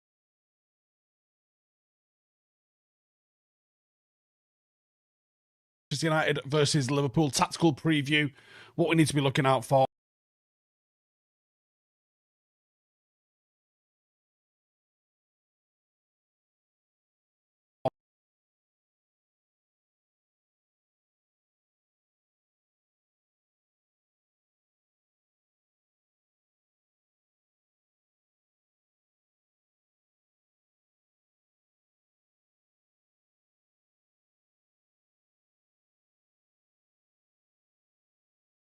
And how do we beat them at Anfield this weekend? Now, Liverpool's dream start to the season saw them win their opening 5 Premier League games, and that quickly turned completely 180 on its head, as they've now suffered 3 consecutive defeats, seeing them drop down into second. However, it has been almost 10 years since they have lost to United at Anfield. They've got a spooky good record at Anfield, it pains me to say. And I'm not very confident that United can get a win. I think we can go there and draw. We're going to have to be good to do that, despite the form that they're in. But winning there, if we pulled it off, cannot be understated. Now, United beat Sunderland 2-0 in our last home game before the international break to make it 2 wins from 3. We are yet to win on the road this season. The pressure on Ruben Amorim has been alleviated a little bit by that win. It's also been alleviated a little bit, potentially, by Jim Ratcliffe coming out and saying, judge him after 3 years. He's got Mateus Cunha returning from injury. Lemens looks like a decent pickup in goal. Sesko is finally getting up to speed. And on the horizon, we have Lisandro Martinez returning back to the squad. Anfield, however, is a different test altogether. If you're planning a holiday or a trip away this winter, and whether it's catching up with family, exploring a new city, or just escaping for a few days, there is nothing worse than losing signal at the worst possible moment. And that is why I use Saily. And I actually do use Saily. It's a sponsor of today's video. And right now, new users can get 15% off by visiting saily.com/Howson or using the code Howson. That is HOWSON. And what is it? It is a simple eSIM app that gives you instant mobile data in over 200 destinations. There's no SIM card, there's no roaming charges, there's no hunting for Wi-Fi, just reliable data like you would have if you was back at home, ready the moment that you land. And setting it up is honestly effortless. You download the app, you pick your data plan, you activate it right on your phone. You don't have to queue up at the airport, you don't have to fiddle with swapping your SIM card tray over, you don't have none of that, no signal panic. You land, you get your data, and you are good to go. And if your phone doesn't support your eSIM, Saily lets you know immediately and gives you a full refund. So whether you're jetting off for a city break, heading to the beach, or just keeping connected while you're away from home, Saily makes sure you are never offline. So get 15% off your first plan today at saily.com/Howson or use the code Howson, that's HOWSON, today. Big thanks to Saily for keeping us all connected wherever we go. So Arne Slot's Liverpool continues to deploy a very fluid 4-2-3-1 formation, a system that underpinned their successful 24-25 Premier League title win and has shown signs of creaking a little bit this season with their newfound signings. They are on that current 3-game losing streak, but they were poor going into that. Even when they won all of those back-to-back games, they didn't look great. They looked like they were struggling despite winning. And that eliminated everybody's analysis of it. You'd be like, I don't think Liverpool have looked great. And they're like, they've won 5 out of 5. Why don't you shut up? How about that? Because you would love United to be playing as poorly as winning 5 out of 5, right? Which is a valid argument. But the second that they lose 3 on the bounce, everyone was like, oh, I tell you what, they've not looked good all season, you know. But they hadn't. Now, the system relies on a double pivot of typically Gravenberg and Solobzai, as sometimes it's McAllister. That allows the likes of Frimpong to push up and hold width on the right, basically playing like a right winger.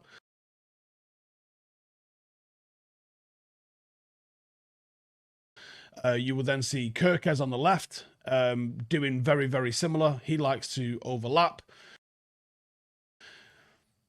Then you're going to see stuff like Salah operating in the half space. Cody Gakpo sometimes drops a little bit deeper on the left-hand side. Their new 100 and whatever £1 million signing Florian Wirtz playing as a true sort of number 10, operating kind of in between the lines, getting on the ball, getting on the turn, and trying to put balls into the final third. He's feeding the likes of Isak Etikite.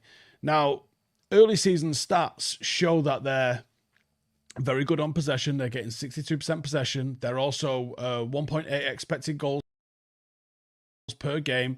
They're doing okay when it comes to the metrics, but they've also seen 12% increase in progressive passes from last season, showing that they're getting the ball down a little bit further. They're pushing the ball into those wingers a little bit quicker. They're getting forward just a little bit quicker. Now, when they lose the ball, that shifts to a little bit of a mid-block. It's quite a high line, but it's quite compact, and it's a 4-3-3 mid-block. You'll see the wingers tucking in. You'll see the midfield going nice and narrow and compact, and they're going to try and trap opponents and push them wide before they start pressing and trying to put pressure on the ball carrier. Now, that's the system that's faltered a little bit, because off the ball, they don't look cohesive. That's the thing where the likes of Wirtz and Isak and Frimpong are not quite hitting the levels that you would expect for them to do that. That's the teething problems.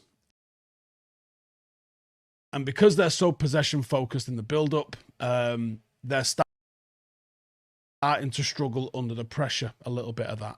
You'll see Kirkev sort of telegraphing his inside passes. You'll see Salah's involvement has been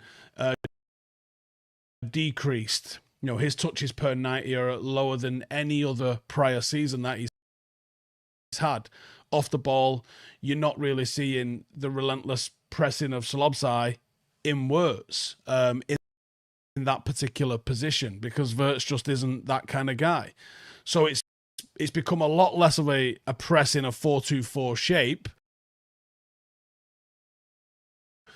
and a lot more 4-3-3 sort of shape, and they're getting bypassed. You're forcing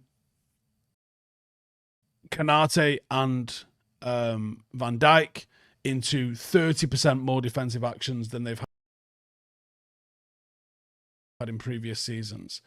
That's because the pressing intensity has really dropped off. And you're seeing the PPDA, passes per defensive action, that's gone from 8.2 to 11.4. It literally showing you exactly where it's going wrong for Liverpool this season, which, as much as it brings glee, they're still better than United. So as much as you're like, we got a chance here, we do, but also they're still better than United. They're vulnerable in the fullback area. Kirke's defensive lapses, or if it's Robertson, even his age, that can be targeted. Frimpong's giddiness to get forward, that can be targeted. They're collapsing late in games, which is different to when they were winning games late and by a bit of luck. They are gettable, they are vulnerable, but I still think at home they do have a bit of a juju going on. And as much as I would love to smash the narrative of United not winning back-to-back Premier League games by beating Liverpool at Anfield, I just can't see us doing it this week. There are ways we can hurt them, but I worry for us on that transition because they're so vertical compared to last season. Because they are a different team to last season and we are a different team to last season, you can't even look at last season's performance and think that United and Liverpool are going to put up the same sort of match that they did at Anfield last season. Now, star man for them, I think, is Gravenberch. Probably not the obvious name, but I think that if he can get on the ball and have a good game, that can make the difference for them. He's a real good ball carrier. He's very powerful. And he will probably find a lot of space in our midfield. And that could break the game open for us. I believe that if they're going to beat us, it will be because he's got on the ball and dictated play. For United, United's match winner is Mbeumo. And I don't think there's anyone going to argue with that. The in-behind threat of Mbeumo is huge. He's had joy against Kirkes in the past. He can get in behind Liverpool's defence. We can look to flick him in from Sesko. And I think there are a lot of ways that the 3-4-3 can actually exploit Liverpool's vulnerabilities by being vertical. But it'll be Mbeumo that is the absolute key to it. Now, the 11 I've gone for, perhaps not a surprise. We've been speaking about it quite extensively. Lemen's in net. You know why. Lenny Yoro has to play. If we're going to have any hope against the pace of Liverpool's back line, the times that we do find ourselves high up the pitch, we will need that recovery pace in behind. That's Lenny Yoro. Matthijs de Ligt's going to have a big game for United in both boxes, I would say. And then it's not my ideal, but United have to have at least one or two compromised players in this team. Maybe even three. You could argue three. And I compromise with Luke Shaw. And he's going to have a really good game because he'll be up against Mo Salah. Now, this isn't Mo Salah of previous seasons. It's Mo Salah that's less of a threat than he's been in previous seasons, but it's still Mo Salah, and he's still got goals and assists in him. So you've got to be able to be on your business. Mazraoui going there would make way more sense. But I don't want to put Dalot in this team. And Dalot will be in this team if you don't put Luke Shaw in this team. So I'll put Luke Shaw in as part of the back three. That means I can put Mazraoui into that middle line, if you like. But realistically, he's going to be part of a back five. On the opposite side, you go with Dorgu. Again, Dorgu helping Luke Shaw deal with the overlap of Frimpong, absolutely massive, but also doubling up occasionally on Mo Salah will be very helpful as well. I go with the most combative midfield I can put out, which is Ugarte and Casemiro. He probably won't do that. He'll probably play Bruno. Probably alongside Casemiro. I move Bruno high up the pitch. And either he's on the left or Mbeumo's on the left. I don't actually mind which. They can be quite fluid in this. I'm not overly arsed. I would say Bruno occupies the right half space, if only for when we lose the ball and we go into a 4-4-2 without the ball, that Bruno can tuck in onto that right wing. But you could still make this happen a little bit by having Sesko be the left side of a 4-4-2 and Mbeumo being the right side of a 4-4-2. But it would be fluid. But Bruno and Mbeumo in behind Sesko would finish the team off. That leaves you Ahmad to come off the bench and make something happen. Probably Cunha to come off the bench and make something happen. And perhaps even unfairly being on the bench is Mason Mount. But I don't see a way that all of these are going to get into the same team because United just have too many players. We are strong in an area that we don't need to be strong and weak in areas that we need to be stronger. That's just the way this team is. But like I said, there's vulnerabilities that United can exploit by being vertical, by being good on transitions, by having good fluid forward positioning and trying to threaten where they're shaky, which is where Kirkaz and Robertson have struggled in 1v1 duels, but also Frimpong he isn't there. He's a right winger. That was massively evident in the Chelsea game. A compact mid-block we saw the signs of against Sunderland could really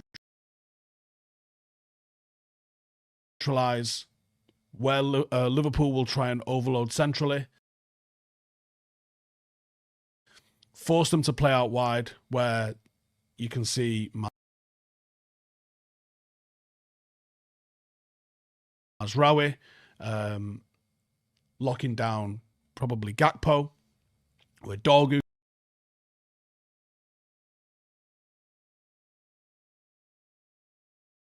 can do the same against Salah or Frimpong.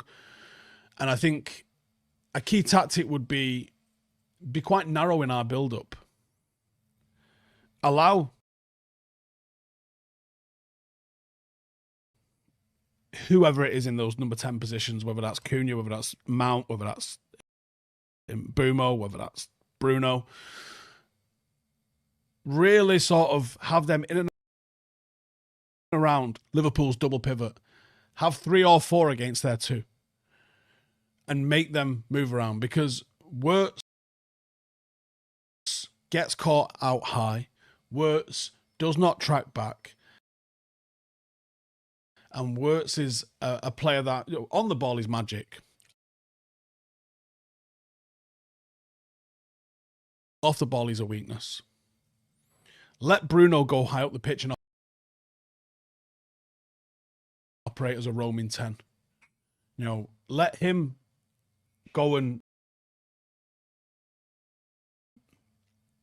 do what he does best and cause damage and run around like a lunatic. his in between the lines positioning could create 2v1 situations. And that's a tactic that Slot's actually historically troubled with.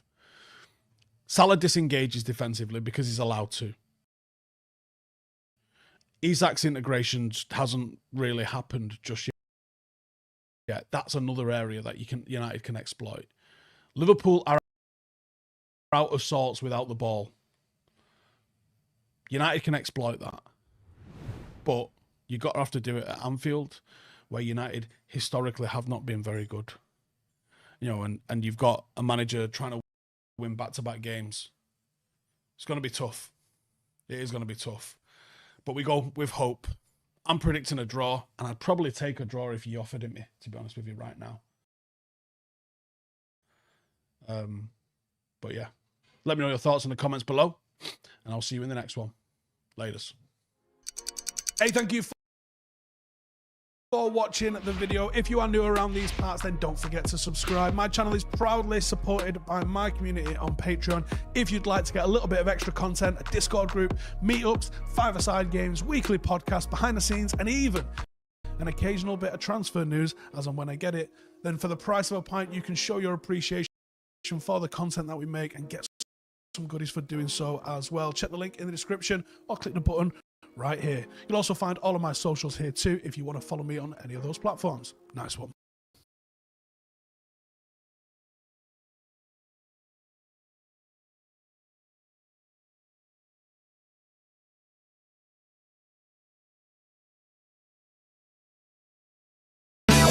Liverpool could be 4 points behind Arsenal by the time Man United visit on Sunday. The Reds look to end a run of 3 straight defeats, and recent history is on their side. United are winless there since a Wayne Rooney winner back in 2016. A lot of people aren't happy with the form of the new signings, though, especially Florian Wirtz.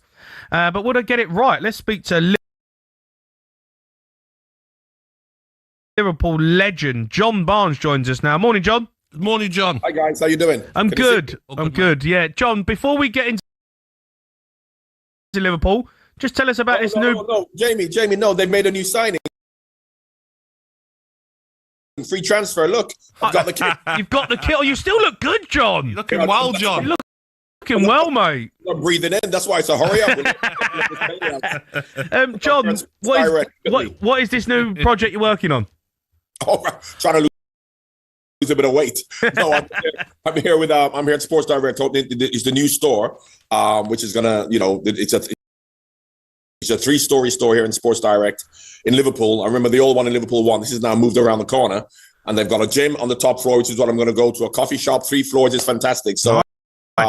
Yeah, and I mean, listen, there's Everton kits around as well, but it's a huge flagship store now in Liverpool too.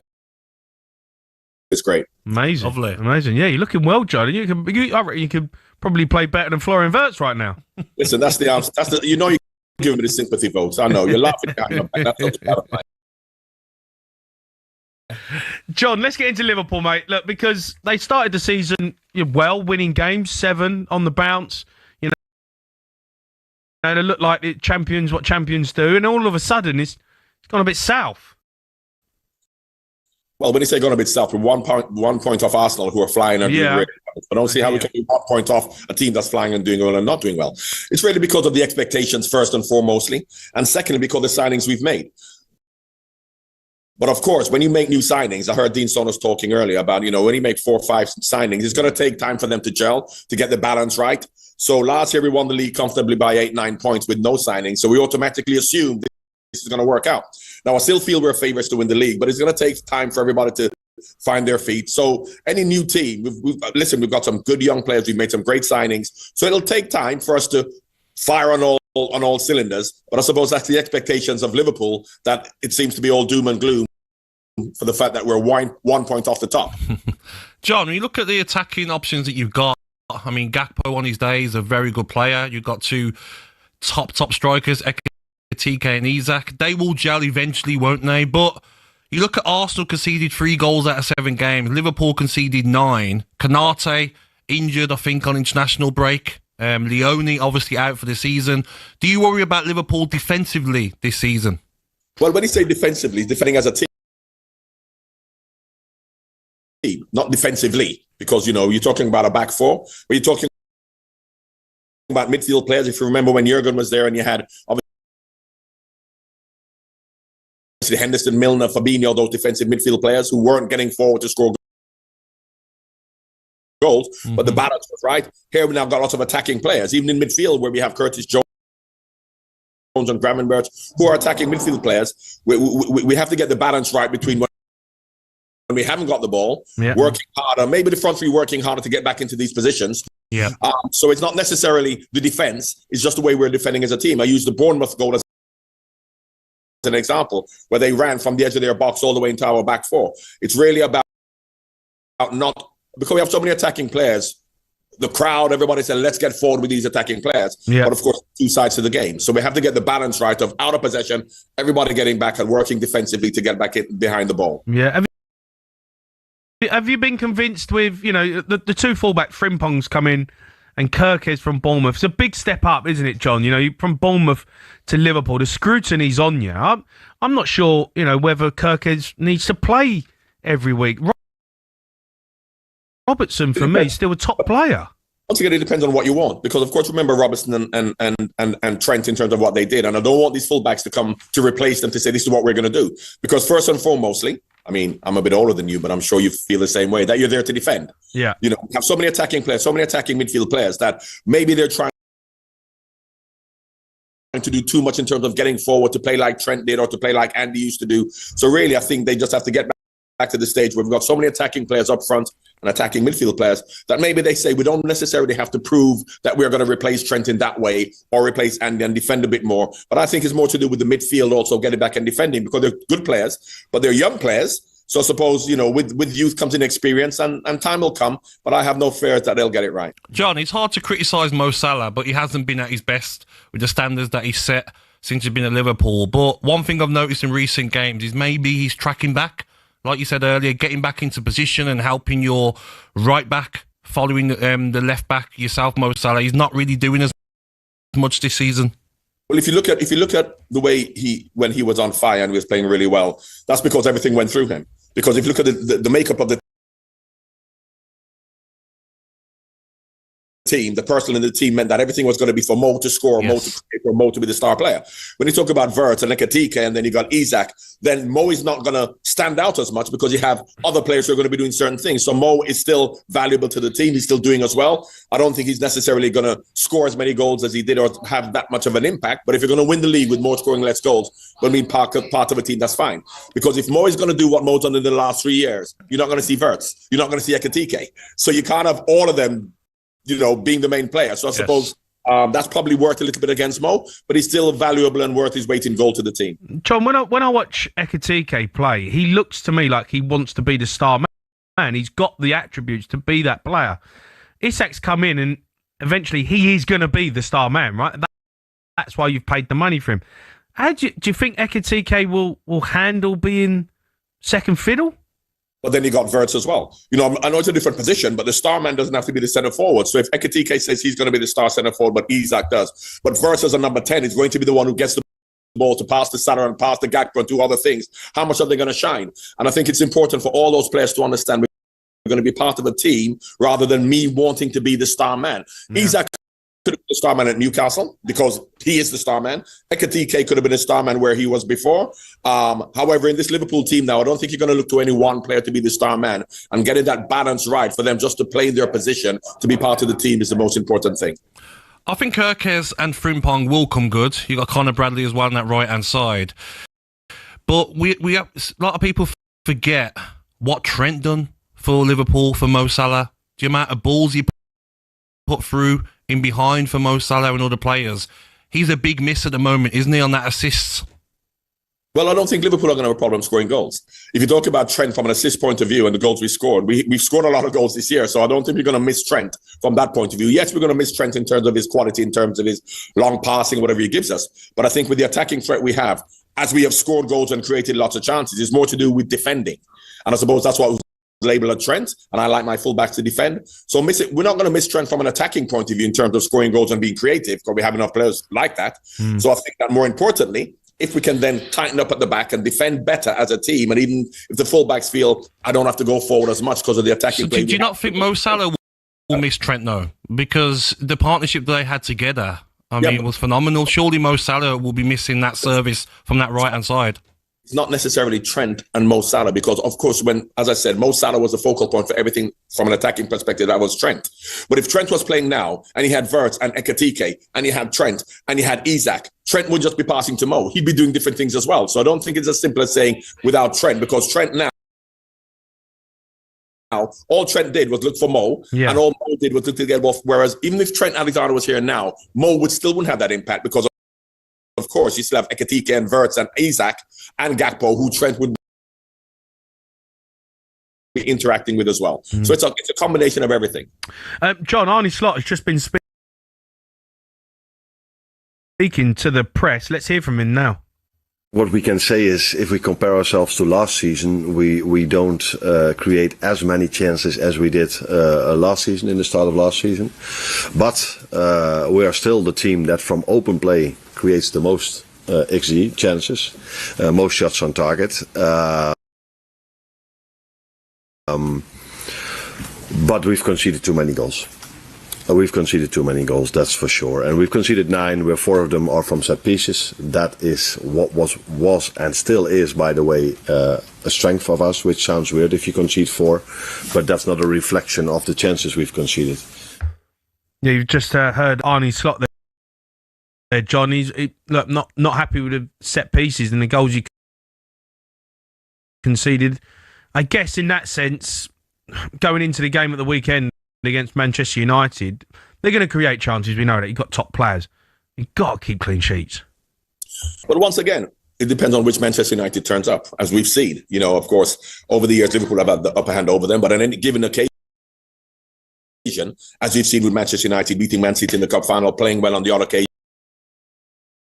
you know, we're just hoping from Liverpool's perspective that, you know, they don't turn up. However, they've got good players, good individual players, so therefore they're dangerous. But I think Liverpool have had the upper hand, and if Liverpool start well, put them on the back foot. But it's going to be a dangerous game because Man United have got good players. But as I said, the unexpected is that which Manchester United is going to turn up. What's your prediction, John, for the game? I'm going for a home win. I mean, I don't go for scores, because who would have said 7-0 all those years ago? Who would have said 1-0? 2-0. So I don't know about scores, but I think that Liverpool are consistently good enough. And I don't think Manchester United have got, if you look at the teams they've struggled against, the teams are very good on the counter-attack, who are quick, who are dynamic. And I think Manchester United, I don't think they have enough. Of course, as I said, it's a one-off. Anything can happen. But I think Liverpool would win. I won't say comfortably, but I think they'll win. John, you're in the Sports Direct store up there. Go and get yourself some Lonsdale pants, some Slazenger socks. No, they're too tight. Have you seen those tight? This top's tight enough. Never mind anything else. John, you're a legend. Thanks, John. mate. See you later. Thanks, guys. John Barnes there. What a legend he is. Big thanks to him.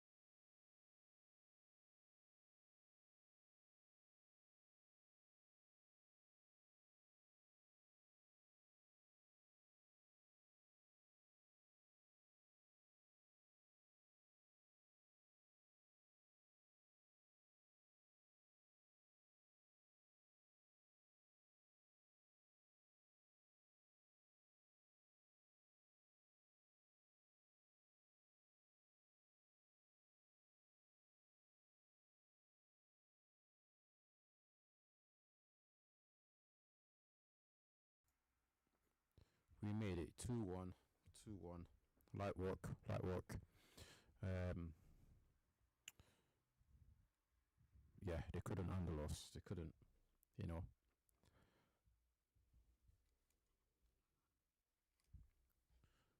Talk to me about Van Dijk. Van Dijk is no longer that player, man. He's no longer that player.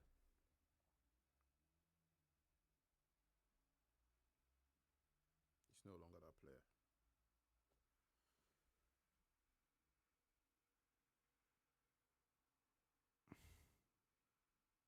Take the L. Take the L. And keep it moving. You know. So we obviously the game ended 2-1.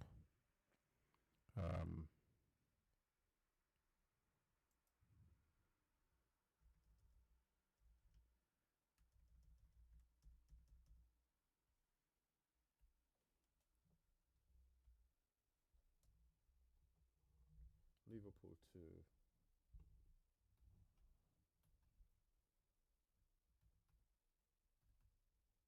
Liverpool 1, sorry.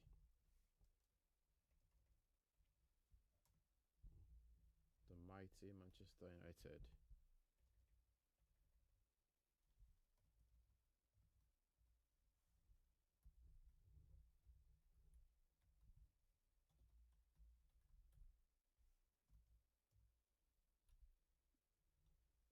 The mighty Manchester United.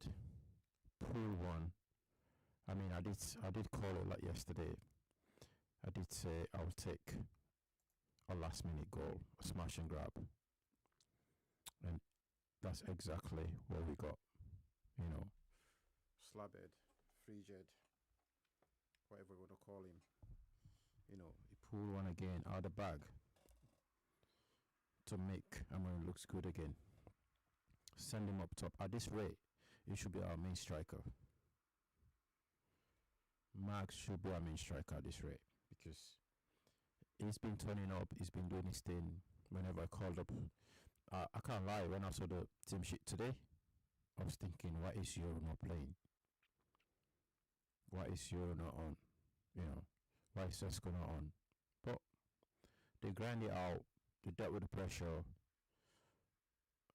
and I think that's that game. It's the first time I've seen United actually cope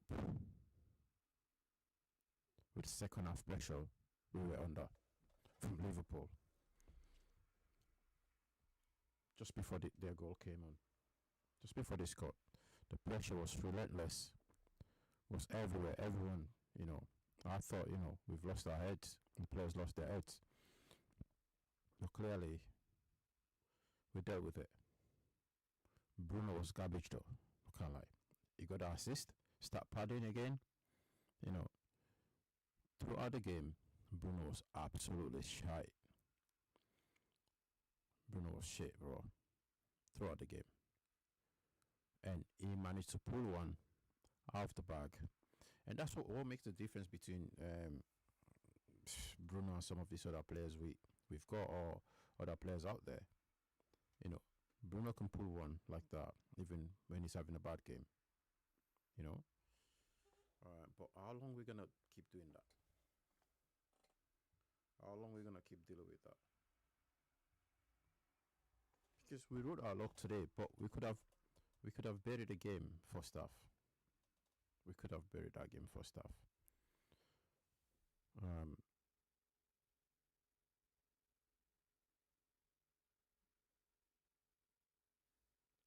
just trying to adjust my camera, bro.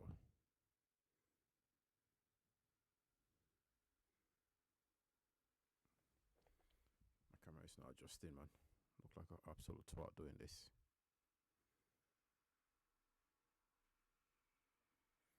I think that's better. The game could have been over, you know.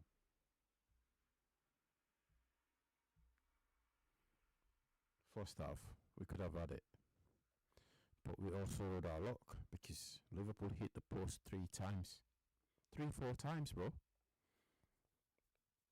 That game could have gone either way today.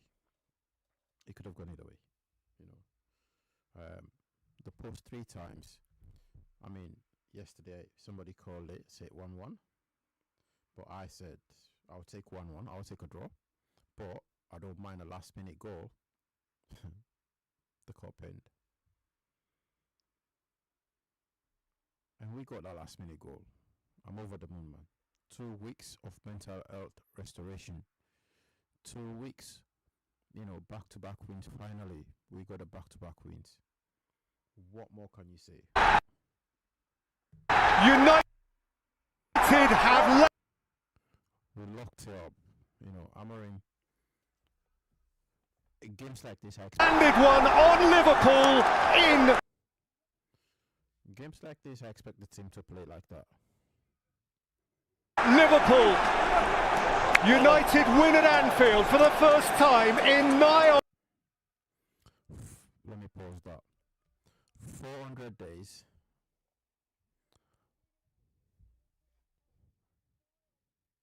Bro, it's been 400 days.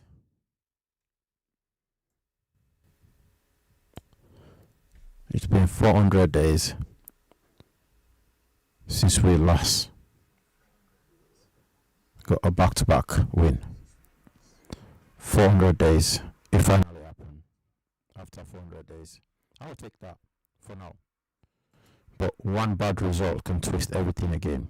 We're 2 points away from top 4. With the games we've got coming, the next few weeks, we should be right there if we win all those games. We should be right in the mix again.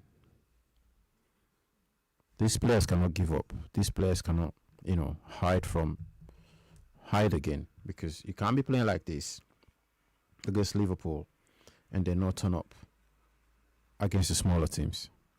There's no hiding place. Cunha was immense today. He played well.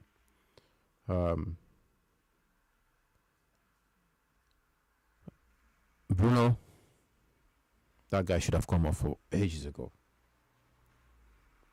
He should have taken Bruno off, man. But again, we actually did play well after he took him off. We did play well. The first changes he made didn't make any difference because Liverpool started coming at us. As soon as Dalot switched to the right, it's right back. Ekitike is just too good, man. Ekitike is that player, is that guy. I'm not going to lie. He's going to start Liverpool's next game. I think he's going to start the next game for Liverpool. I can't see any other way. But wow, what a result. What a result. We've been calling the team names, blah, blah, blah. Old Trafford, the goalkeeper, Lamens, deserves so much credit. It deserves so much credit. It's crazy what a good goalkeeper can do. What changes can happen. Bro, the guy is so steady. He's so confident. He doesn't play that side to side. Up top, fight for it. He doesn't give our players time to rest. Because then when he plays side to side, people will be walking around. He launched it forward. You guys go fight for it. Go and fight. And we see what we saw today is exactly what we saw against Arsenal. It's exactly what we saw against Manchester City. Right? We didn't see that against Sunderland. Sunderland, what we saw was Amorim changing his tactics. Right? He played the back four. And, and he worked against Sunderland. And the fact that I played Luke Shaw and my guy Dalot, that worked. Ahmad and Bruno, they work perfectly, man. They work so well together. We may have just gone ourselves a new partnership here, Ahmad and Bruno. But the problem now is when you go to the African Nations Cup, bro. We cooked. But that's why we need the squad. We've got now players coming in 10 minutes, 15 minutes. They got to be ready to perform because the 10 minutes you can still make a difference. You need a full squad of, I don't know, whatever it's got for us to be able to grind over this result. And we fought for it. We got it. it was nice to see. It was nice to see. I can't lie. 2 weeks. Last week, no stress. This week, no stress. The first time I've seen Liverpool actually not able to play ball.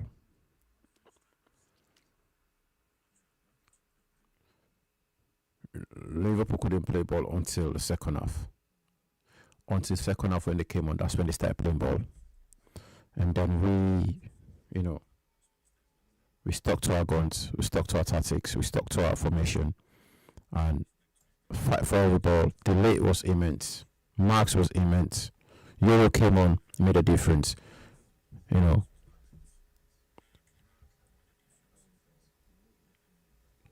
Everyone that came on sort of like made a difference in that game. So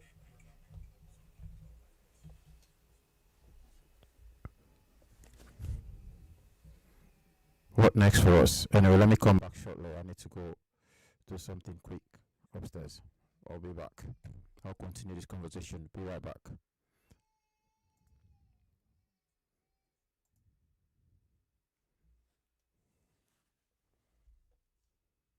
Just listen to that.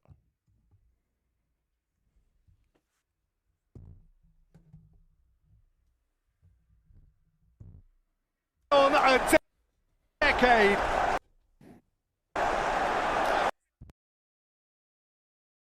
And they are bouncing off each other. United win back-to-back in the Premier League for the first time in forever. The very first time under Amorim. They inflict upon Liverpool a fourth consecutive defeat and a first home defeat in the Premier League for 400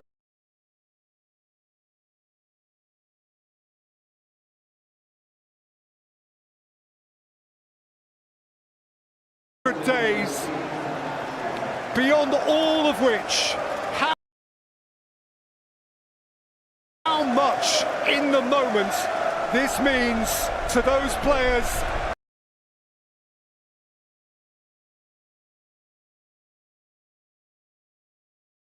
and their club. It's a bitter one for Liverpool to swallow.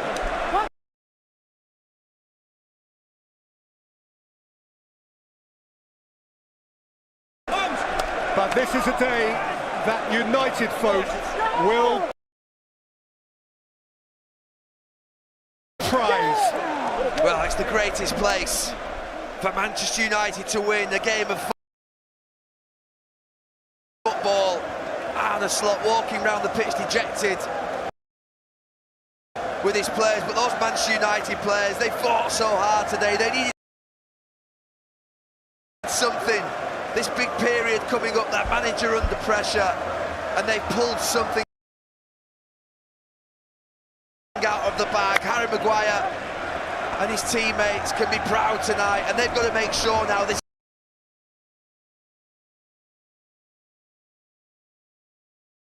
is the start of something. On to Brighton next week, but what a day.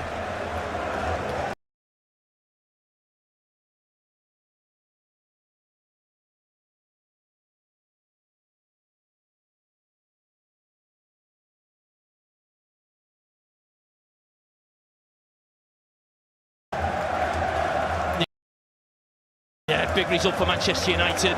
This is the first time Ruben Amorim's won.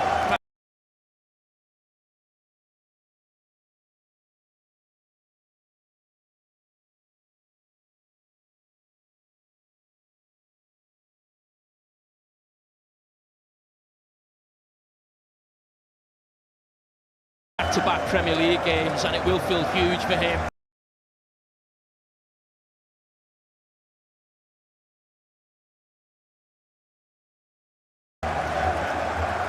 For Liverpool to lose again.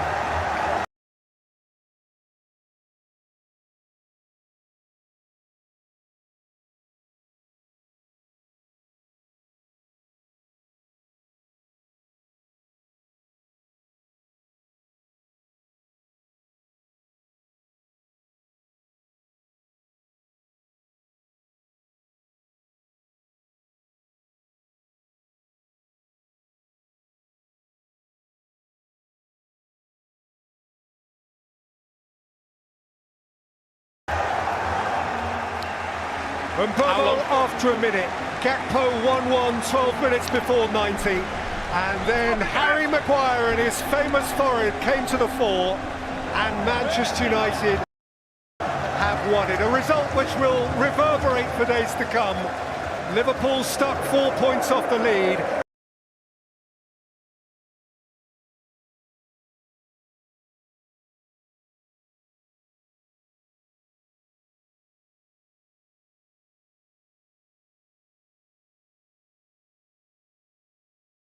And Manchester United now just 2 points behind Liverpool.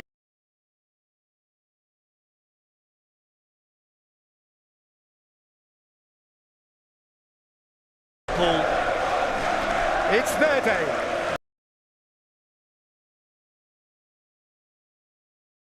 Their day at Anfield. It's Liverpool 1, Manchester United 2.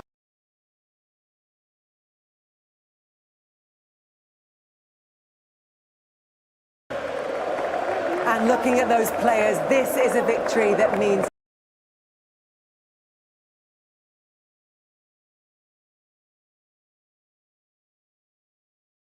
a lot to them. It's the first win at Anfield in the league since 2016.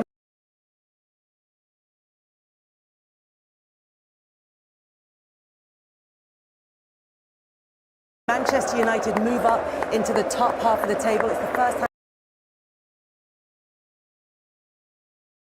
they've had back-to-back wins in the league under Ruben Amorim. And Manchester United back, Roy? I wouldn't go that far, but a huge win for this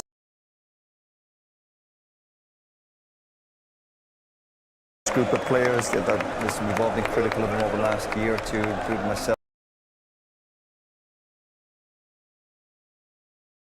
But on today's performance and the bit of grit, they stuck at it, and you felt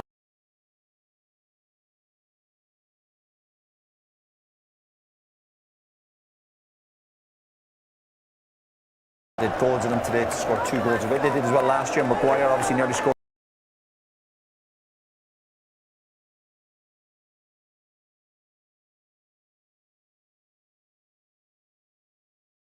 To win the last minute.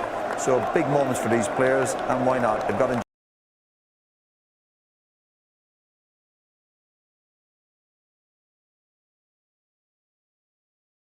enjoy it. And again, the stat with back-to-back wins now, fantastic. But of course, they've got to kick on.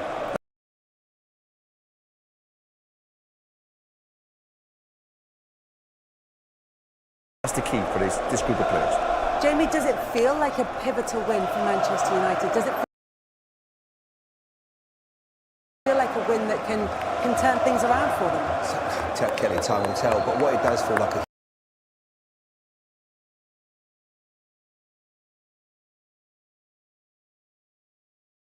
huge win for the manager. You mentioned the players, and Roy's right, but for the manager, he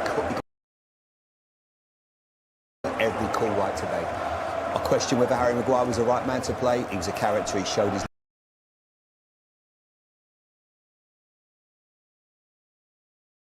leadership skills. You know, he went with Cunha instead of Sesko. That was fantastic as well. That decision. Cunha was world class today. He's mentioned before the game about Harry being great for set pieces. He ends up scoring the winner from, obviously it comes out from a corner. And I just thought tactically he got it right today. They never played out from the back once. We see it so often. Teams go to Anfield, they play out from the back. It's been an amazing day, man. It's been an amazing day. Man can come home, you know, and chill. I went out to watch the game, by the way. But anyway, back to our predictions, because if you look at the comment there I pinned, I did say if you predict the correct score, you know, you could win something, but nobody did. We'll get there eventually. People get used to it, the predictions, and people will see that, you know, whatever we're offering, we're going to honor it. So, but nobody predicted the score. Only one person predicted 1-1 yesterday. I'll take that. I would have taken it. But overall, what a day to be a United fan. What a day.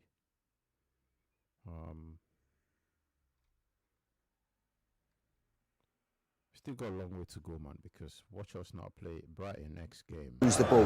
There was not once from a goalkeeper's. We're back to -1.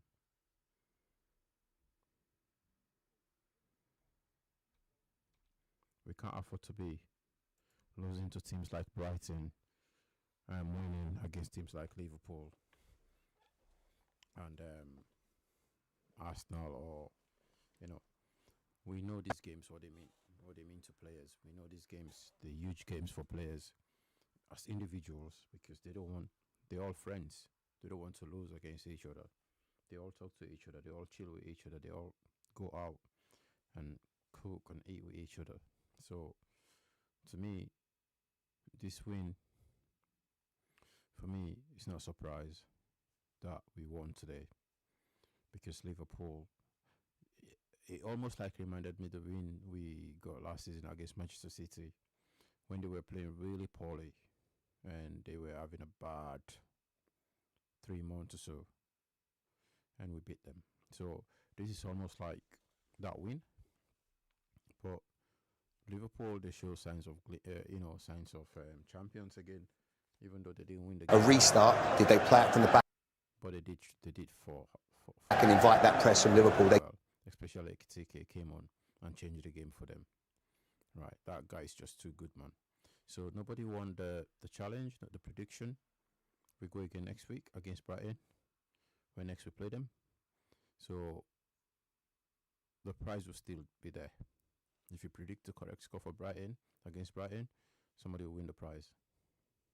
So we'll give it to someone. We'll select somebody. All you need to do is, when I do stream those videos, just drop in your comment or jump on the Instagram page, comment below. Everything right today, and they will feel good. And he has been battered, Ruben. Obviously, with the teams that are playing, or we're playing against. But yeah, it's a good win. Good win.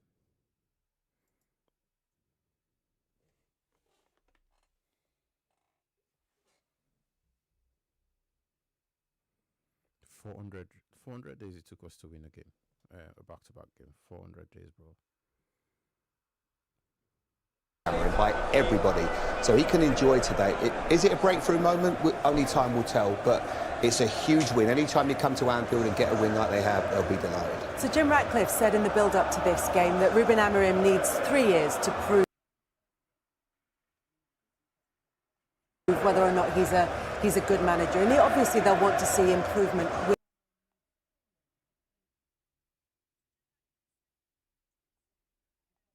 within that time.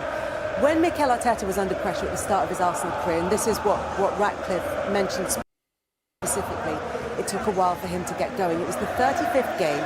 It was against Chelsea. It was a big win for Arsenal. It seemed to settle the nerves and mark the turning point for Arsenal. This is Ruben Amorim's 35th game.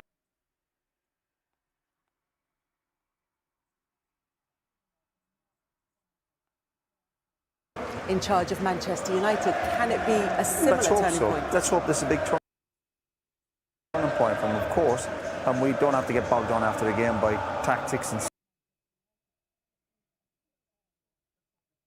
systems. Those are players and personalities and showing quality. We're on about some of their attacking players. The way that the jersey, they look like they're embracing playing for Man United, so they look a goal threat without a doubt. No, they wrote their luck at the. Just gonna check where we've gone Formula One. Back, but you have to do that when you come to Liverpool. Liverpool is as poor as kind of Liverpool were. They had some great chances. But we'll run it back. We all need a bit of luck in this game. So instead of analysing everything too much about tactics and system after the game, we say, listen, well done Man United. Big win, great for the supporters, always important to them. Was it 10 years since they've won at Anfield? Fantastic. And they're all little milestones for the manager now to build on. They can regroup. Go back to the training ground, and when you go back into training the next year, you'll go back into a better place because you've had a big win. The supporters are enjoying it, and why not? But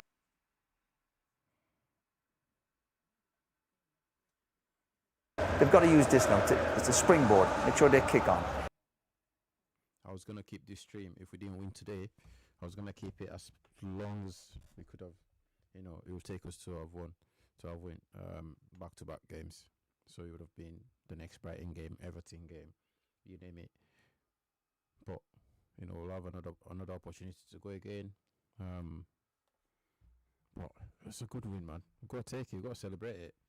I'll give him stick Cameron when, you know, we don't play well, but I'll also give him credit for the win today. The selection, the team selection, I didn't agree with the team selection at all for the first half, but you know, they won. They won.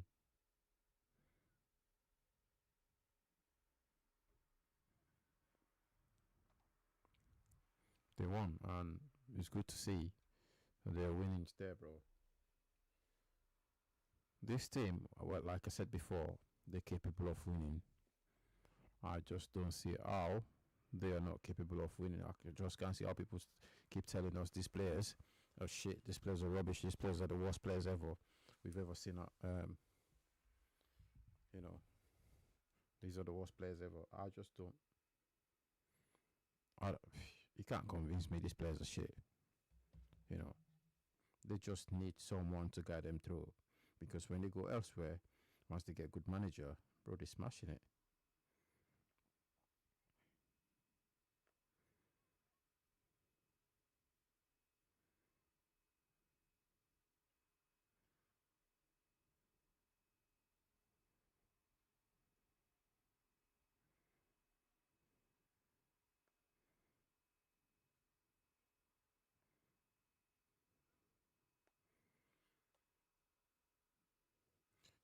You don't wanna come across as a chancer like Amorim. That's how he's been looked upon right now.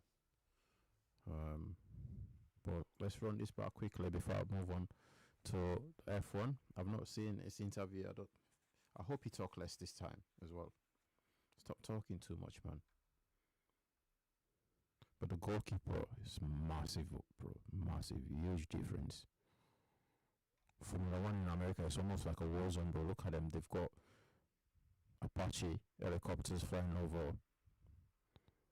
It's almost like a war zone, like Americans, man. They've got the World Cup. Is that what they're going to be doing to us as well? Looking at that, the World Cup. I don't think nobody wants to see that.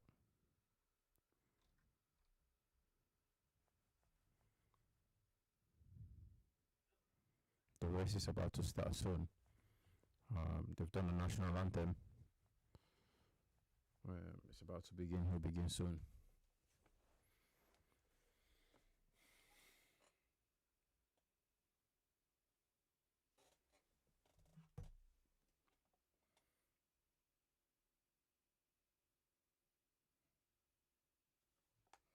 Let us know what's your thought on the game as well. And the next game coming up, what you think? What you expect to see, bro? What team? Is he gonna stick with this back three now? This back four? Okay, we've got 30 minutes for the race to begin. I've got skip over and switch over to Formula One.